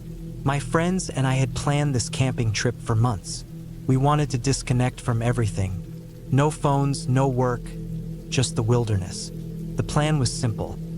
Hike deep into the woods, set up camp, and spend 3 days without a care in the world. We picked a spot by a small, serene lake that we discovered a few months earlier. It was quiet, far enough from any trails, so we knew we wouldn't run into anyone else. It felt perfect, just the kind of place to get away from everything. The hike in was tough, but we didn't mind. The air was fresh, and the scent of pine filled the breeze. By the time we set up our tents and settled in, the sun was beginning to dip below the horizon, casting long shadows across the landscape. That first night was peaceful. We built a fire, cooked some simple food, and joked about old stories. As the fire crackled and the stars came out, we all began to feel the deep quiet of the forest. There was something comforting about it. The sounds of nature, crickets, rustling leaves, the occasional hoot of an owl were the only noises we heard. But as the night wore on, things began to feel a little off. I couldn't put my finger on it, but I felt like we weren't as alone as we thought. It was the smallest things at first: twigs snapping just outside our camp, the feeling that someone or something was watching us. Every now and then, I'd catch a shadow moving in the corner of my vision, but when I looked directly at it, nothing was there. I told myself it was just my mind playing tricks. After all, it's easy to let your imagination get the best of you when you're alone in the woods at night. But then the wind picked up. It wasn't the usual light breeze that we had been enjoying all day. This felt different, sharp, almost like it was trying to warn us. The trees groaned in the wind, and the fire flickered. We all fell silent, listening to the sounds around us. Even the crickets had stopped. I could feel the tension building between us, but no one said anything. It was as if we were all thinking the same thing. Something didn't feel right. I crawled into my tent as the fire started to die down. The cold quickly crept in, and I pulled my sleeping bag tightly around me. I thought I'd fall asleep quickly, but the sounds outside kept me awake. The wind had died down again, but there was still that eerie silence. I tossed and turned, my mind replaying every strange noise I'd heard. It wasn't long before I heard it. Footsteps, crunching the dry leaves just outside my tent. I froze, listening intently. My heart pounded in my chest. The footsteps weren't heavy like those of an animal. They were light, almost deliberate. Someone was out there. I could hear them moving slowly, carefully, as though trying not to be noticed. But they were too close. They were right outside. I held my breath, praying that whatever it was would just leave. I don't know how long I stayed there, paralyzed, but eventually, the footsteps faded away. I waited for what felt like an eternity before I finally mustered the courage to peek outside. The fire was nearly out, and there was no sign of anyone. But that didn't reassure me. It only made me more anxious. I wasn't sure whether I should wake up my friends or wait until morning. I decided to wait. If I made a sound, I might give away our position. The rest of the night passed uneventfully, but I didn't get much sleep. The next morning, I woke up exhausted. My friends were already stirring around the campfire, getting ready for breakfast. I didn't tell them about the footsteps. It seemed too strange, and I didn't want to freak anyone out. Besides, maybe I was just imagining it. The day passed without incident. We hiked to a nearby ridge and spent the afternoon lounging by the lake, trying to enjoy the beauty around us. But I couldn't shake the feeling that something was off. Every time the wind would pick up, I'd get a chill down my spine. The trees seemed to loom over us, and the lake, usually so peaceful, felt unnerving. As the sun began to set, I could feel the weight of the approaching night. My unease grew. That night, I made sure to keep the fire burning brighter. We had a hearty meal, but I couldn't enjoy it. There was a persistent feeling that we weren't alone. And when I went to bed, I couldn't shake the sense that something was out there. The footsteps came again, soft and slow. This time, I wasn't as frightened. I wasn't sure what it was. I had to know. I grabbed my flashlight and slowly unzipped my tent. My heart was racing, but I kept telling myself it was just an animal, maybe a deer or a raccoon. I crept out of my tent, the flashlight shaking in my hand. The campsite was quiet, the fire a mere smoldering pile of ashes. I scanned the dark forest around us. There were no eyes reflecting in the flashlight's beam, no movement. But then I heard it again, a soft crunch of leaves, much closer this time. It was coming from behind me. I spun around, my flashlight darting through the trees. The beam landed on something. My blood ran cold. There, barely visible in the shadows, was a figure, a man. He was standing just outside the campfire's dim glow, half hidden behind a tree. His face was obscured, but I could see his silhouette, tall, thin, and unmoving. I didn't think. I just ran back to my tent, slammed the zipper shut, and stayed still, holding my breath. The footsteps stopped. I could hear the wind rustling the leaves, but nothing else. I didn't dare to look outside again. My mind raced. What was he doing here? Who was he? I was terrified. The hours dragged on, and eventually, I must have drifted off to sleep. The next morning, I woke up to the sound of my friends laughing around the campfire. I quickly checked outside, but there was no sign of anyone. No footsteps. No figure, just the usual forest sounds. I didn't mention the man to my friends.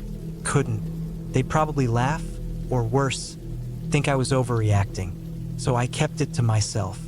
But I wasn't the same after that night. The next 2 days, I was on edge, watching the woods with suspicion. Every snap of a twig, every rustling leaf, made my heart race. But nothing else happened. There were no more footsteps, no more figures in the dark. On our last day, we packed up our things and hiked back to the car.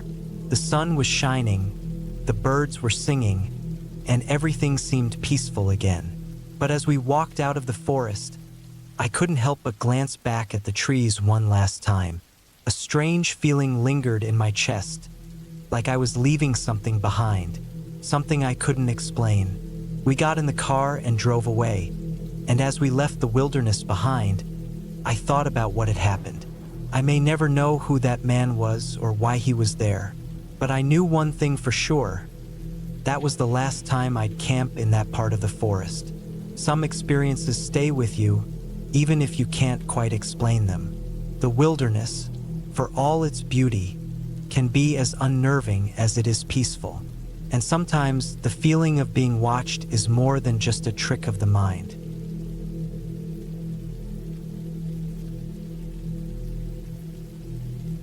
I had always loved camping.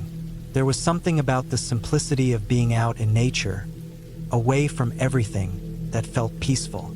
But that trip changed everything. What started as a weekend getaway in the woods became an experience I'll never forget. It was a Friday afternoon when I set off for the campsite. I was on my own this time, something I hadn't done in years.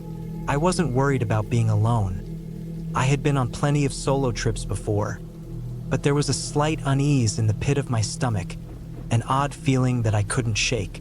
The drive there was scenic as usual, the trees towering along the narrow roads, their branches swaying gently in the breeze. I turned off my phone and left it in the car, wanting to disconnect completely. The forest felt inviting and quiet, and I was eager to set up camp. The sun was beginning to dip behind the trees when I arrived. The campsite was small, nestled between two hills, with a creek running nearby. The sound of the water was soothing. There were a few other campers scattered in the area, but it wasn't crowded. I liked it that way. I unpacked my gear and set up my tent, the small, green structure blending in with the surroundings. I gathered some firewood, lit a small fire, and settled in for a quiet evening. The smell of pine and earth filled the air. I roasted a couple of marshmallows, watching the flames dance and flicker as night slowly descended. As I sat there, something felt off. I couldn't quite put my finger on it, but there was a stillness that didn't sit right. The usual sounds of the forest, the rustling of leaves, the distant calls of birds, the crunch of small animals moving through the underbrush were gone. The fire crackled in the silence, but that was it. I shook it off, telling myself it was just my imagination. I decided to call it an early night. The air was cool and the fire was dying down. I zipped myself into my tent, the soft rustling of the fabric comforting. I lay there for a while, staring up at the mesh window in the ceiling of the tent, watching the moonlight filtering through the trees. But sleep didn't come easily. I kept hearing things, little noises outside the tent, things that didn't quite belong. A branch snapping, a soft thud, the sound of something brushing against the ground. I told myself it was just animals, maybe a raccoon or a deer, but then I heard it again, closer this time. A faint shuffling noise. My heart skipped a beat. I tried to brush it off, telling myself it was just the wind. But the wind doesn't shuffle. I reached for the flashlight beside me, turned it on, and peered out of the tent. The beam cut through the darkness, revealing nothing but the trees swaying gently in the night breeze. Nothing unusual. I sat there for a long time, the flashlight in my hand, listening intently. The noise had stopped, but that uneasy feeling hadn't. I decided to wait it out. The forest was known for its unpredictability, after all. It was probably nothing. But then the rustling came again, this time unmistakable. It wasn't the wind, and it wasn't an animal. I felt a cold chill run down my spine. The sound was moving around the tent, slow and deliberate. My breath caught in my throat. I couldn't move. My mind raced. Who would be out here this late at night, in the middle of nowhere? I held my breath, straining to hear. There was no mistaking it now. The sound wasn't from a person, but it wasn't an animal either. It was something else, something deliberate, something that seemed aware of my presence. A thought flashed through my mind. Maybe I wasn't alone. I waited for what felt like hours, the sounds continuing. The worst part was the feeling that whatever was out there knew I was in the tent. I didn't know what it wanted or why it was there, but I knew one thing for sure. It wasn't going away. I finally managed to summon enough courage to unzip the tent slightly and peek outside. The flashlight shook in my hand, but I forced myself to focus. The beam cut through the trees, casting long shadows across the ground. But there was nothing. No movement, no figure, just the soft rustling of the leaves in the wind. Still, the unease gnawed at me. I closed the tent flap tightly and lay back down, but sleep wouldn't come. I lay awake for hours, staring at the ceiling of the tent, listening to the quiet outside, waiting for whatever it was to make its move. But nothing happened. The sound had stopped. Maybe it was just my mind playing tricks on me. Maybe I had been too focused on the quiet. Maybe I had overreacted. I had convinced myself that it was nothing, that I had let my imagination get the better of me. But sleep still didn't come. Finally, as dawn broke and the light started to filter through the trees, I heard the unmistakable sound of footsteps, slow and deliberate, moving through the underbrush. This time, they were too close, too real. I scrambled to grab my things and get out of the tent, heart pounding in my chest. I had to get away. The forest that had once felt welcoming now felt like a trap. I quickly packed up my things, not bothering with anything but the essentials, and grabbed my backpack. I didn't even think to check the area again. I just ran. As I made my way back to the car, the strange feeling didn't subside. It felt as if I was being followed. I kept glancing over my shoulder, but I didn't see anything. The woods were eerily silent, and every step I took felt like it echoed in the quiet. When I finally reached my car, I didn't waste any time. I threw my gear in the back seat and started the engine. The tires screeched as I pulled out, eager to leave that place behind. The drive home was long, but the closer I got to familiar ground, the easier it became to breathe. I didn't know what had happened out there. Maybe it was just the isolation playing tricks on me. Maybe I had heard something I couldn't explain. But one thing was clear.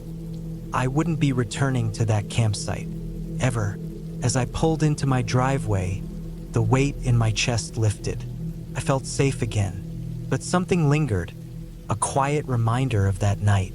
And though I couldn't explain it, I knew I would never forget the feeling of being watched in the woods. The next time I went camping, I'd be more prepared, and I'd never camp alone again.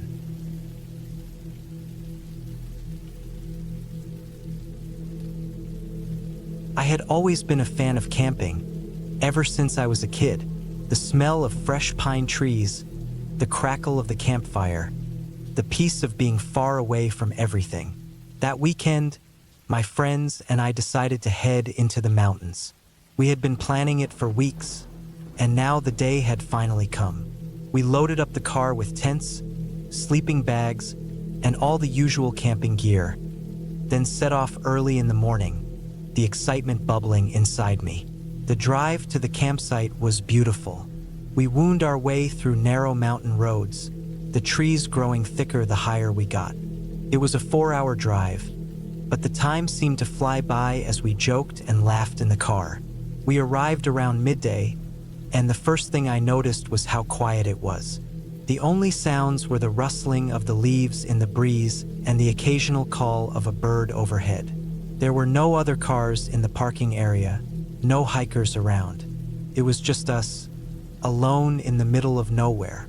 We found our spot at the edge of a small, clear lake. The water was calm, reflecting the blue sky above, and the surrounding trees formed a perfect circle around the campgrounds. We set up camp near the water, and while my friends started gathering firewood, I decided to go for a quick hike around the lake to stretch my legs. The trail was easy to follow, winding its way through dense trees and over rocks. As I walked, I couldn't help but notice how isolated everything felt. It was as though the forest was alive, yet holding its breath, waiting for something. I shook the feeling off. Maybe it was just my imagination. I didn't go far, just a quick loop around the lake. But when I returned to the campsite, my friends were acting a little strange. They were all sitting around the fire, but no one was talking. It was an awkward silence, the kind you don't really know how to break. I shrugged it off, thinking they were just tired from the drive.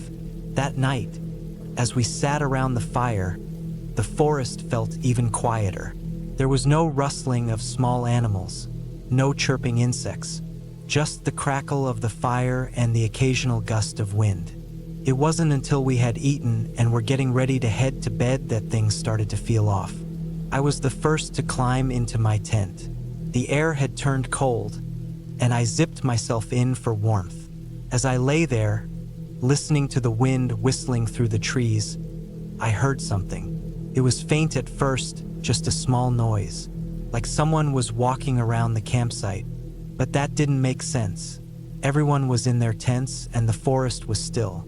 I pushed the thought out of my mind and tried to sleep, but it was impossible. The noise kept going. Slow, deliberate footsteps, crunching the leaves near the tents.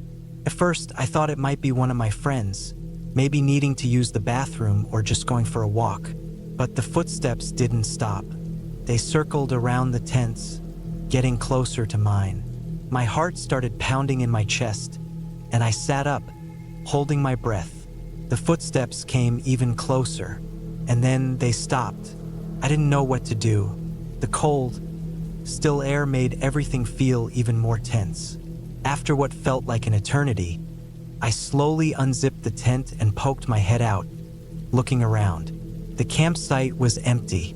The fire had died down to just a few glowing embers, casting long shadows across the ground. I looked around the perimeter of the camp. Nothing seemed out of place, yet the feeling of being watched crept up my spine. My instincts screamed at me to leave, but I was too scared to move. After a few more minutes of silently scanning the area, I ducked back into my tent, zipped it shut, and tried to calm my breathing. I must have eventually fallen asleep because when I woke up, it was morning. The sun was already up, and the forest was alive again with birds and insects. The world felt normal again, almost too normal. I decided to head to the lake for a while to clear my head. I grabbed my camera and took a few pictures of the early morning mist hanging over the water. The stillness of the lake was calming, but my mind kept returning to the events of the night before. Had I really heard those footsteps? Was it just my imagination playing tricks on me? When I returned to camp, my friends were already up. They seemed fine, acting like nothing unusual had happened. But I noticed that one of the tents had been moved slightly. It was positioned a few feet away from where it had been when I went to sleep. Did anyone mess with the tents last night? I asked, trying to sound casual. Everyone looked at each other. "No," one of them said. "Why?" I pointed to the tent, but no one seemed to think much of it. They shrugged it off and went about their morning routines. But I couldn't shake the feeling that something wasn't right. The forest had felt too quiet the night before, and now the campsite felt off, like something was lurking just out of sight. That afternoon, we went for a hike deeper into the woods, trying to distract ourselves. But the further we went, the more the tension in the air grew. The trees seemed to close in around us, blocking out the sun, and the ground underfoot grew soft and spongy. The trail was getting harder to follow, and the silence was suffocating. Then, out of nowhere, we came across an abandoned camp. It wasn't anything like the neat, organized campsites we had passed on our hike.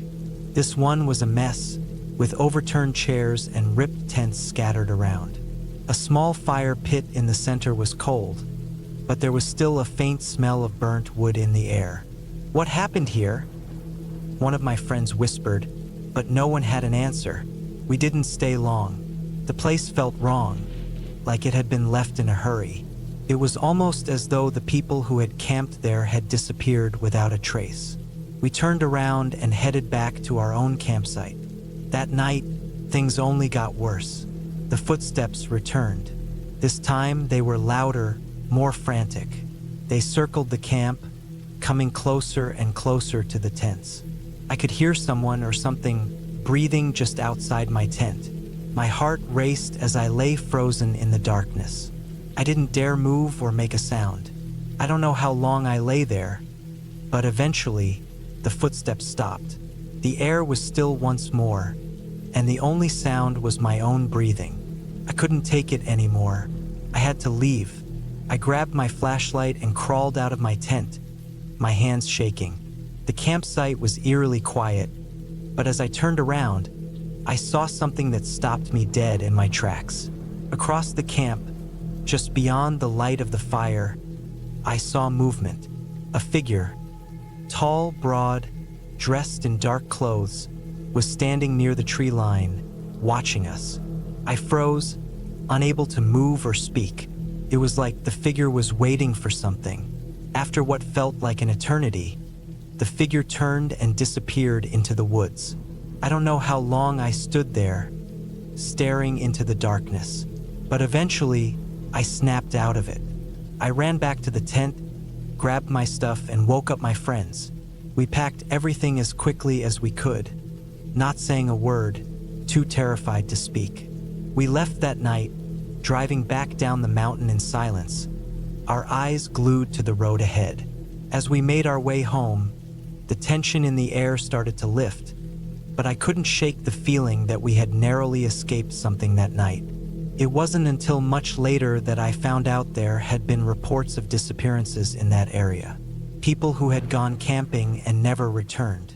I'll never know if what happened to us was just coincidence or something darker, but I know one thing for sure: I'll never camp in those mountains again.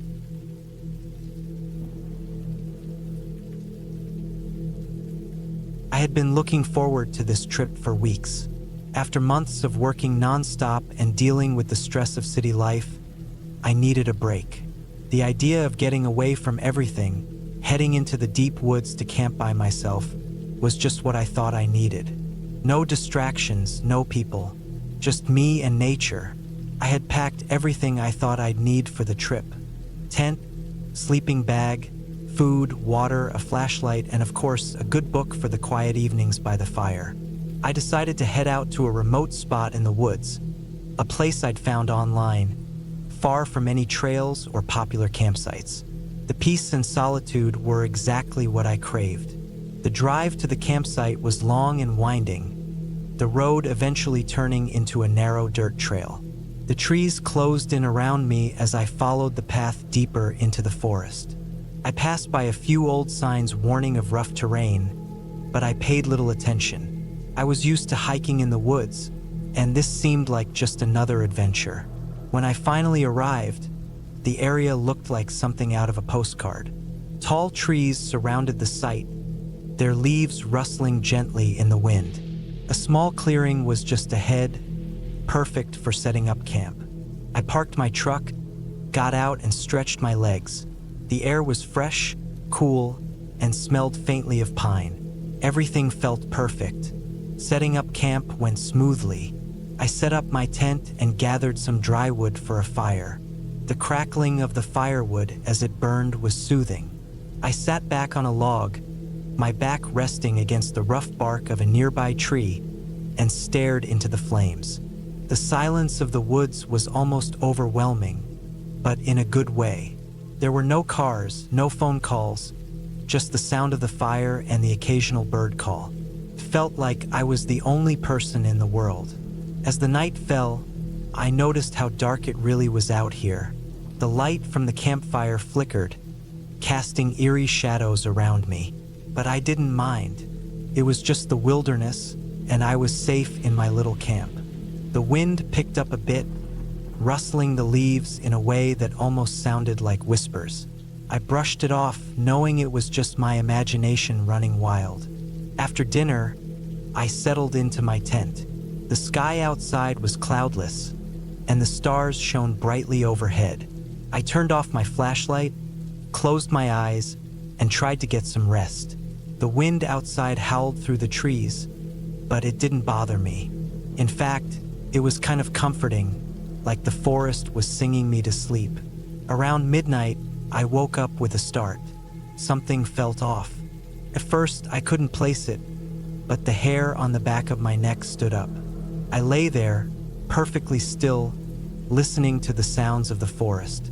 The wind had died down, and the usual night sounds, the rustling of leaves, the chirping of insects, had stopped. It was completely silent. Too silent. My mind raced, trying to explain the stillness. Maybe a storm was coming. Maybe it was just the calm before the usual nighttime noises returned. But deep down, something told me it was more than that. I got up and unzipped the tent just a little to peek outside. The fire had long since died down, leaving only faint embers. The moonlight barely filtered through the thick trees, casting long shadows across the clearing. Everything seemed still, almost too still. My eyes scanned the trees, searching for any movement, but I saw nothing. A sudden rustling to my right made me jump. I whipped my head in that direction, heart pounding in my chest.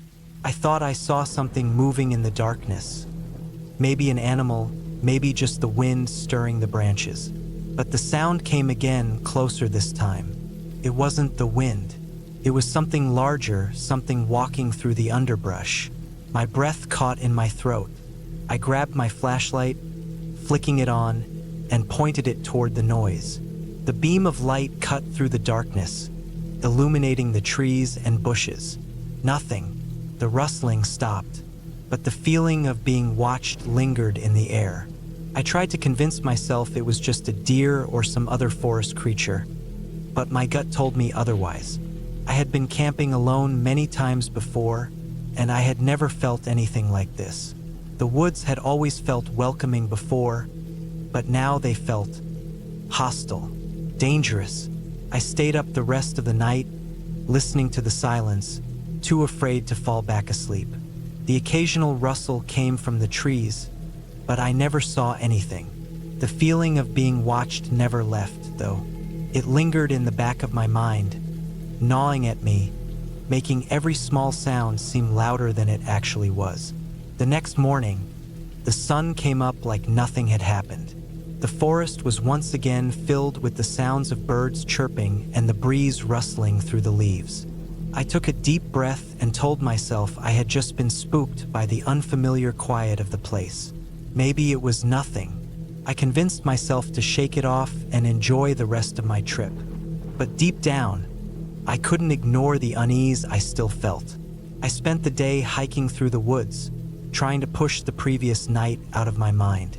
The forest was beautiful, with towering trees and small streams trickling through the underbrush. But even as I hiked, I kept looking over my shoulder, checking the shadows between the trees. It was like something was just out of sight, watching me. By the time I made my way back to the campsite, The sun was starting to dip below the horizon. I was exhausted but decided to go ahead and start a fire to cook dinner. As I sat down by the fire, the familiar feeling of unease crept back. It was like the forest had become a different place, like something was waiting for me. I heard a twig snap behind me, a loud, sharp sound that made me freeze. I turned quickly, scanning the darkness. Nothing, just trees and shadows. My heart was pounding in my chest, my senses on high alert. I tried to convince myself it was just an animal, maybe a deer or a squirrel. But in the back of my mind, I knew that wasn't true. It was too deliberate, too purposeful. Then I heard it again, this time closer. I grabbed my flashlight, my hand trembling. I shone it around the campsite, my eyes darting between the trees. Nothing. The shadows played tricks on my mind, the light casting strange shapes that seemed to move and shift. But I couldn't shake the feeling that I wasn't alone. I was being watched. I decided it was time to pack up. This wasn't fun anymore. I didn't care about the solitude or the wilderness. My instincts were screaming at me to leave. I grabbed my things, throwing them into my truck with shaky hands, barely able to keep it together. I started the engine, my eyes flicking nervously to the trees as I backed out of the campsite. Just as I was about to leave the clearing, I saw it. A figure standing just outside the tree-line. A man. He was tall, wearing a dark jacket, and he stood perfectly still, watching me. I didn't stop to get a better look. I hit the gas and sped down the dirt path, my heart racing as I heard the crunch of my tires against the gravel. I didn't look back. The road seemed endless as I drove, my hands gripping the steering wheel tightly, the shadows of the trees closing in on both sides. I didn't stop until I reached the nearest town, my heart still pounding in my chest. I found a small motel and checked in, my eyes darting around nervously. I hadn't been able to shake the feeling that someone had been following me, lurking just out of sight. As I lay in bed that night, I thought about the man in the woods. Who was he? What did he want? Why had he been watching me? The questions gnawed at me, but one thing was clear. I had made the right choice in leaving. The forest had changed overnight, and it wasn't a place I wanted to be anymore. The next morning, I called the local ranger station and told them everything that had happened. They took me seriously, but when I described the man, they said there had been reports of someone living off the grid in those woods. They warned me that it was a dangerous area, not because of any supernatural reason, but because of the people who sometimes called it home, people who preferred isolation and would do anything to keep their privacy. I never went back to that campsite, and I never camped alone again. The woods are beautiful, but they're not always safe, and sometimes the quietest places are the most dangerous.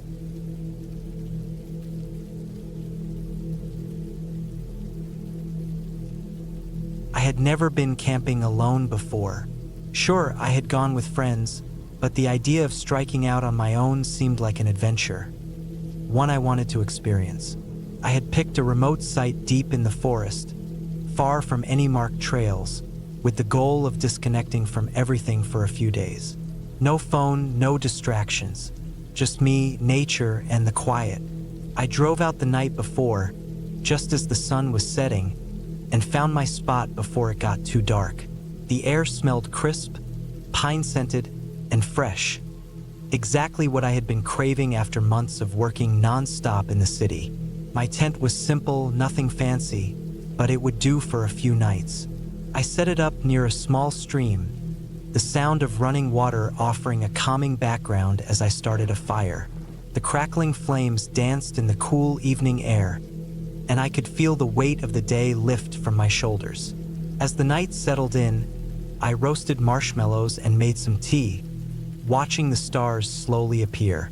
The forest around me was alive with sounds, the rustling of leaves, the occasional hoot of an owl, and the distant call of what I assumed was a coyote. It was the kind of peaceful night you dream of when you think about camping in the wild. For a while, I just stared into the fire, lost in thought. Eventually, I crawled into my tent to sleep. The rustling sounds outside grew fainter, and I quickly drifted off into a deep, comfortable sleep. But then, somewhere in the middle of the night, something woke me. First, I thought it was just the wind or a branch falling. But then I heard it again, a subtle noise. It was almost like something was moving around my tent. The sounds were faint but deliberate, like footsteps. My heart began to race, but I brushed it off. It was probably an animal, maybe a raccoon or a deer. I told myself not to be silly. But then the sounds got closer. The steps weren't random anymore. They were methodical, calculated. Whoever or whatever was out there was moving deliberately around my tent. I lay perfectly still, listening, trying not to breathe too loudly. My mind started to race through all the possibilities. Was it a person or something bigger? A bear? Maybe? I forced myself to stay calm, reaching over for my flashlight. I grabbed it, took a deep breath, and slowly unzipped the tent. I poked my head out, shining the light in all directions. The beam cut through the dark, illuminating the trees and bushes around me. But there was nothing, no movement. I stepped out of the tent cautiously, holding the flashlight in front of me. My boots crunched the leaves underfoot, and the night air felt colder. The hairs on the back of my neck stood up, a primal warning I couldn't ignore. There were no signs of any animal, no rustling in the bushes. But there was something else, a strange feeling in the air, like I wasn't alone. I stood there, listening, waiting for any clue. The forest around me felt unnervingly silent. Then I heard it again, a faint noise. This time it was closer, much closer. My heart began to pound, and my grip on the flashlight tightened. I could see a shape now, something in the dark, moving slowly between the trees. My breath caught in my throat as I tried to make out what it was. It was tall, human-like, but I couldn't see its face, and the shadows played tricks with my eyes. Was it a person? The shape wasn't clear enough to tell. I didn't think. I just reacted. My legs carried me back to the tent, my body moving on autopilot as fear surged through me. I threw myself inside, zipping it up quickly. My mind was racing now. I had no idea what was out there. I couldn't think straight. I could still hear something out there. Footsteps again, circling my tent. I sat there in the dark, my flashlight pointed at the zipper, as if somehow it would protect me from whatever was outside. Minutes passed like hours, but the footsteps eventually faded. The silence returned, but it wasn't peaceful. It was oppressive, thick with an unseen presence. I didn't sleep the rest of the night. Every little sound made my heart leap into my throat. The hours dragged on until finally, the first light of dawn began to break through the trees. I couldn't explain it, but the fear that had gripped me all night slowly started to loosen. The sun was rising, and with it, the forest began to feel less threatening. Maybe it was just my mind playing tricks on me in the dark. Maybe it was the wind. Still, I wasn't taking any chances. I packed up my things quickly, moving as quietly and efficiently as I could. I wanted to get out of there, back to civilization, where there were people and noise and safety. Just as I was about to zip up my bag, I noticed something. In the dirt near my tent, there were tracks. Large, irregular prints that looked like they had been left by something heavy, maybe a human, but they didn't quite look right. They were too deep, too wide. I froze. My heart started pounding again. These weren't animal tracks. They were too deliberate, too human. I grabbed my things and made a beeline for my car, my feet never once stopping to look back. The feeling of being watched, the tension in my chest, never left until I was safely in my car, driving away. It wasn't until I was on the highway, miles away from the camp, that I was able to breathe again. I kept replaying the night over and over in my head, trying to make sense of it. Maybe it was just someone else camping out there, but why would they be so quiet, so secretive? Why had they followed me? Later, back home, I looked up the area I had camped in. There were no reports of strange disappearances or any dangerous animals in the region. But I did find something odd. A local forum where people posted camping tips had one post warning others about weird things happening around the old trails and unsettling encounters in the woods. The post was dated over a year ago, but it sent a chill down my spine. I may never know what really happened that night, but one thing was certain: I'd never camp alone again. The quiet of nature had been a lure, drawing me in, but I had underestimated how easily something or someone could be lurking just out of sight. As the days passed, I started to feel better, but that sense of being watched never quite left me. It wasn't a feeling I could shake off, no matter how hard I tried. What I had experienced that night, whether it was a person or something else, had marked me in a way I couldn't explain. All I knew was that sometimes the woods are far more than just trees and animals. There are things out there, things you can't always see or understand. And in those moments, when the world is quiet and the shadows stretch long, you learn to trust your instincts, because sometimes your mind knows far more than your eyes.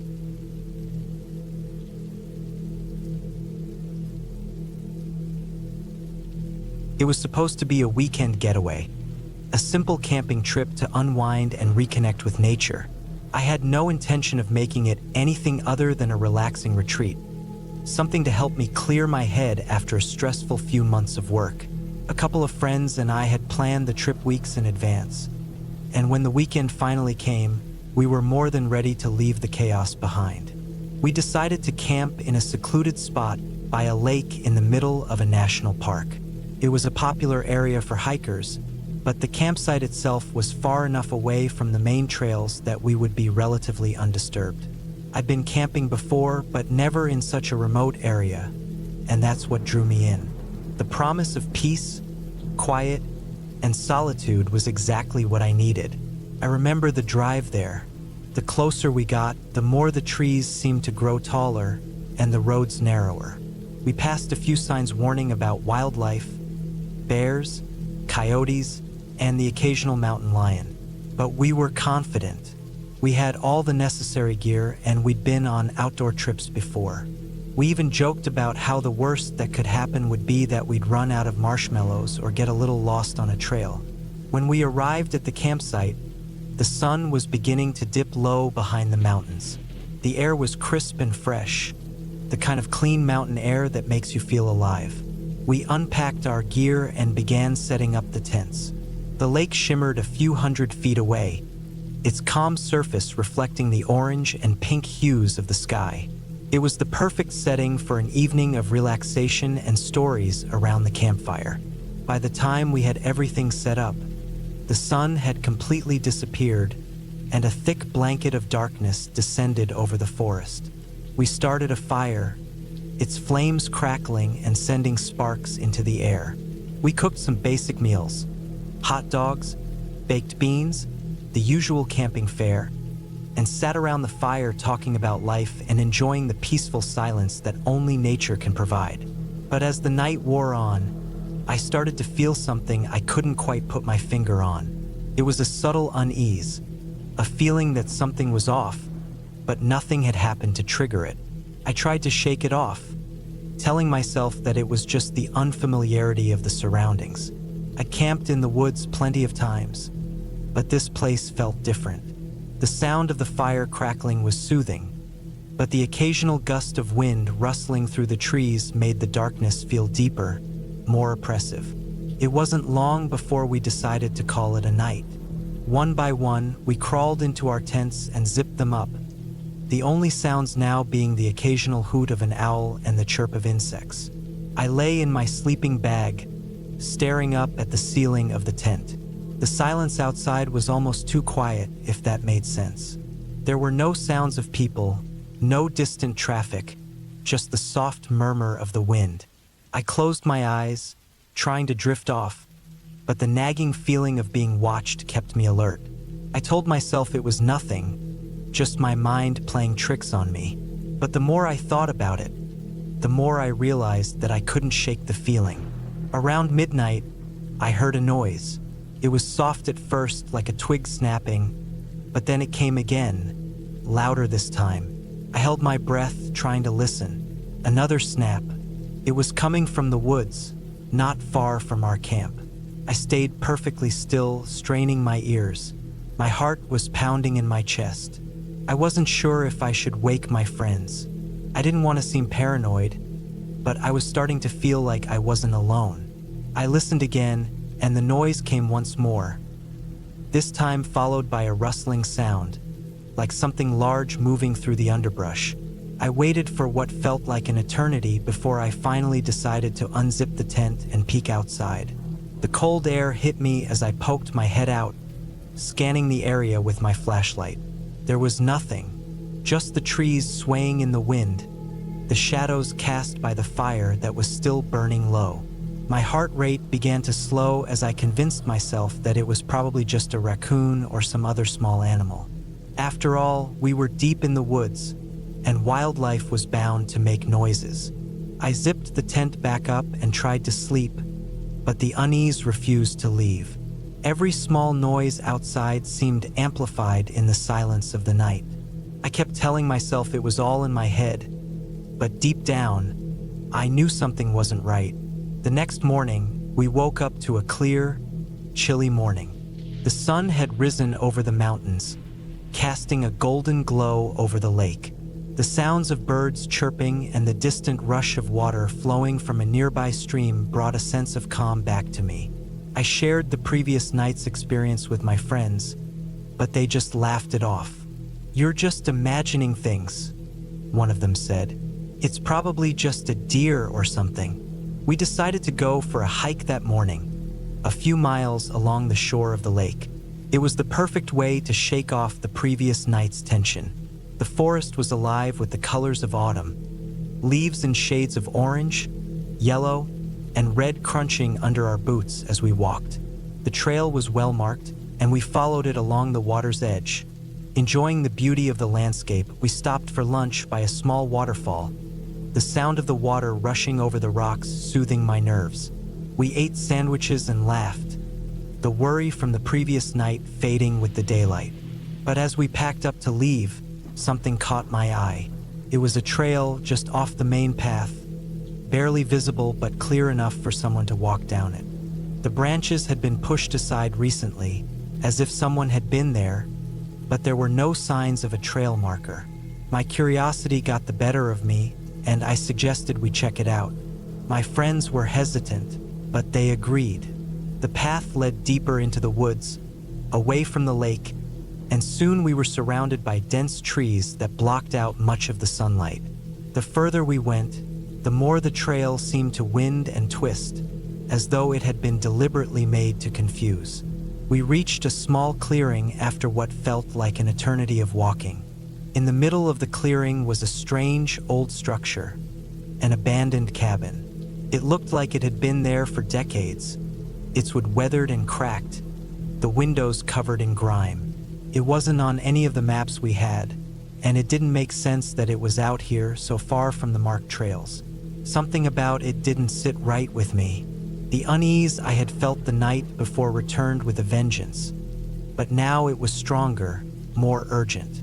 I didn't want to go any closer, but my friends were already moving toward the cabin, drawn by its mystery. I hesitated, but eventually followed them, my heart hammering in my chest.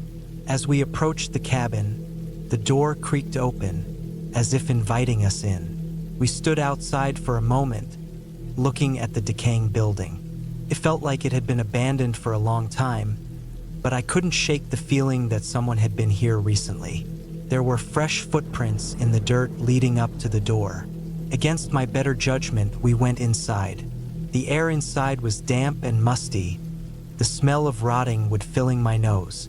The walls were covered in old, faded wallpaper, and the furniture was broken and covered in dust. It looked like it had been left in a hurry, with personal belongings scattered around. An overturned chair, a tattered blanket, a broken lamp. Then we heard it, a loud bang from upstairs. My blood ran cold. We froze, not daring to move, listening intently. It was followed by another thud, then silence. My friends looked at each other, their faces pale. I had no idea what it was, but it was clear that something or someone was up there. My mind raced with possibilities, none of them good. The cabin felt wrong, like it was hiding something. I told my friends we needed to leave, but one of them insisted on checking upstairs. I couldn't argue with them. There was no way I was going up there alone, but I wasn't going to stick around either. We made our way back to the door, and just as we stepped outside, we heard footsteps behind us. Fast, deliberate steps like someone was following us. My stomach churned, and I spun around, but there was no one there, just the woods stretching out in every direction. We ran back down the trail, not stopping until we were back at the lake. We didn't speak much after that. None of us did. There were no words that could explain what had happened. We packed up our things quickly and left the campsite, deciding that the weekend wasn't worth the risk. As we drove away, I glanced back at the woods one last time. The cabin was still there, but I felt a sense of relief wash over me. Whatever it was, we had gotten away from it, and that was the last time I ever went camping in that part of the woods.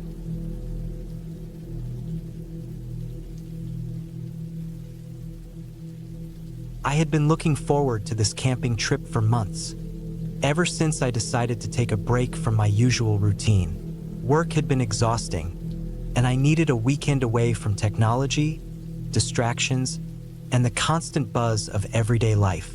I packed my gear, told a few close friends my plans, and set off alone into the wilderness, hoping for peace and a chance to reconnect with nature. But things didn't turn out the way I expected. The sun was still high in the sky when I arrived at the campsite, nestled deep in a forest, miles away from civilization. The air was fresh, filled with the smell of pine trees and damp earth. It was the perfect setting. I unloaded my backpack, setting up my tent beside a small creek that trickled gently through the woods. I wasn't worried about wildlife. I'd done this many times before, and as far as I knew, the area was safe. By nightfall, the woods around me grew quiet.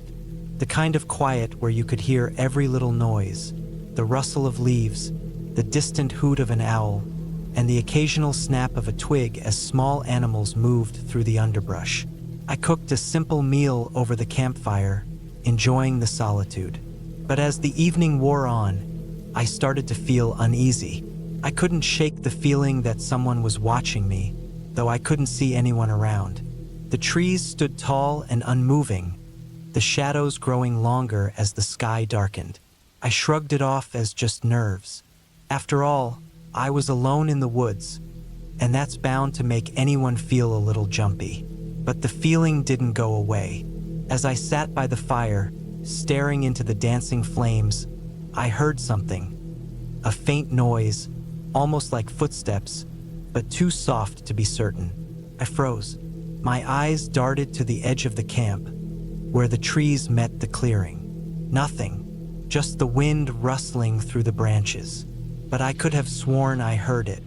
The sound of footsteps, barely audible but distinct.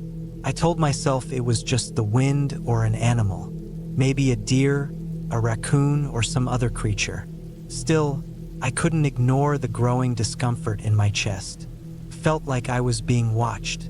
I finished my meal, cleaned up, and decided to go to bed early. The fire still crackled beside my tent, but I could feel the cool air creeping in as the night grew colder. I zipped up my sleeping bag and lay still, listening to the sounds of the forest. The wind picked up, causing the trees to sway and creak. It was a peaceful sound, but for some reason, it did nothing to calm my nerves. I drifted in and out of sleep, tossing and turning, restless. Then, around midnight, I was jolted awake by a loud crash. It sounded like something large had broken through the underbrush and was heading straight toward my campsite. My heart pounded in my chest. I sat up, straining to hear, but everything was silent again, except for the occasional rustle of leaves. The noise had stopped as quickly as it had started. I grabbed my flashlight, shining it out into the woods. The beam sliced through the darkness, but I couldn't see anything. No animal, no person, nothing. The campfire was still burning low, casting long shadows around me, but there was no sign of movement. I exhaled slowly, trying to calm myself. It was probably just a bear or some other large animal that had wandered too close. But then I heard it again. This time it was closer. The sound of twigs snapping underfoot, slow and deliberate. My breath caught in my throat as I listened. It was unmistakable now. Someone or something was out there. I quickly grabbed my backpack and stuffed it with my essentials. Phone, flashlight, water, a knife. Anything that might help if I needed to leave quickly. My mind raced as I tried to think of what to do. I couldn't just sit there and wait.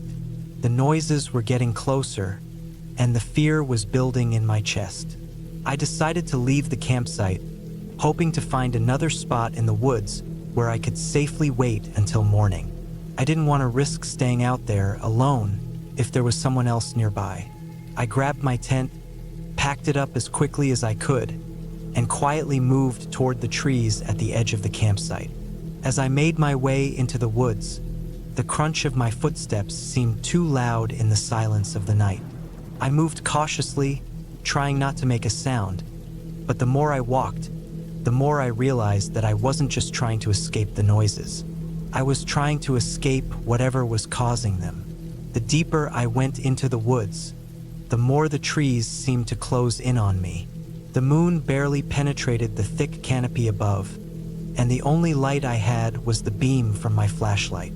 I heard the rustling again, and this time it wasn't a distant noise. It was just behind me, close enough that I could feel the weight of its presence, the cold breath of fear creeping down my spine. I spun around, shining my flashlight into the darkness, but there was nothing but trees and shadows. I took a deep breath, trying to steady myself, but my hands were shaking. I couldn't stay out there much longer. I needed to find a safe place to wait until the morning. I found a large rock near a stream and decided to hide there. I crouched behind it, my heart pounding in my chest, my breath shallow. The noise had stopped for now, but I knew it wouldn't be long before it started again. I huddled there in the dark, listening to the sounds of the night. Time seemed to stretch on forever, every minute feeling like an hour. Then, just as I thought the worst was behind me, I heard something different. It was the sound of a voice, not a whisper, but clear enough to make me freeze in terror. A voice calling out in the distance, echoing through the woods. I couldn't make out the words, but the tone was unmistakable. It was someone calling for help. It was faint, distant, and distorted by the wind, but it was there. I stayed perfectly still, holding my breath. The voice called out again, this time louder, closer. My mind raced. Who could be out here alone at this hour? The fear I had been feeling turned into a cold, sickening dread. Something was wrong. I waited for what felt like an eternity, hoping that the voice would stop, that the figure, whoever or whatever it was, would disappear. But it didn't. The voice came closer, and I could hear footsteps now, heavy and deliberate. It sounded like someone was moving toward me, though I couldn't see anything in the darkness. I could feel the presence, though. Someone or something was there. I quickly made the decision to leave the rock and move back toward the campsite. It was risky, but staying in one spot wasn't going to help me. I needed to get back to my gear, my things, where I could at least be prepared to defend myself if I had to. I moved cautiously through the trees, my flashlight shaking in my hand, heart pounding in my chest. The sounds were growing closer. The voice was louder now, almost as if it was right behind me. But when I turned around, there was nothing but shadows. By the time I reached the clearing again, the campfire was nothing but glowing embers. The campsite was silent, completely still. I didn't know whether to feel relieved or terrified. There was no sign of anyone or anything, but the fear still gnawed at me. I couldn't shake the feeling that I wasn't alone. I decided to pack up my things as quickly as I could and leave. I didn't care if it was the middle of the night. I wasn't sticking around to find out what had been out there with me. The noises, the voice, the footsteps. It all pointed to something that didn't feel right. I needed to get out, to put miles between myself and whatever was lurking in the woods. With my gear packed, I started walking out of the forest, trying to stay calm and focused, but every step felt heavier than the last. The woods seemed to stretch on forever, and I wasn't sure I was heading in the right direction. But somehow I kept moving, trusting my instincts. Eventually, the first light of dawn broke through the trees, and I found myself on a narrow trail that led back to the parking area. My heart finally began to slow as I saw my car parked up ahead, untouched and waiting for me. I wasn't sure if I'd imagined the whole thing or if I had truly been followed, but I wasn't about to stick around to find out. As I drove away, I glanced back at the forest one last time. The trees loomed dark and silent, but I didn't feel the weight of their watchful gaze anymore. I was safe, for now.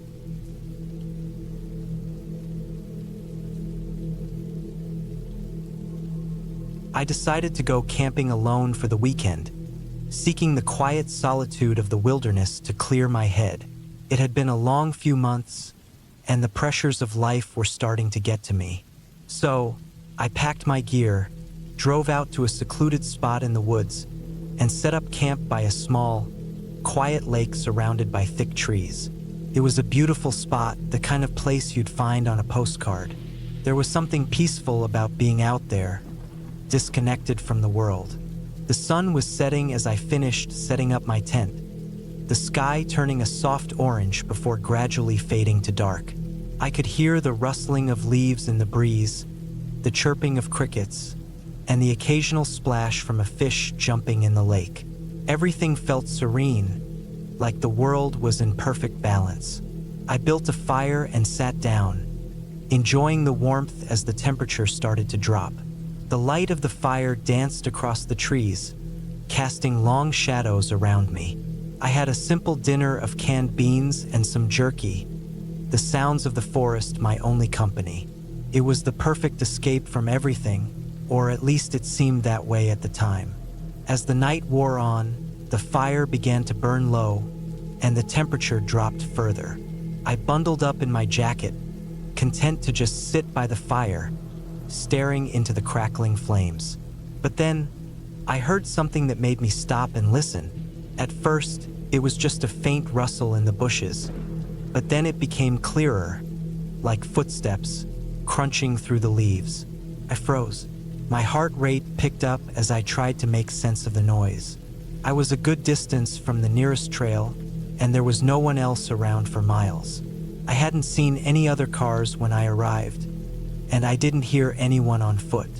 But still, there it was again, more footsteps. Not the normal sounds of animals moving around, but deliberate, heavy steps that seemed to circle my campsite. I tried to convince myself it was just an animal, maybe a deer or a raccoon, but the sound was too distinct, too deliberate.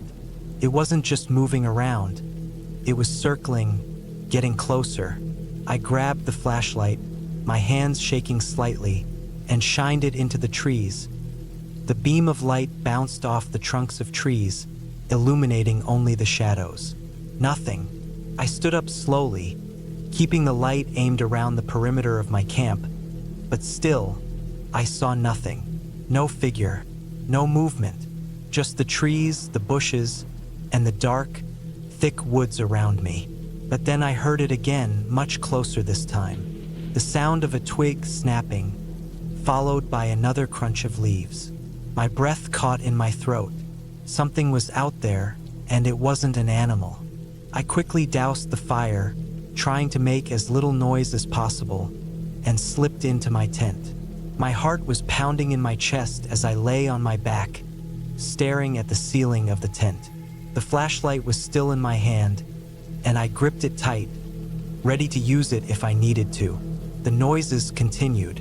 Footsteps, twigs breaking, But this time, it was much closer, almost directly outside my tent.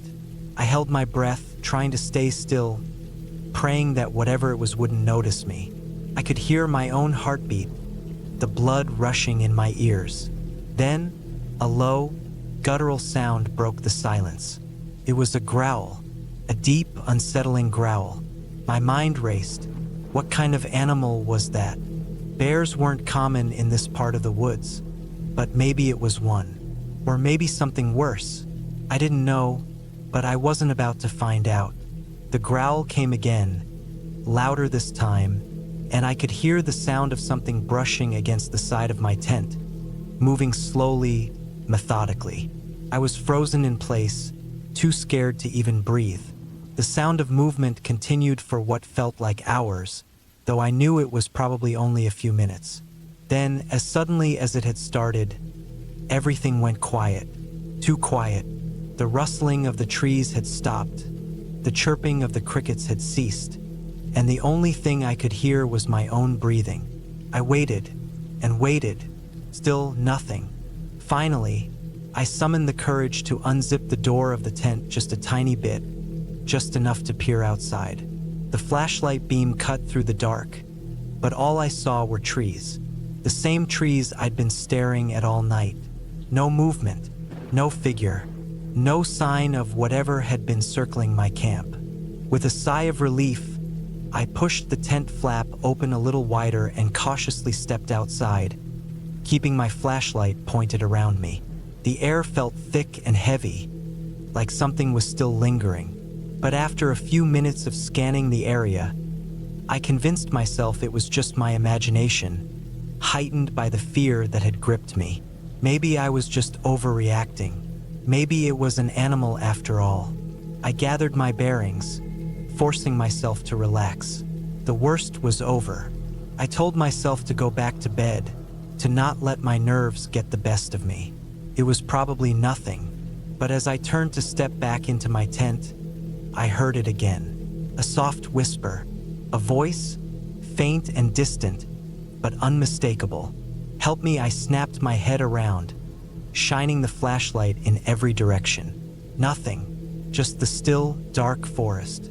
My pulse raced again, and this time I didn't waste any more time. I grabbed my bag, shoved the flashlight inside, and zipped up the tent, praying that whatever it was, it would leave me alone. I stayed up the rest of the night, not daring to close my eyes. I listened for any more sounds, every creak of the trees, every shift in the wind, but nothing came. The night passed uneventfully, the silence oppressive, but the danger seemed to have passed. The next morning, I packed up and left. I didn't even hesitate. I had to get out of there. As I drove back down the narrow dirt road, I glanced in my rearview mirror one last time. The woods stretched out behind me, peaceful and still in the early morning light, as if nothing had ever happened. The lake shimmered under the rising sun, and the birds began to sing. I never told anyone what happened that night. Who would believe me? But I know what I heard. I know what I felt. And as I pulled away from that campsite, I knew one thing for certain. I would never camp alone again.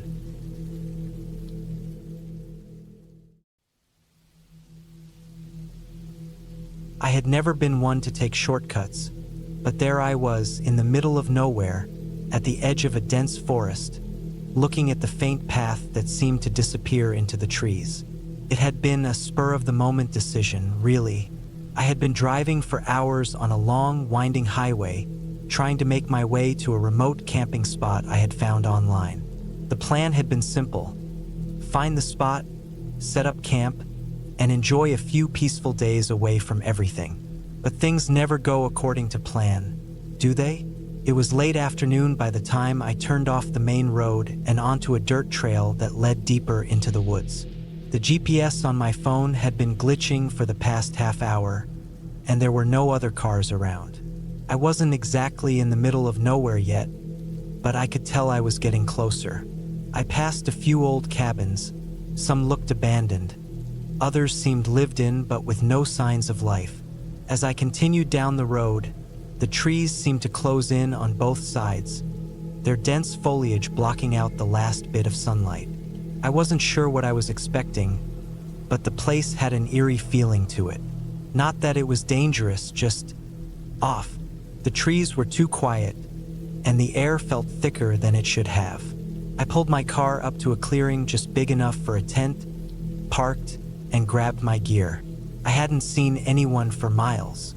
The isolation was what drew me to this spot in the first place. But now, with no one around, I felt strangely exposed. I set up my tent with the usual routine, staked it down, unfurled my sleeping bag, arranged the firewood I'd brought with me. There wasn't much to the place. The clearing was small, and aside from the tall trees, all I could see was the edge of the forest and the narrow trail that led back to the dirt road. There wasn't any noise either. No wind, no birds, nothing. It was quiet, too quiet. I decided to start a fire. The evening chill had begun creeping in, and the crackle of flames would at least give me something to focus on. I sat on a log beside the fire, staring at the flames and wondering if this had been such a good idea after all. My phone still had no signal, and I couldn't shake the feeling that I was being watched. It was probably just my imagination, I thought, but the feeling wouldn't go away. As night settled in, I did my best to ignore the unsettling stillness around me. I ate a quick dinner from a can and tried to read a book by the light of the fire. But my eyes kept darting to the tree line, and the shadows between the trunks seemed to shift unnaturally. I couldn't shake the nagging feeling that something was off, like I was being drawn deeper into the woods without meaning to. I shook my head, forcing myself to focus on the pages of my book, but I couldn't concentrate. The unease gnawed at me, growing with each passing minute. It was then that I heard it, an unmistakable sound just beyond the trees, a rustling noise. At first, I thought it was an animal, but the sound was too deliberate, too rhythmic. It didn't sound like a bear or a deer or any of the usual wildlife I was used to. It sounded human, like someone was walking slowly through the underbrush, trying to stay quiet. I stood up, my heart pounding in my chest. The noise stopped as soon as I moved. I stared into the darkness, my eyes straining to make out any shapes in the trees. I couldn't see anything, just shadows and movement in the corners of my vision. The wind picked up, carrying with it the faint scent of pine. My hands were shaking now, and I couldn't tell if it was from the cold or from fear. I had come out here for solitude, but now I wanted nothing more than to be back in the city, surrounded by people, noise, and light. The rustling came again. This time it was closer. I grabbed a flashlight from my bag and shone it toward the trees. Nothing, just the shadows. My breath quickened, and I felt the hairs on the back of my neck stand up. I turned the flashlight off again, trying to stay calm. It was probably an animal, I told myself. A deer, a raccoon, something. There was no reason to panic. But then the rustling came again, this time from directly behind me. I froze. The sound was unmistakable now, and it was close, too close. My heart thudded in my chest, and I couldn't move. My body was frozen in place, my mind screaming at me to run, but my legs wouldn't obey. Then, in the space of a few seconds, everything went silent. It was as if the world had stopped. I waited, barely breathing, listening for any sign of movement, but there was nothing. I dared a glance over my shoulder. The clearing was empty. My eyes flicked from the trees to the shadows, my mind racing with possibilities. Had I imagined it? No, I knew what I'd heard. The silence stretched on. Then, I heard a faint crunch underfoot. It was barely audible, but it was there. I spun around, flashlight in hand, but again, nothing. The trail that led back to the road seemed just as empty as it had been before. I don't know how long I stood there, my heart pounding, my breath shallow. Maybe it was minutes, maybe it was hours. But eventually, I knew I had to do something. I wasn't going to sit here waiting for whatever it was to come closer. I grabbed my things, shoved them into my backpack, and moved quickly to my car. The whole time, I kept looking over my shoulder. Every rustle, every shift of the trees sent a jolt of fear through me. But I couldn't see anyone, couldn't hear anyone. When I finally reached the car, I threw my bag in the back seat, got in, and locked the doors. I stared out the window, my heart still racing, waiting for whatever had been out there to reveal itself. But the darkness remained undisturbed. I wasn't sure what to do next. Should I just leave? Should I wait until morning? But the thought of staying in that clearing for another night felt impossible. I couldn't shake the feeling that I wasn't alone. I started the engine and drove back down the dirt trail. As I left the forest behind, I couldn't help but feel a strange sense of relief. The further I got from that place, the less I felt like I was being watched. When I reached the main road, I didn't stop to look back. I kept driving, trying to ignore the eerie stillness of the forest that seemed to follow me, even from miles away. By the time I reached a small town and found a place to stay for the night, I felt like I could finally breathe again. I kept replaying the events in my mind, trying to make sense of it all. Was it someone playing a prank on me? Or had I just stumbled across a spot that people preferred to keep to themselves? Either way, I had learned something important that night. No matter how remote the place, how peaceful it may seem, there's always a chance that someone or something else is out there. I couldn't shake the feeling that I had narrowly escaped something, though I could never quite put my finger on what it was. But I knew one thing for sure: I wasn't going back to that spot. Ever.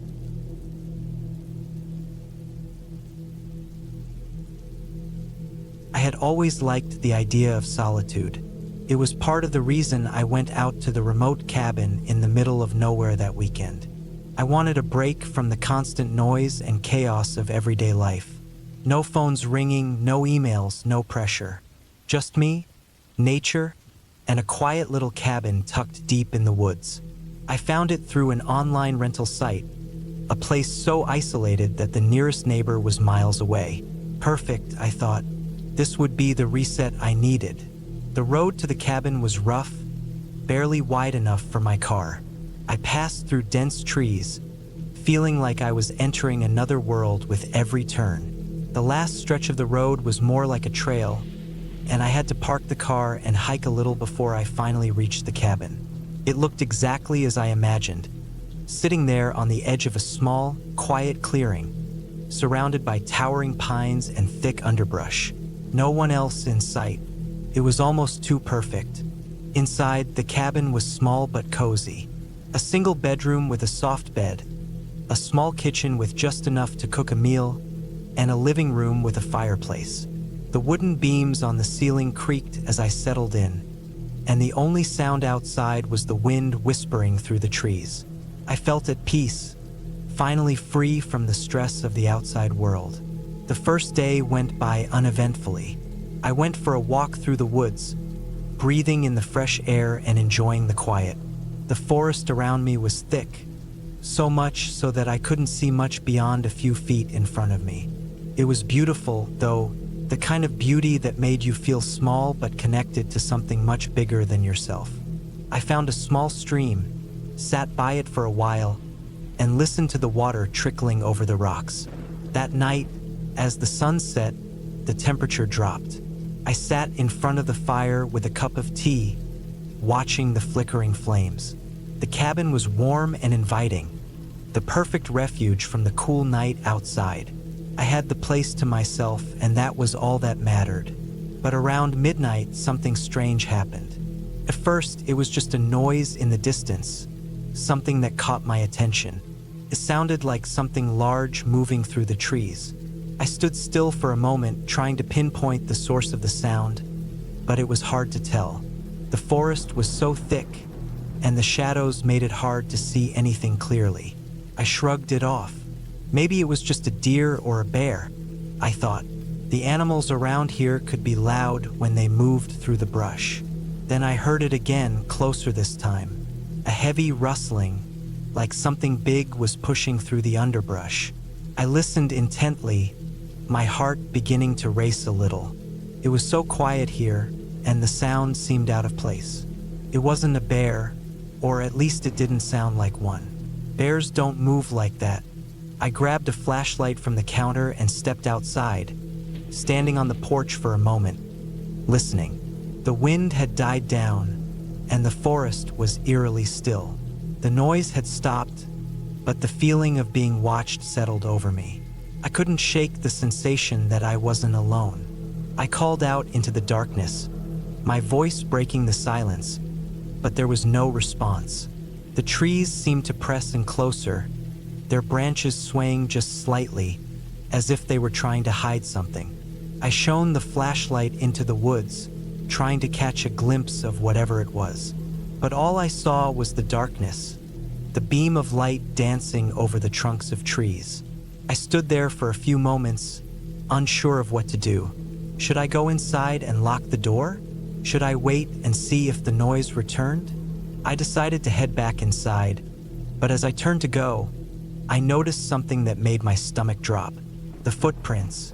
There were fresh prints in the soft earth just outside the cabin, large and heavy, like a person had been standing there not long ago.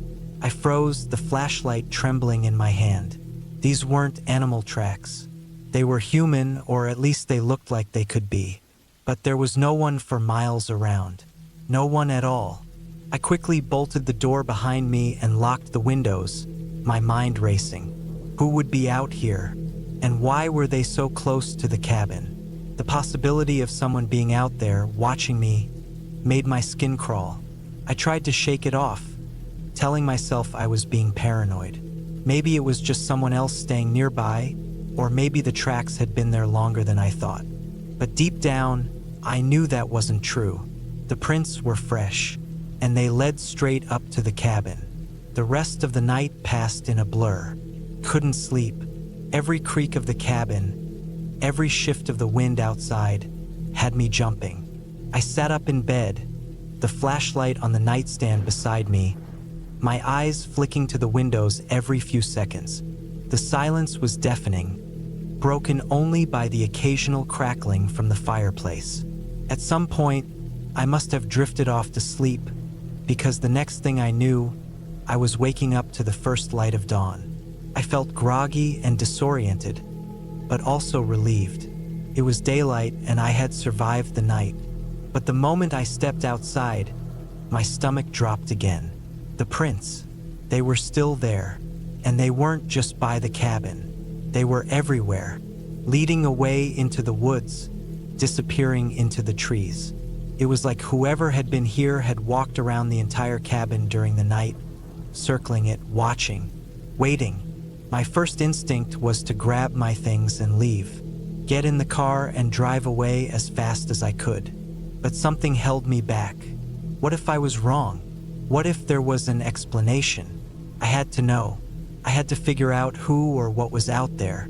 I spent the rest of the morning trying to make sense of it all.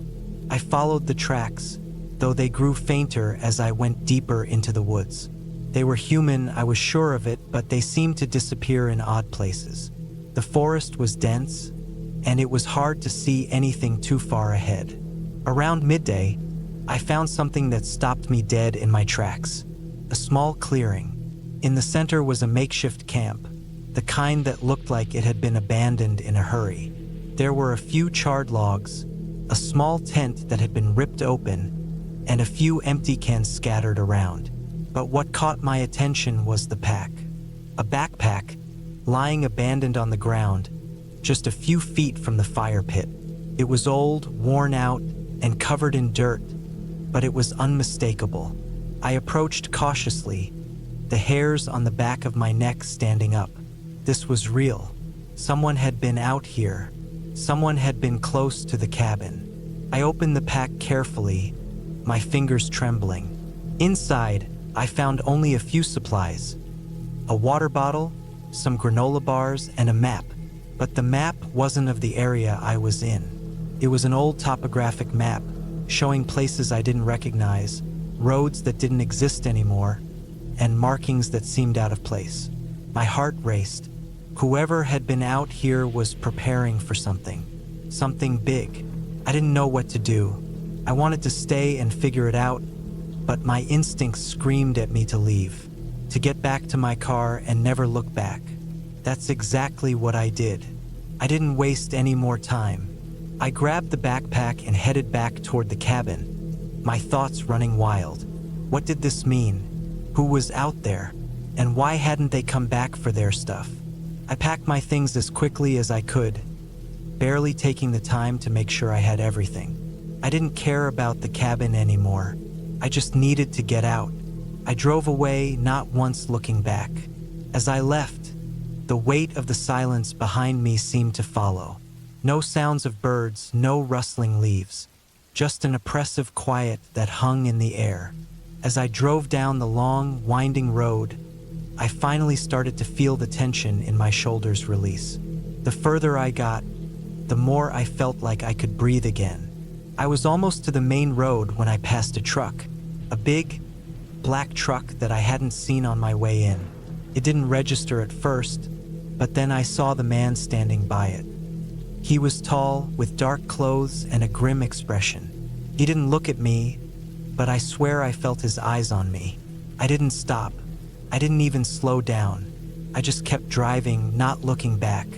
When I finally reached the main highway, I pulled into the nearest gas station, my hands shaking.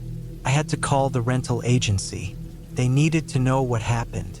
But when I tried to explain, the person on the other end of the phone sounded confused. No one was supposed to be out there. No one. They offered to send someone to check the cabin, but I didn't care. I was done. I was so done. I haven't gone back to that cabin. I haven't even been back to that area. I don't know who or what was out there. Maybe it was just someone else like me trying to get away from the world. Or maybe it was something else, something I don't want to think about. But whatever it was, I'm glad I'm far away from it. The woods may be beautiful, but they hold secrets. And some secrets are better left undisturbed.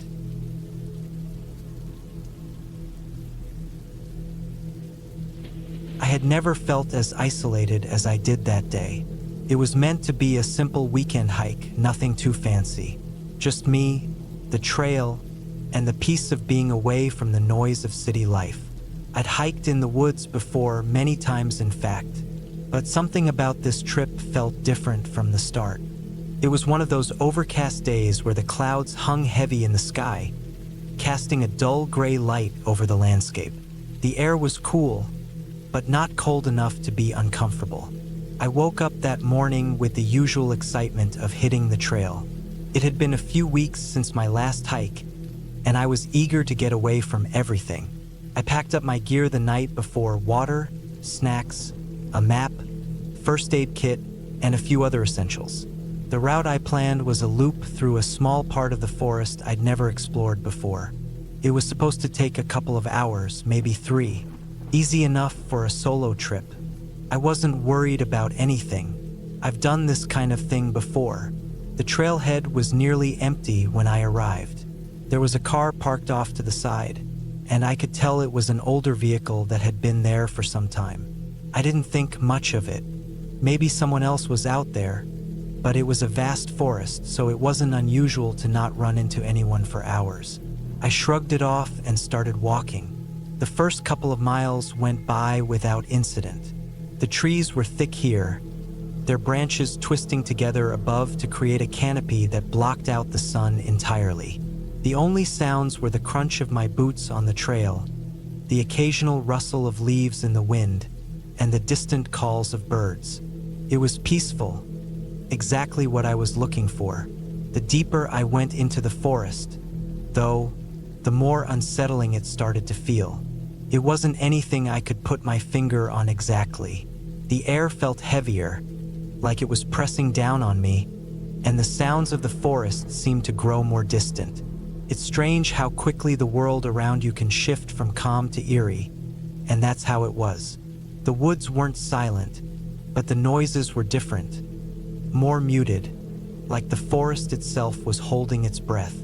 By the time I reached the halfway point of the trail, I had begun to notice the absence of familiar signs. Normally, I'd expect to see a trail marker or maybe a stream, a small clearing, something that reassures you that you're on the right path. But here, there was nothing. The trail had become more difficult to follow, and it was hard to tell which way was which. I checked the map, but it was no help. The markings didn't match anything I was seeing. The trees looked the same in every direction, and I felt a flicker of doubt creep into my mind. I paused for a moment, took a deep breath, and tried to shake off the unease. It was just my mind playing tricks on me. Nothing more. I kept walking, hoping to reach a familiar landmark, but nothing seemed to change. After another hour or so, the trail completely disappeared. The path that I had been following had dwindled into nothing, replaced by undergrowth and thick, tangled roots. I stopped, and for the first time I felt a rising panic. I should have turned back earlier, but now it felt too late. I pulled out my map again, but it wasn't much help. The trails I'd expected to follow weren't there anymore. The landmarks I had hoped to rely on seemed non-existent. I turned around, hoping to retrace my steps, but that only made things worse. Everything looked unfamiliar, and the trees seemed to loom over me, closing in from every side. I tried to stay calm. It wasn't unusual to get disoriented in a forest like this. I told myself to keep moving, to keep walking, and eventually, I would find my way out. But as the hours passed, the situation only seemed to worsen. It wasn't just the trail that had disappeared. The forest itself felt different, more oppressive. The sky was growing darker as the sun started to dip behind the clouds. I checked my watch, nearly 6 o'clock. I should have been out by now, but there was no sign of anything familiar. That's when I started to hear it. At first, it was subtle, just a faint rustling sound, like something moving through the brush. I paused, my heart skipping a beat. It was far enough away that I couldn't see what it was, but I could hear it. The sound was strange, unnatural. It was too rhythmic, too deliberate to be an animal. I stood still, straining my ears, but it stopped as suddenly as it had started. I took a step forward, trying to ignore the growing unease. The forest felt empty, too empty. There were no sounds now, no birds, no wind. Just the deafening silence and my own heartbeat. The hair on the back of my neck stood up. Something wasn't right. The wind picked up a little, blowing through the trees, but it didn't do much to calm my nerves. It only made the shadows between the trees seem longer, darker. I kept walking, but now I was aware of every snap of a twig underfoot, every rustle of leaves. The world felt as though it were holding its breath. By the time it was fully dark, I had no idea where I was. The light from my phone barely helped. I had no reception, of course, but I used it to light my way as I stumbled through the woods. I couldn't stop thinking about the rustling. Whatever it wasn't natural. The noise had come from a place where there shouldn't have been anything. Too still, too quiet. Then it happened again. A distinct, deliberate sound. It was closer this time. I froze, gripping my phone tighter. I could hear it moving slowly, methodically.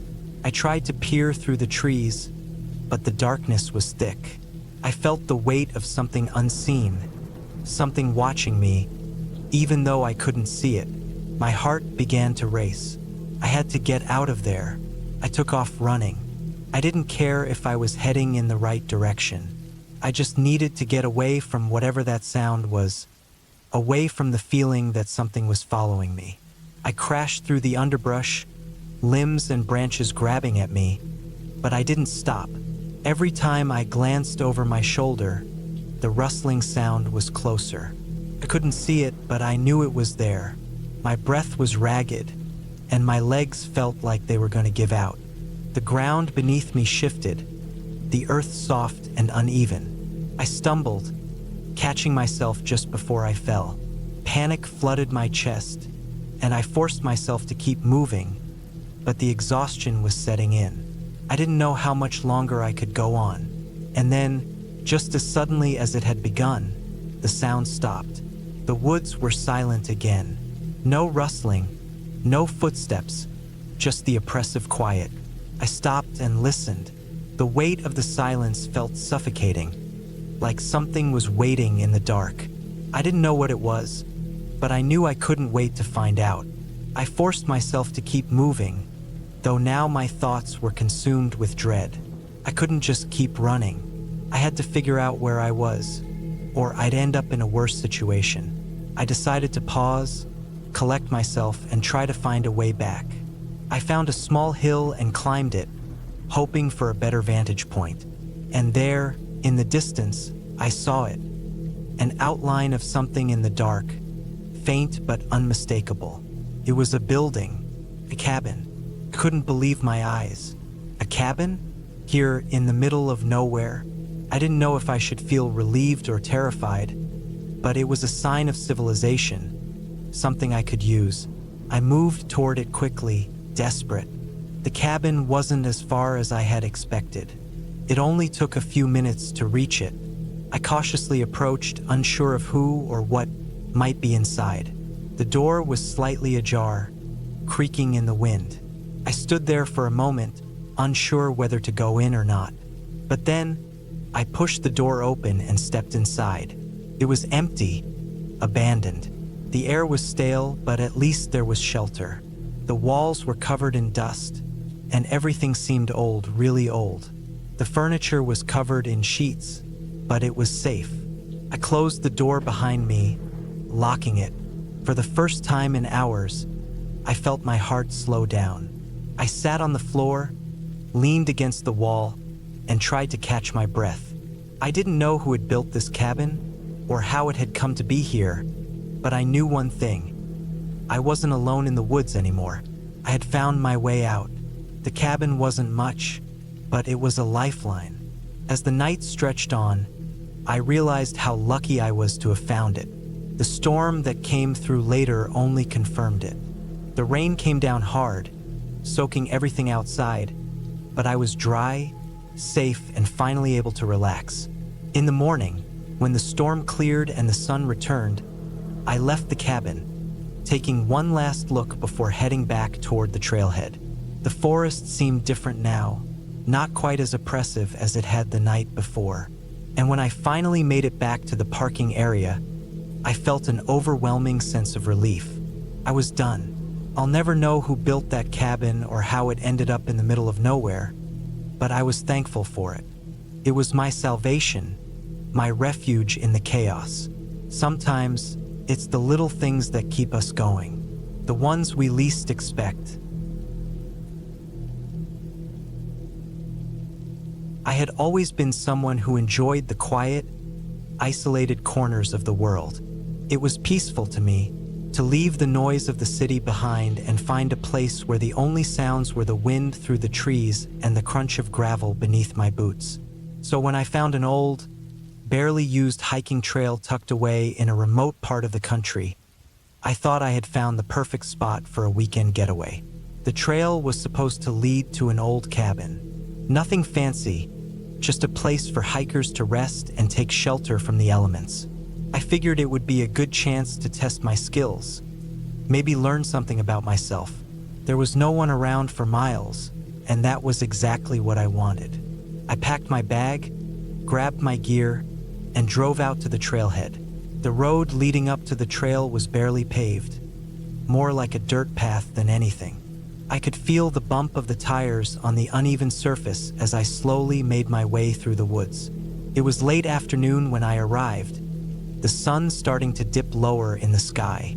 The air was cool, crisp, perfect for a hike. I parked my car at the trailhead and took one last look at the road behind me. There was no sign of life, just the trees swaying gently in the wind and the distant sound of birds. I grabbed my backpack, made sure I had everything: water, snacks, a map of the area, and started down the trail.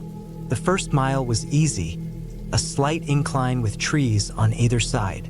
The trail was well marked, and I didn't feel concerned at first. The sun filtered through the leaves, casting long shadows on the ground. I could hear my footsteps, rhythmic and steady, crunching against the dirt.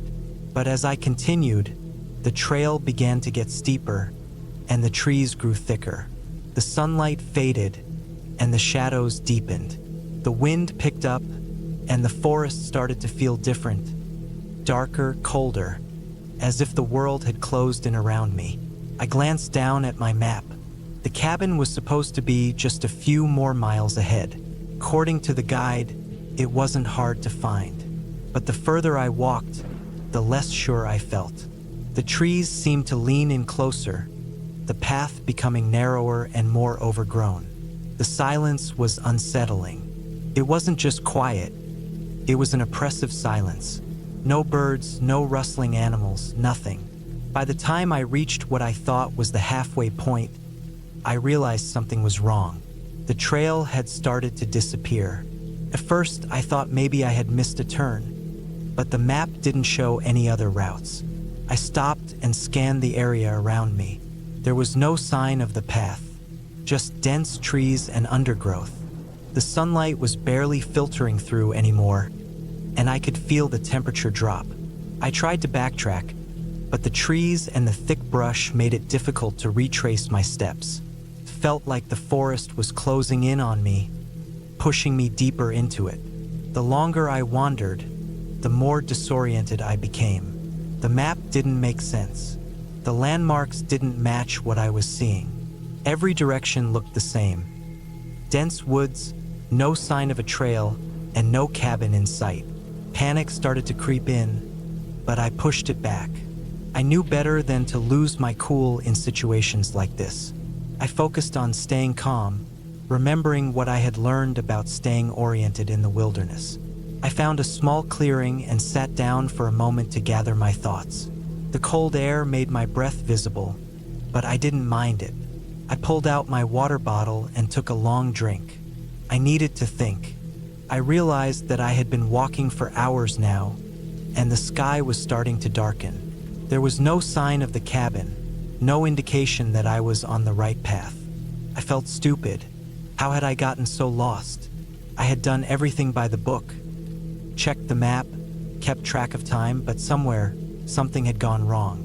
I decided to head in what I hoped was the right direction, just to see if I could pick up the trail again. I needed to find some sort of landmark, a hill, a rock, anything. But the forest was endless, with no sign of anything other than trees and brush. The more I walked, the more I started to doubt myself. Was I going in the right direction? Should I just stop and wait for someone to find me? But that thought terrified me. I didn't know how long it would take for someone to realize I was missing. I had to keep moving. I couldn't afford to just wait around. By the time the sun had set, the forest was almost completely dark. My flashlight was weak, its beam barely cutting through the blackness around me. I knew I needed to find shelter, but I had no idea where to go. There were no signs of civilization, no roads, no lights, just the oppressive darkness and the sound of the wind rustling through the trees. I eventually stumbled upon a small, weathered shack. It wasn't much, a simple wooden structure that looked like it had been abandoned for years. It didn't look like the cabin I had been searching for, but it was something. I didn't have much of a choice. I approached it cautiously, checking to make sure there were no dangerous animals inside. The door creaked as I pushed it open. Inside was empty, save for some old furniture covered in dust and cobwebs. It was better than being out in the cold, so I decided to settle in for the night. I locked the door behind me and curled up on the floor, using my jacket as a blanket. The wind howled outside, but I felt a little safer inside the shack, even if it wasn't much of a shelter. I was exhausted, but sleep didn't come easily. Every little sound made me tense up. The creak of the shack's wood settling, the rustling of leaves outside. My mind raced, and I kept replaying the events of the day. How had I gotten so lost? What had happened to the trail? Why was I so deep in the woods with no sign of help? Eventually, I must have drifted off, but my sleep was restless. I kept waking up, startled by noises outside or the feeling of being watched. The night dragged on, and I couldn't shake the feeling that something was wrong. When the first light of morning broke through the cracks in the walls, I was up and moving. I didn't want to waste any more time. I needed to get out of the woods and find my way back to civilization. I grabbed my bag, checked my supplies, water, snacks, and set out once again. The forest looked different in the daylight, less menacing but still confusing. I had no idea where I was going, but I figured I couldn't get any more lost than I already was. I kept walking, hoping that eventually I'd find a road or a sign of life. Hours passed, and just as I was starting to lose hope, I saw something in the distance. A clearing, a break in the trees. My heart raced as I pushed through the underbrush, desperate to reach it. When I finally emerged into the open, I couldn't believe my eyes. There, in front of me, was the cabin I had been searching for. It was exactly where the map had said it would be. I stood there for a moment, taking it in. It was a small, rustic building, but it was real, and it was a sign that I had made it through the woods. I approached the cabin cautiously, my nerves still frayed from the night I'd spent in the shack. But there was no sign of danger. The door to the cabin was unlocked, and I stepped inside, grateful to finally be somewhere safe. The cabin was basic, but it was a shelter, and for that, I was thankful. I spent the next few hours taking stock of my situation, trying to calm down and regain some sense of normalcy. I wasn't sure how I had ended up in the wrong part of the woods, but I knew one thing for sure. I wasn't going to take the wilderness for granted again. After a while, I made my way back to the trailhead, retracing my steps as best as I could. The journey was long, but I finally reached my car. My hands were shaking from the strain of the past 2 days, but I was alive, and that was all that mattered. Looking back at the woods one last time, I couldn't help but feel a mix of relief and unease. I had gotten out, but I had learned a valuable lesson. The woods weren't just a place of peace and quiet. They were wild, unpredictable, and you couldn't always trust your map. Sometimes you had to trust yourself. And if I ever went back, I would be ready for whatever the forest had in store.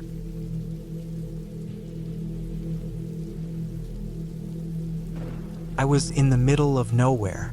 No cell service, no roads, just dense woods stretching as far as I could see. It had been a spontaneous decision, a weekend getaway to escape the noise of the city. I'd heard about a remote cabin on an old hiking trail that was supposed to be peaceful, just perfect for clearing my head. The kind of place that seemed to promise a break from the chaos of everyday life. But as soon as I started the hike toward it, I began to feel something wasn't quite right. The cabin wasn't far off, a couple of miles or so I thought, but the path wound through trees so thick that I could barely see ahead of me. It was quiet, not the calm quiet I had hoped for, but an unsettling silence that seemed to close in on me with every step I took. I brushed it off at first, told myself it was just the isolation, that I was overthinking things. But then there was the sound, the kind of soft rustling that didn't come from the wind. It was like something was moving nearby, just out of sight. I stopped, listening hard. The rustling stopped too. A chill crept down my spine, and for a second, I wasn't sure if I should keep going. But then I told myself it was just the wind. I pushed ahead. The trail wasn't well marked. Overgrown in places, it looked like no one had bothered with it in years. I had to step over rocks, branches, and fallen trees, each step growing more difficult. My legs were starting to ache, but I had come this far. I couldn't just turn back now. The cabin wasn't far. I repeated that to myself over and over. When I finally saw the cabin, it was smaller than I'd imagined. It looked run down, but still intact. Old wooden walls, a roof covered with moss. There were no other cabins nearby, no signs of life. Just the desolate stillness of the woods around me. My stomach churned as I walked toward it, an odd sense of dread settling in my chest. Inside, It was just as I had expected, dark and musty, the smell of old wood and dust in the air. The windows were boarded up and the furniture was minimal. An old couch, a table, and a few chairs. A fireplace stood at one end, but there was no firewood to light it with. I set my bag down, the silence pressing in from all sides. I spent the first few hours unpacking and settling in. I kept my things close, not wanting to wander too far. The thought of leaving the cabin even for a short while made me uneasy. I couldn't shake the feeling that something wasn't right about this place. As the evening came, the sun dipped below the trees, casting long shadows across the cabin. I sat by the window, staring out into the thickening woods. I could still hear that rustling sound, faint but persistent. At first, I thought it was just an animal, maybe a deer or something bigger like a bear. But the more I listened, the more it sounded off, too deliberate, too constant. Like whatever it wasn't moving in the usual way. My mind began to race. Maybe it was nothing. Maybe I was just jumpy from being alone in the woods, far from any real help. But the rustling persisted, moving closer.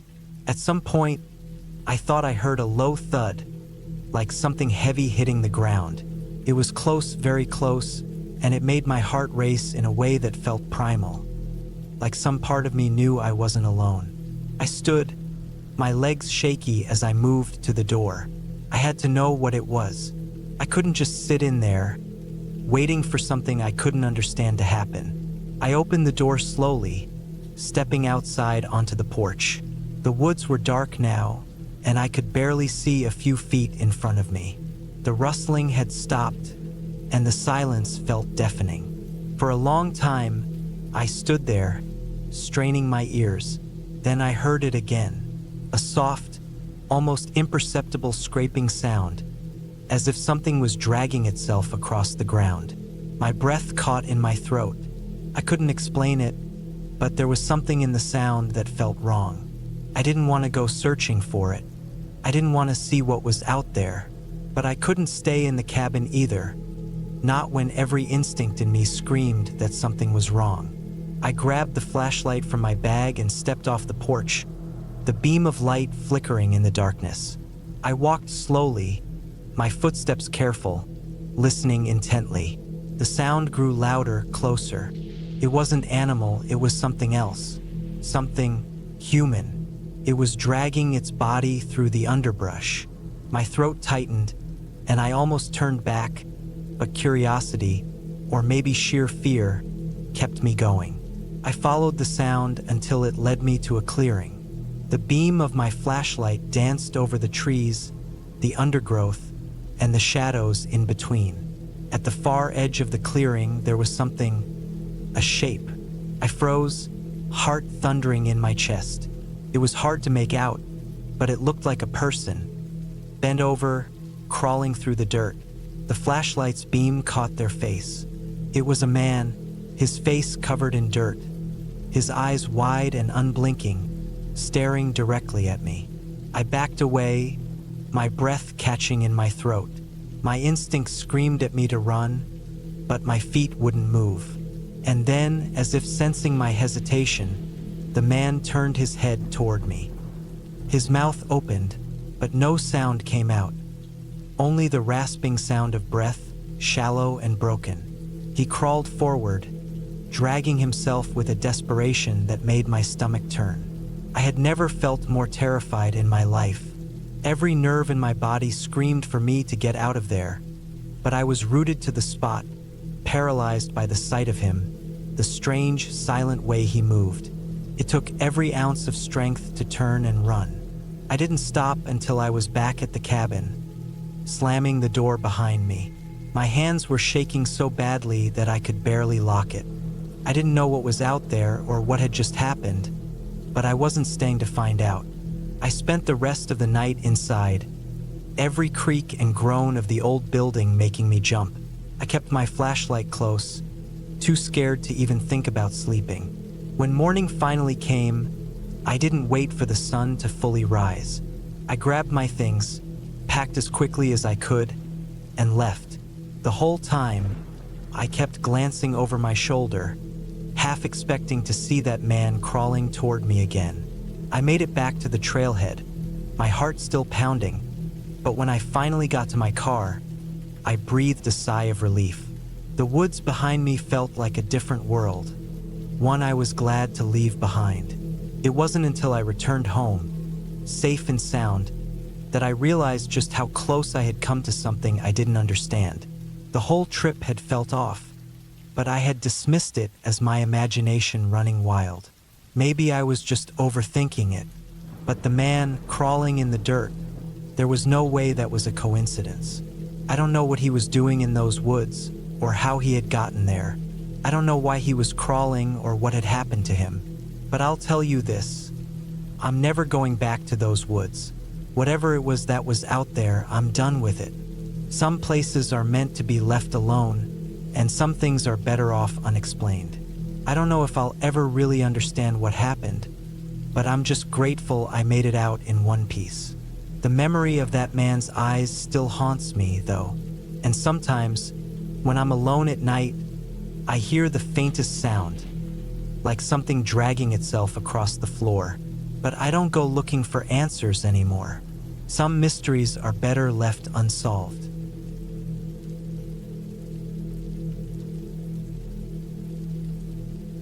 I had always thought I was good at being alone. Spending time in nature, getting away from it all was something I treasured. I grew up in a small town, surrounded by woods and mountains, and as an adult, I found peace in going on solo hikes. But this time, things were different. Started like any other trip, really. I packed my usual gear: a tent, sleeping bag, extra clothes, and enough food to last me a couple of days. I had a map, though I didn't expect to need it much. The plan was simple: hike through the forest, set up camp by the river, and enjoy the quiet of being completely isolated for a few days. The hike to my destination was smooth, and the weather was perfect, cool with a gentle breeze and the sun shining through the trees. I moved at my own pace, taking breaks whenever I felt like it, sipping water, and enjoying the sounds of the forest. Birds were chirping, leaves rustling in the wind, and the occasional crack of a branch underfoot made everything feel peaceful. By the time I reached my camp spot, the sun was beginning to dip below the horizon, casting long shadows across the forest floor. I set up my tent next to the river, the sound of the flowing water a soothing backdrop to my efforts. I took my time to get everything just right, arranging my gear and setting up my campfire. The sun was nearly gone by the time I finished, and the light was beginning to fade fast. I ate my dinner by the fire, the crackling of the wood mixing with the gurgling river. It was calm, tranquil, exactly how I liked it. As the night wore on, I found myself watching the stars, enjoying the silence. The only sounds were the river, the wind, and the occasional rustle in the bushes behind me. I didn't think much of it at first, probably just an animal, maybe a deer or a raccoon. I finished my food and sat there for a while, listening. The silence had settled in again, but this time, it felt a little thicker, like the forest itself was holding its breath. I couldn't shake the feeling that I wasn't alone, but I shrugged it off. It was probably just the woods playing tricks on my mind. It's easy to feel that way when you're out there, alone in the dark. Eventually, I decided to turn in for the night. I zipped up my tent and crawled into my sleeping bag. The fire had burned down to embers, and the only light now came from the faint glow of the stars above. The river's steady rush was comforting, and I closed my eyes, trying to block out the creeping feeling that something was off. It wasn't long before I heard it, a sound that broke the rhythm of the night. A twig snapped. It wasn't far from the tent, just outside. My heart skipped a beat. I lay still, straining to hear any other sounds, but there was nothing. I told myself it was just another animal, maybe a squirrel or a rabbit. It wasn't anything to worry about. But then I heard another snap, and another. This time it was closer. I sat up, my heart pounding. The rustling sound was coming from just outside my tent, as if something was walking around it. I held my breath, listening carefully. Could still be an animal, but this felt different. There was something deliberate about it, like it was circling, taking its time. It wasn't just a random noise. I grabbed my flashlight and flicked it on, the beam cutting through the darkness. I pointed it at the opening of the tent, but saw nothing. The forest was silent again. I held the light steady, scanning the trees around me, but nothing moved. I forced myself to breathe, trying to calm down. It was just an animal, I thought. Maybe a bear or something. I had heard that they sometimes roam through the area, especially at night. Still, my mind raced. The sounds from outside my tent didn't feel like they came from an animal. I spent the next few hours wide awake, listening to every rustle and crack in the forest. Each sound sent my nerves into overdrive. I didn't dare leave the tent. It felt like something or someone was out there waiting, watching. I didn't know what it was, but I couldn't shake the feeling that I was being hunted. At some point, I must have drifted off to sleep. When I woke up, the sun had just started to rise, and the forest around me was bathed in soft golden light. I got up, stretched, and unzipped the tent, stepping outside. The air was cool, and the smell of damp earth filled my lungs. Everything looked normal. The campfire had burned out overnight, and the river was still rushing past. But when I looked around, I noticed something strange. The ground near the edge of my tent was disturbed. There were deep, uneven tracks in the dirt, like something heavy had been walking around. I felt a knot tighten in my stomach. The tracks weren't from an animal. They were too big, too deliberate. They seemed to circle the tent, just like the rustling I had heard the night before.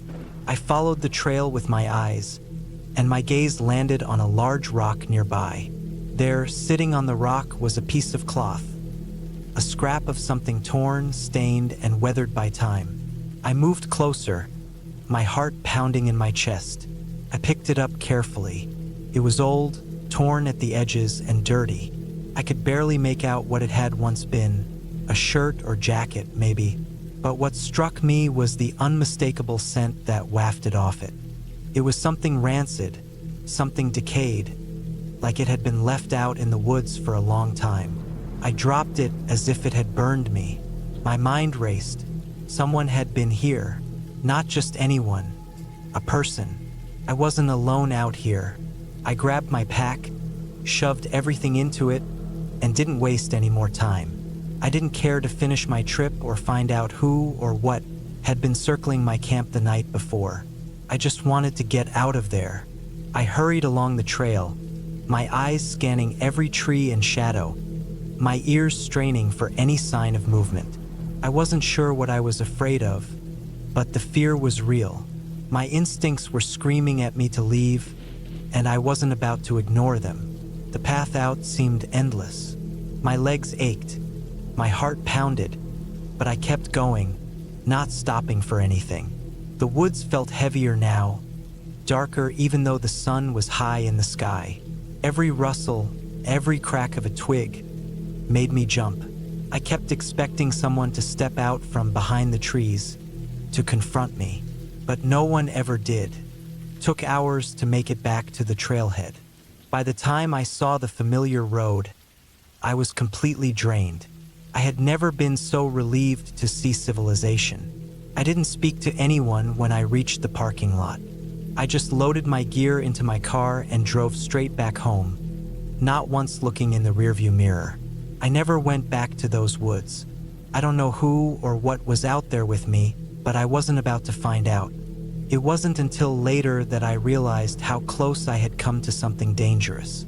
That scrap of cloth, the strange tracks, the sounds in the night, it all pointed to one thing. Someone had been watching me, but why? I don't know, and I don't care to find out. I still go on hikes, but I never venture far into the woods anymore, and I'll never again ignore that feeling of being watched. Sometimes, when I'm out in the quiet of nature, I can still hear that faint rustle in the distance, but I never stay to listen. I know now that not all things in the woods are meant to be understood, and sometimes it's better to just walk away and never look back.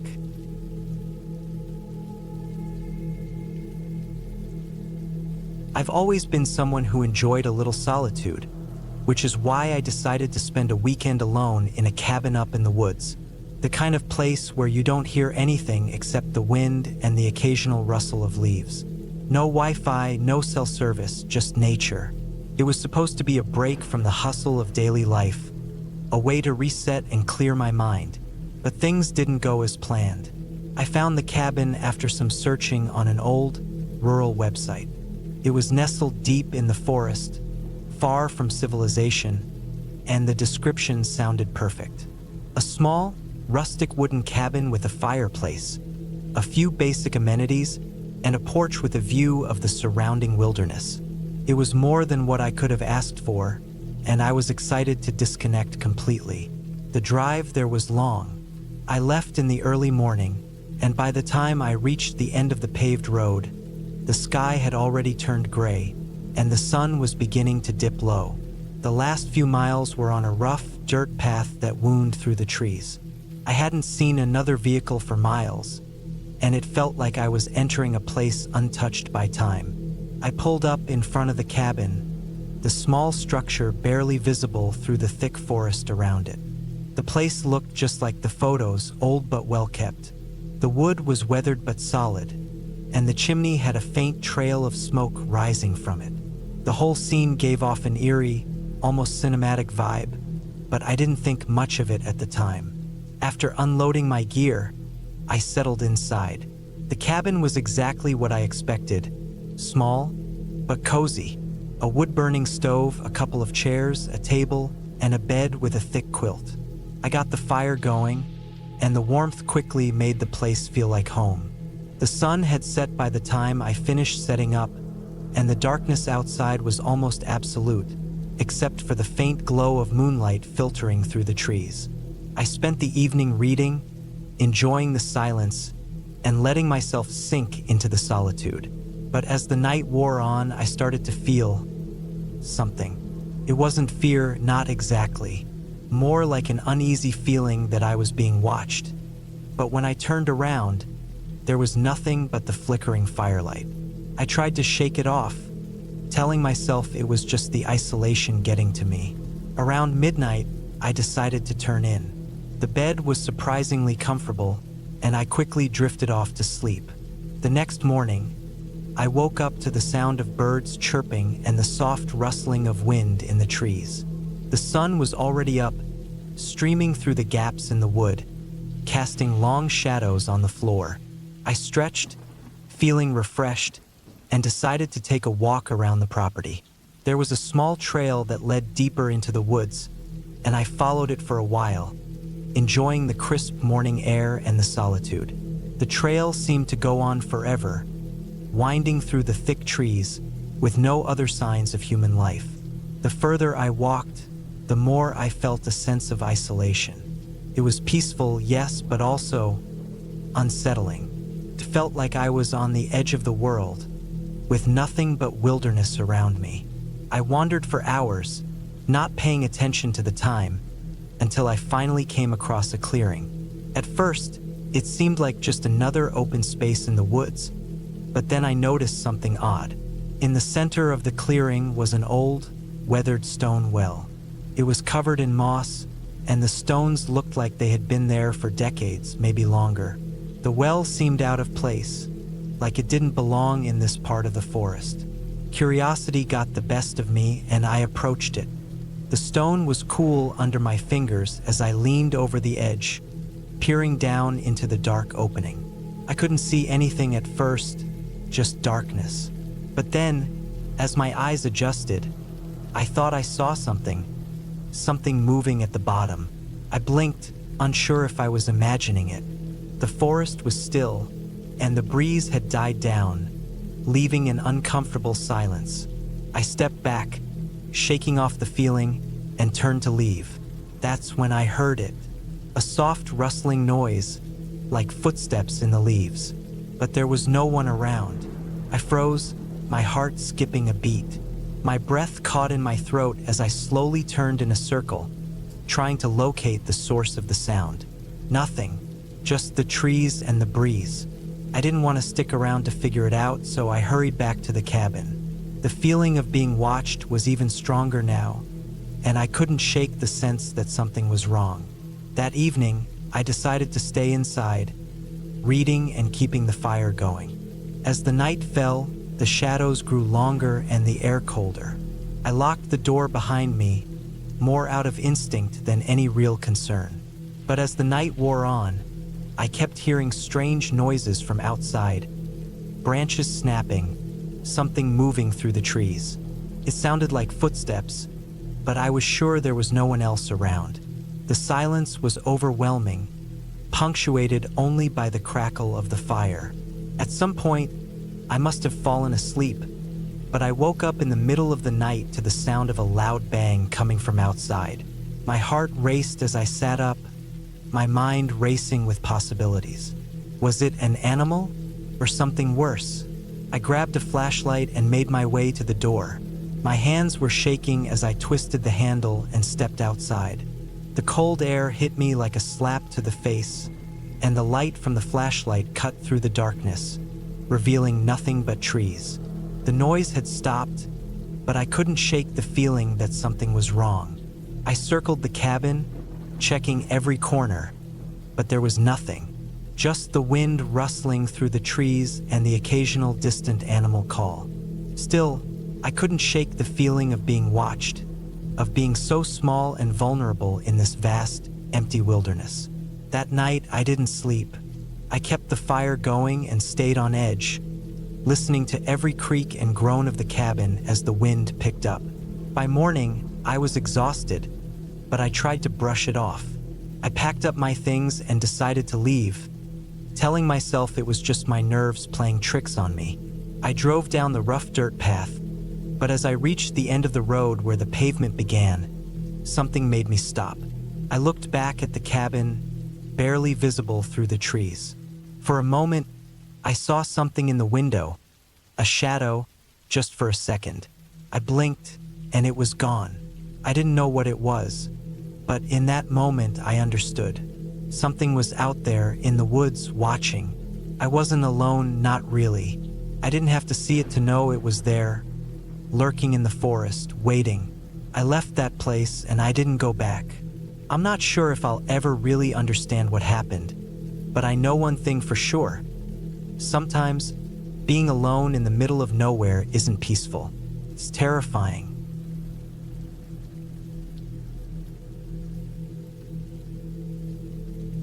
I had no business being here. I knew that much from the moment I made the turn onto the old dirt road. The kind of road you don't see in the city.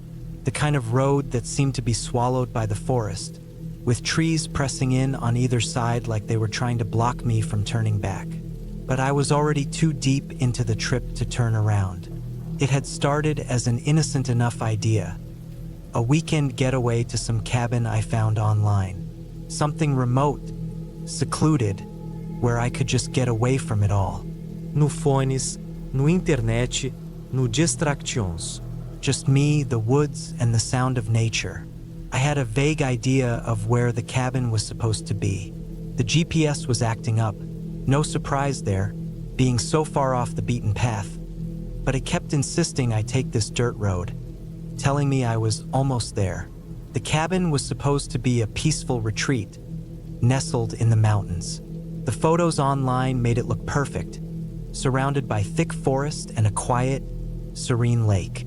It was supposed to be a simple escape from the stress of city life.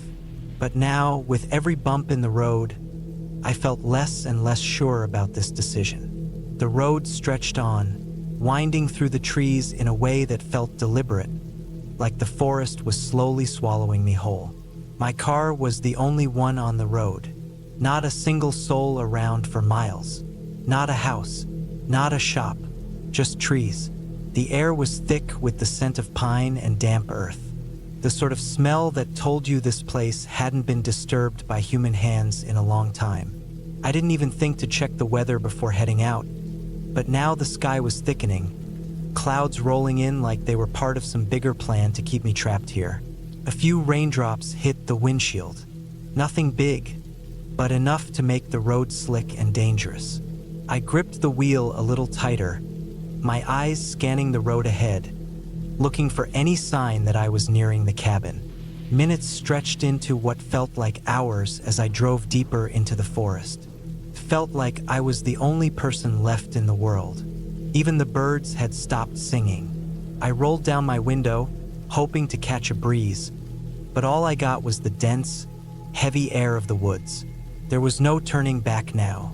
I told myself that, even though a small part of me wondered if I should have called it quits and found a hotel in the nearest town. I rounded a bend in the road, and then there it was, the cabin. It stood at the edge of a small clearing, looking like something straight out of an old survivalist movie.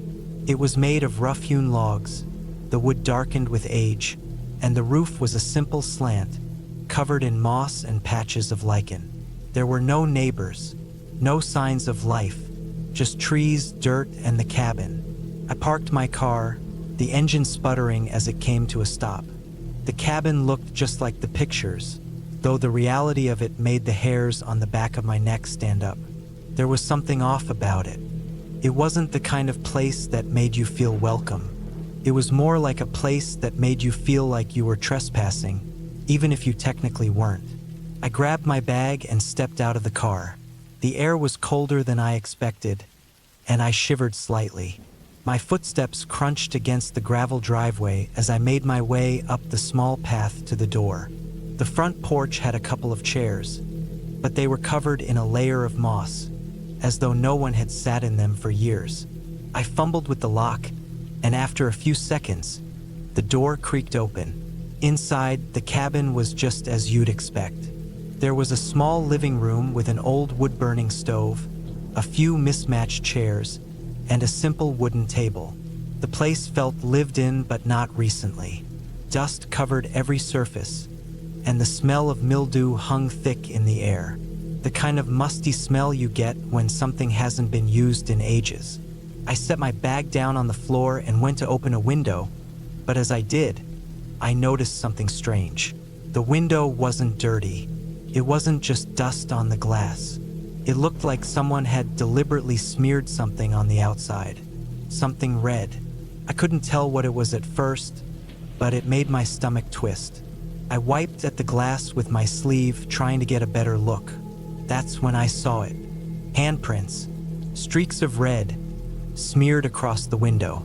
They were too big to be from an animal. Too deliberate to be some random mark left by nature. I stood frozen for a moment, staring at it. My heart pounded in my chest, and I had the sudden, overwhelming urge to just leave. But I couldn't. I was already here, and I couldn't let some strange handprints scare me away. I forced myself to turn away from the window and look around the rest of the cabin. I checked the kitchen, which was simple but functional, and the tiny bathroom. The place was older than I expected, but it had everything I needed. I figured I could shake off the feeling that something was wrong and settle in for the night. The sun was setting, casting long shadows across the trees outside. I went to the stove and started a small fire, feeling the warmth spread through the cabin. The rain had picked up outside, tapping against the roof like 1,000 little feet. It was the perfect kind of night for staying in, reading a book, and just relaxing. But as the fire crackled, I couldn't shake the feeling that I wasn't alone. It was a quiet, oppressive kind of loneliness, a sense that there was something in the forest watching me, just out of sight. Every sound outside seemed louder than normal. The wind in the trees, the rain, even the occasional rustle of animals in the underbrush. I tried to push the feeling away, but it clung to me like the dampness in the air.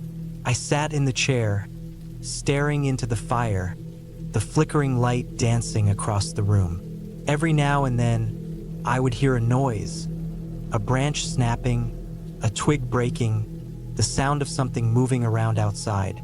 I couldn't help myself.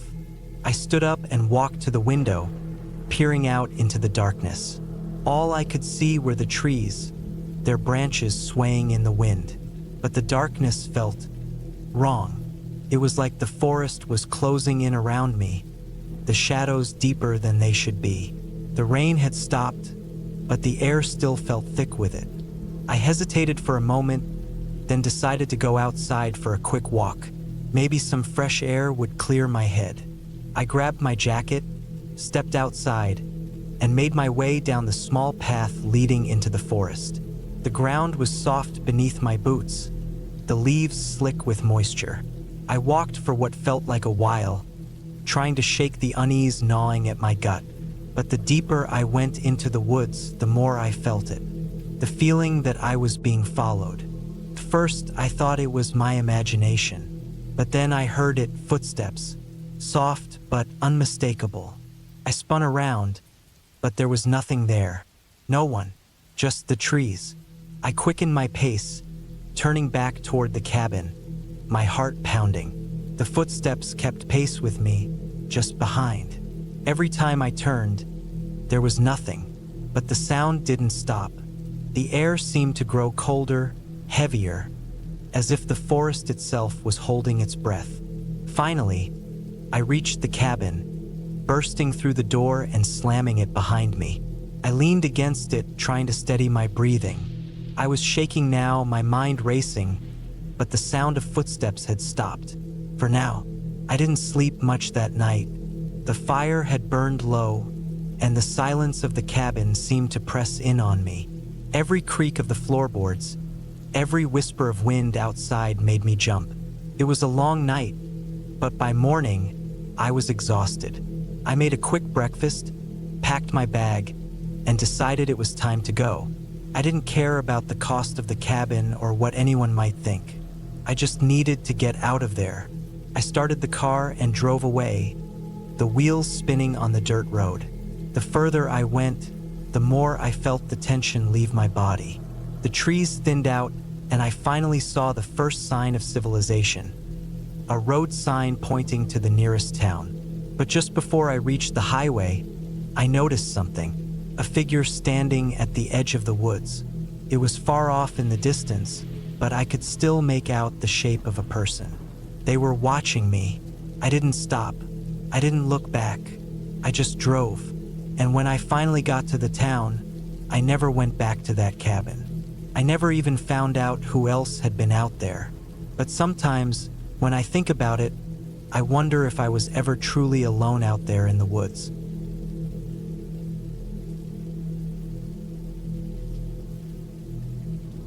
It was supposed to be a simple trip. Just me, the open road, and a cabin hidden somewhere in the middle of nowhere. A getaway from the noise, the stress, and the people.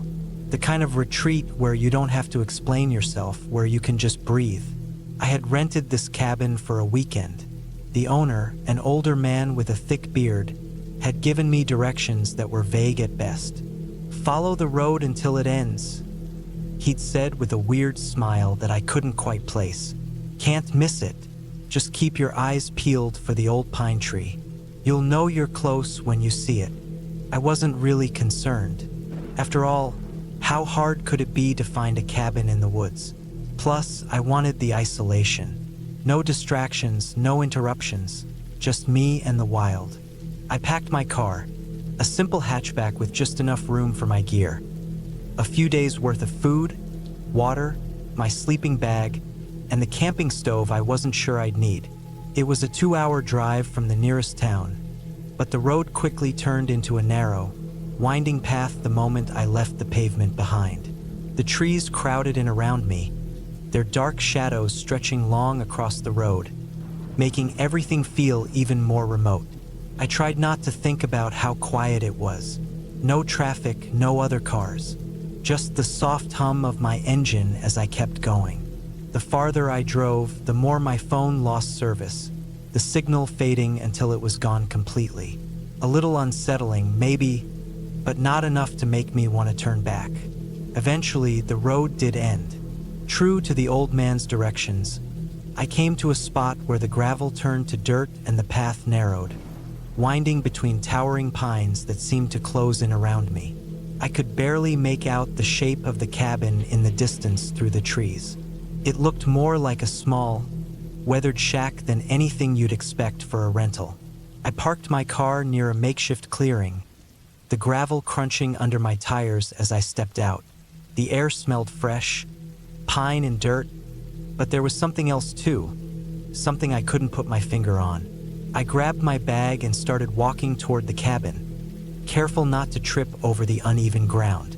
The door creaked as I pushed it open, and I took a deep breath as I stepped inside. The cabin was simple, barely furnished, with a small stove in the corner, a couple of chairs, and a thin mattress on the bed.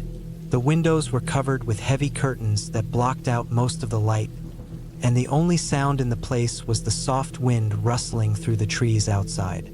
I took a seat by the window and looked out, feeling a sense of relief wash over me.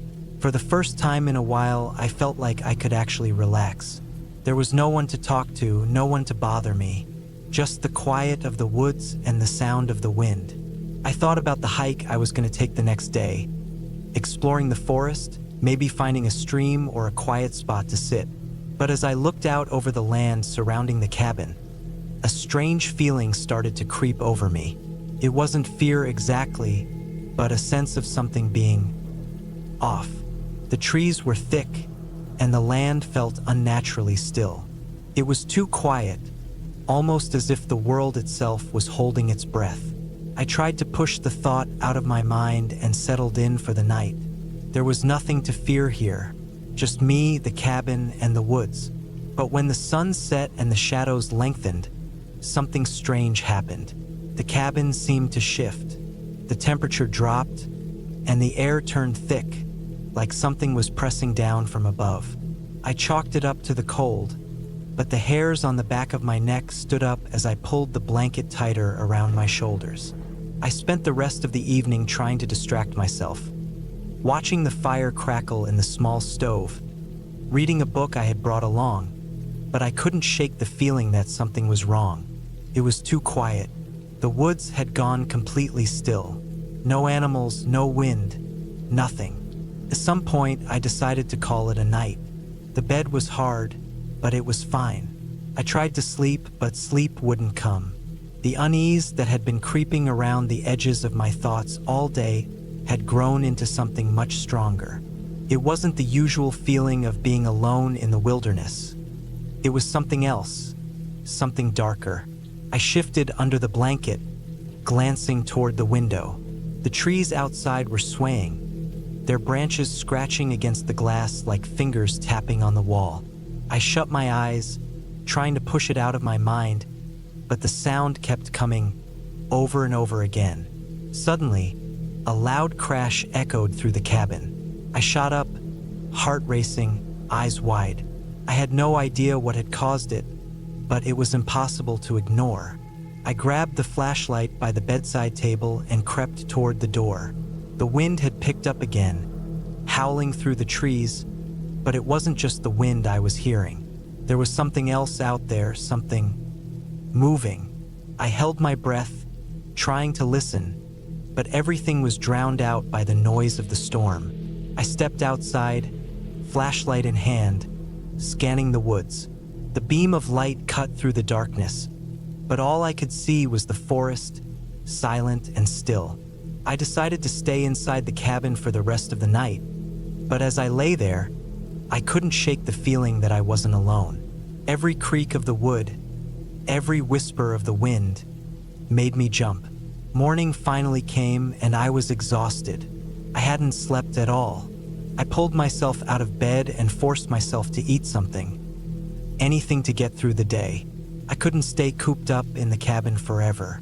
I needed to get out and clear my head. I set out for a hike in the woods, hoping it would help shake the feeling of unease that had settled over me. The woods were dense, with towering trees that blocked out much of the light, making it feel like twilight even though the sun was high in the sky. I followed a narrow trail that wound its way through the thick undergrowth, the crunch of dry leaves underfoot the only sound I could hear. As I walked deeper into the woods, the silence returned, settling over me like a heavy blanket. I felt like I was being watched. My skin prickled, and I couldn't shake the feeling that I wasn't alone. I kept glancing over my shoulder, half expecting to see something or someone lurking just out of sight. The trail eventually opened up to a small clearing, and for a moment, I thought I had escaped the oppressive silence. But then I saw it, an old, weathered fence running through the middle of the clearing. It was made of rough wood, the posts twisted and broken, like it had been there for years, maybe decades. The gate hung off its hinges, swaying gently in the breeze. I approached cautiously, my heart pounding in my chest. Something about that fence, that gate, felt wrong.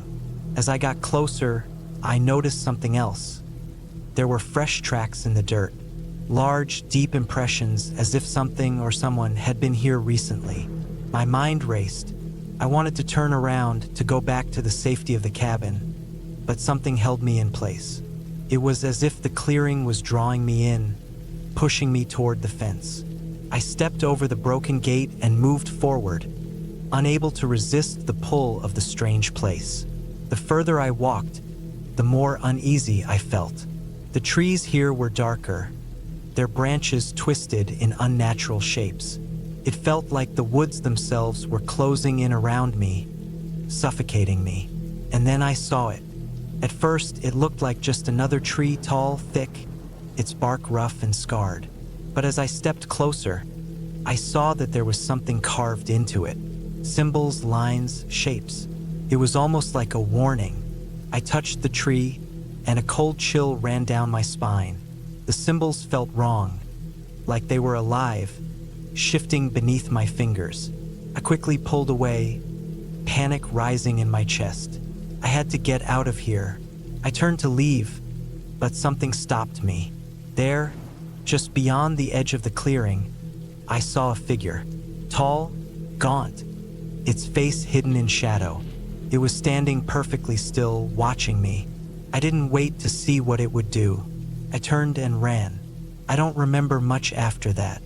My heart was pounding so loud in my chest that I could barely hear my footsteps, but I didn't stop running. The trees blurred past me, the ground uneven beneath my feet, but I kept going until I reached the cabin. I locked the door behind me and collapsed against the wall, gasping for breath. My body was shaking uncontrollably, my mind racing with thoughts of what I had seen. But as I sat there, the fear slowly started to fade. I was safe for now. The thing, whatever it was, hadn't followed me. I was back in the cabin, back where it was safe. I stayed inside the cabin for the rest of the weekend, not daring to go back into the woods. The unease never fully left me, but eventually, I left. I drove back home without looking back, knowing that whatever I had stumbled across in those woods, it was something I didn't need to understand. And as the road stretched out before me, I realized one thing. The woods weren't just a place to escape to. They were a place to escape from.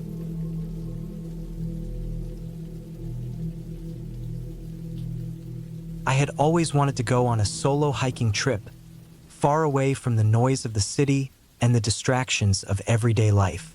Just the idea of being surrounded by nothing but trees, rocks, and dirt had always sounded peaceful to me. So when I finally got the chance, I decided to pack my backpack, grab my hiking boots, and head to a remote trail in the mountains, far off the beaten path. The kind of place where the nearest person could be miles away. I set off early in the morning, the sun just beginning to peek over the horizon. The trail was narrow, winding through dense woods, the kind where the trees seemed to close in on you as you walked. It was a beautiful, crisp autumn day, the kind where the air is cool enough to be refreshing, but the sun still carries some warmth. The leaves were in full color, reds and yellows splashing against the green of the trees. I was in my element.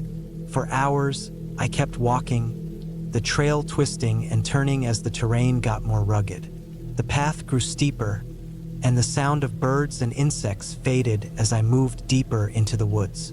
Eventually, I reached a spot where the trees opened up, revealing a small, clear stream running through the rocks. I decided to take a break, sitting on a large boulder near the water, the soft gurgling of the stream relaxing my mind. I refilled my water bottle, ate a quick snack, and continued on. The farther I went, the more remote it became. The trail, which had been well marked earlier, slowly started to disappear, and I found myself following nothing more than faint animal tracks through the underbrush. It didn't bother me.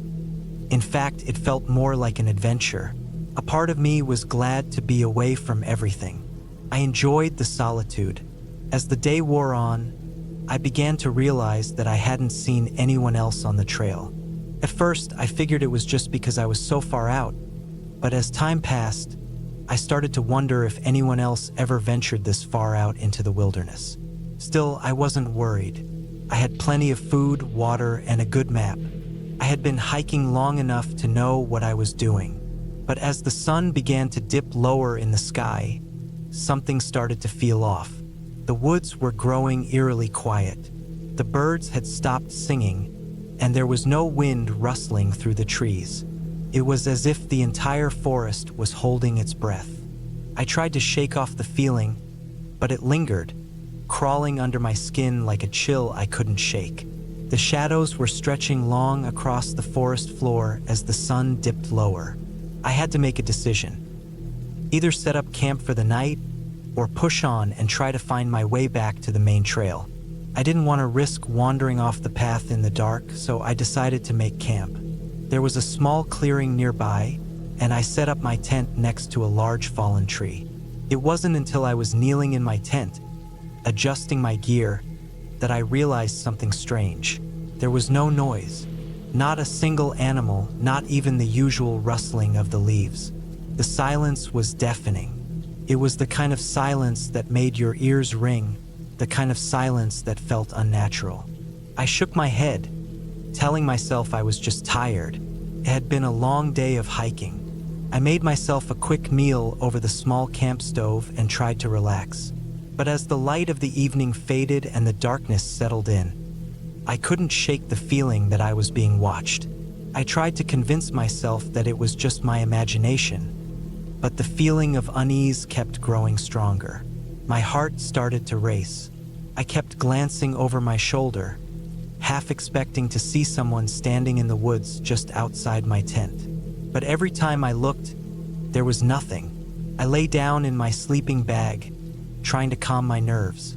The darkness outside seemed to grow thicker, pressing in on me. I couldn't remember ever feeling so alone in my life. I told myself I was being ridiculous, that this was just the fear of the unknown playing tricks on me. Still, I couldn't shake the feeling that something was wrong. I tried to sleep, but sleep didn't come. The night dragged on, every creak of the trees, every snap of a twig, making my heart race. Then, just when I thought I might lose my mind, I heard it, a sound, a soft, slow rustling in the leaves just outside my tent. I froze. My breath caught in my throat. It was the kind of sound an animal would make, maybe a deer or a fox, but it was too deliberate, too slow, almost intentional. I held my breath, listening. The rustling continued, then stopped. For a few long seconds, there was nothing. Then a soft thud, followed by another, and then a third. Something heavy was moving around my camp. My heart pounded in my chest. I wanted to look outside to see what it was, but the fear held me still. I couldn't bring myself to open the tent flap. Whatever it was, I didn't want to know. I tried to stay as still as possible, my breathing shallow. The sounds continued for what felt like hours, but when I dared to peek outside, I saw nothing. Just the same dark trees, swaying gently in the night breeze.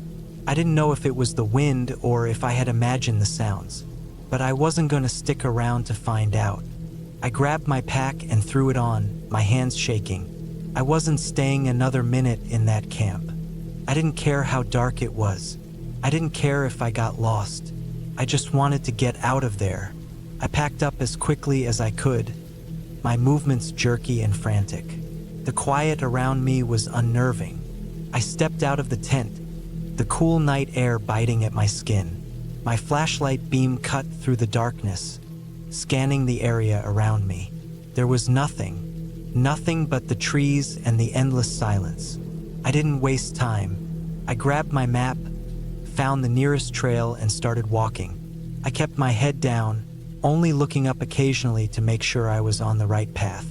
Every snap of a twig, every distant rustling made my heart jump in my chest. The darkness felt endless, and the woods seemed to close in on me, pushing me further into the unknown. I kept walking for what felt like hours, the cold seeping into my bones. The moon had risen, casting long shadows over the trail.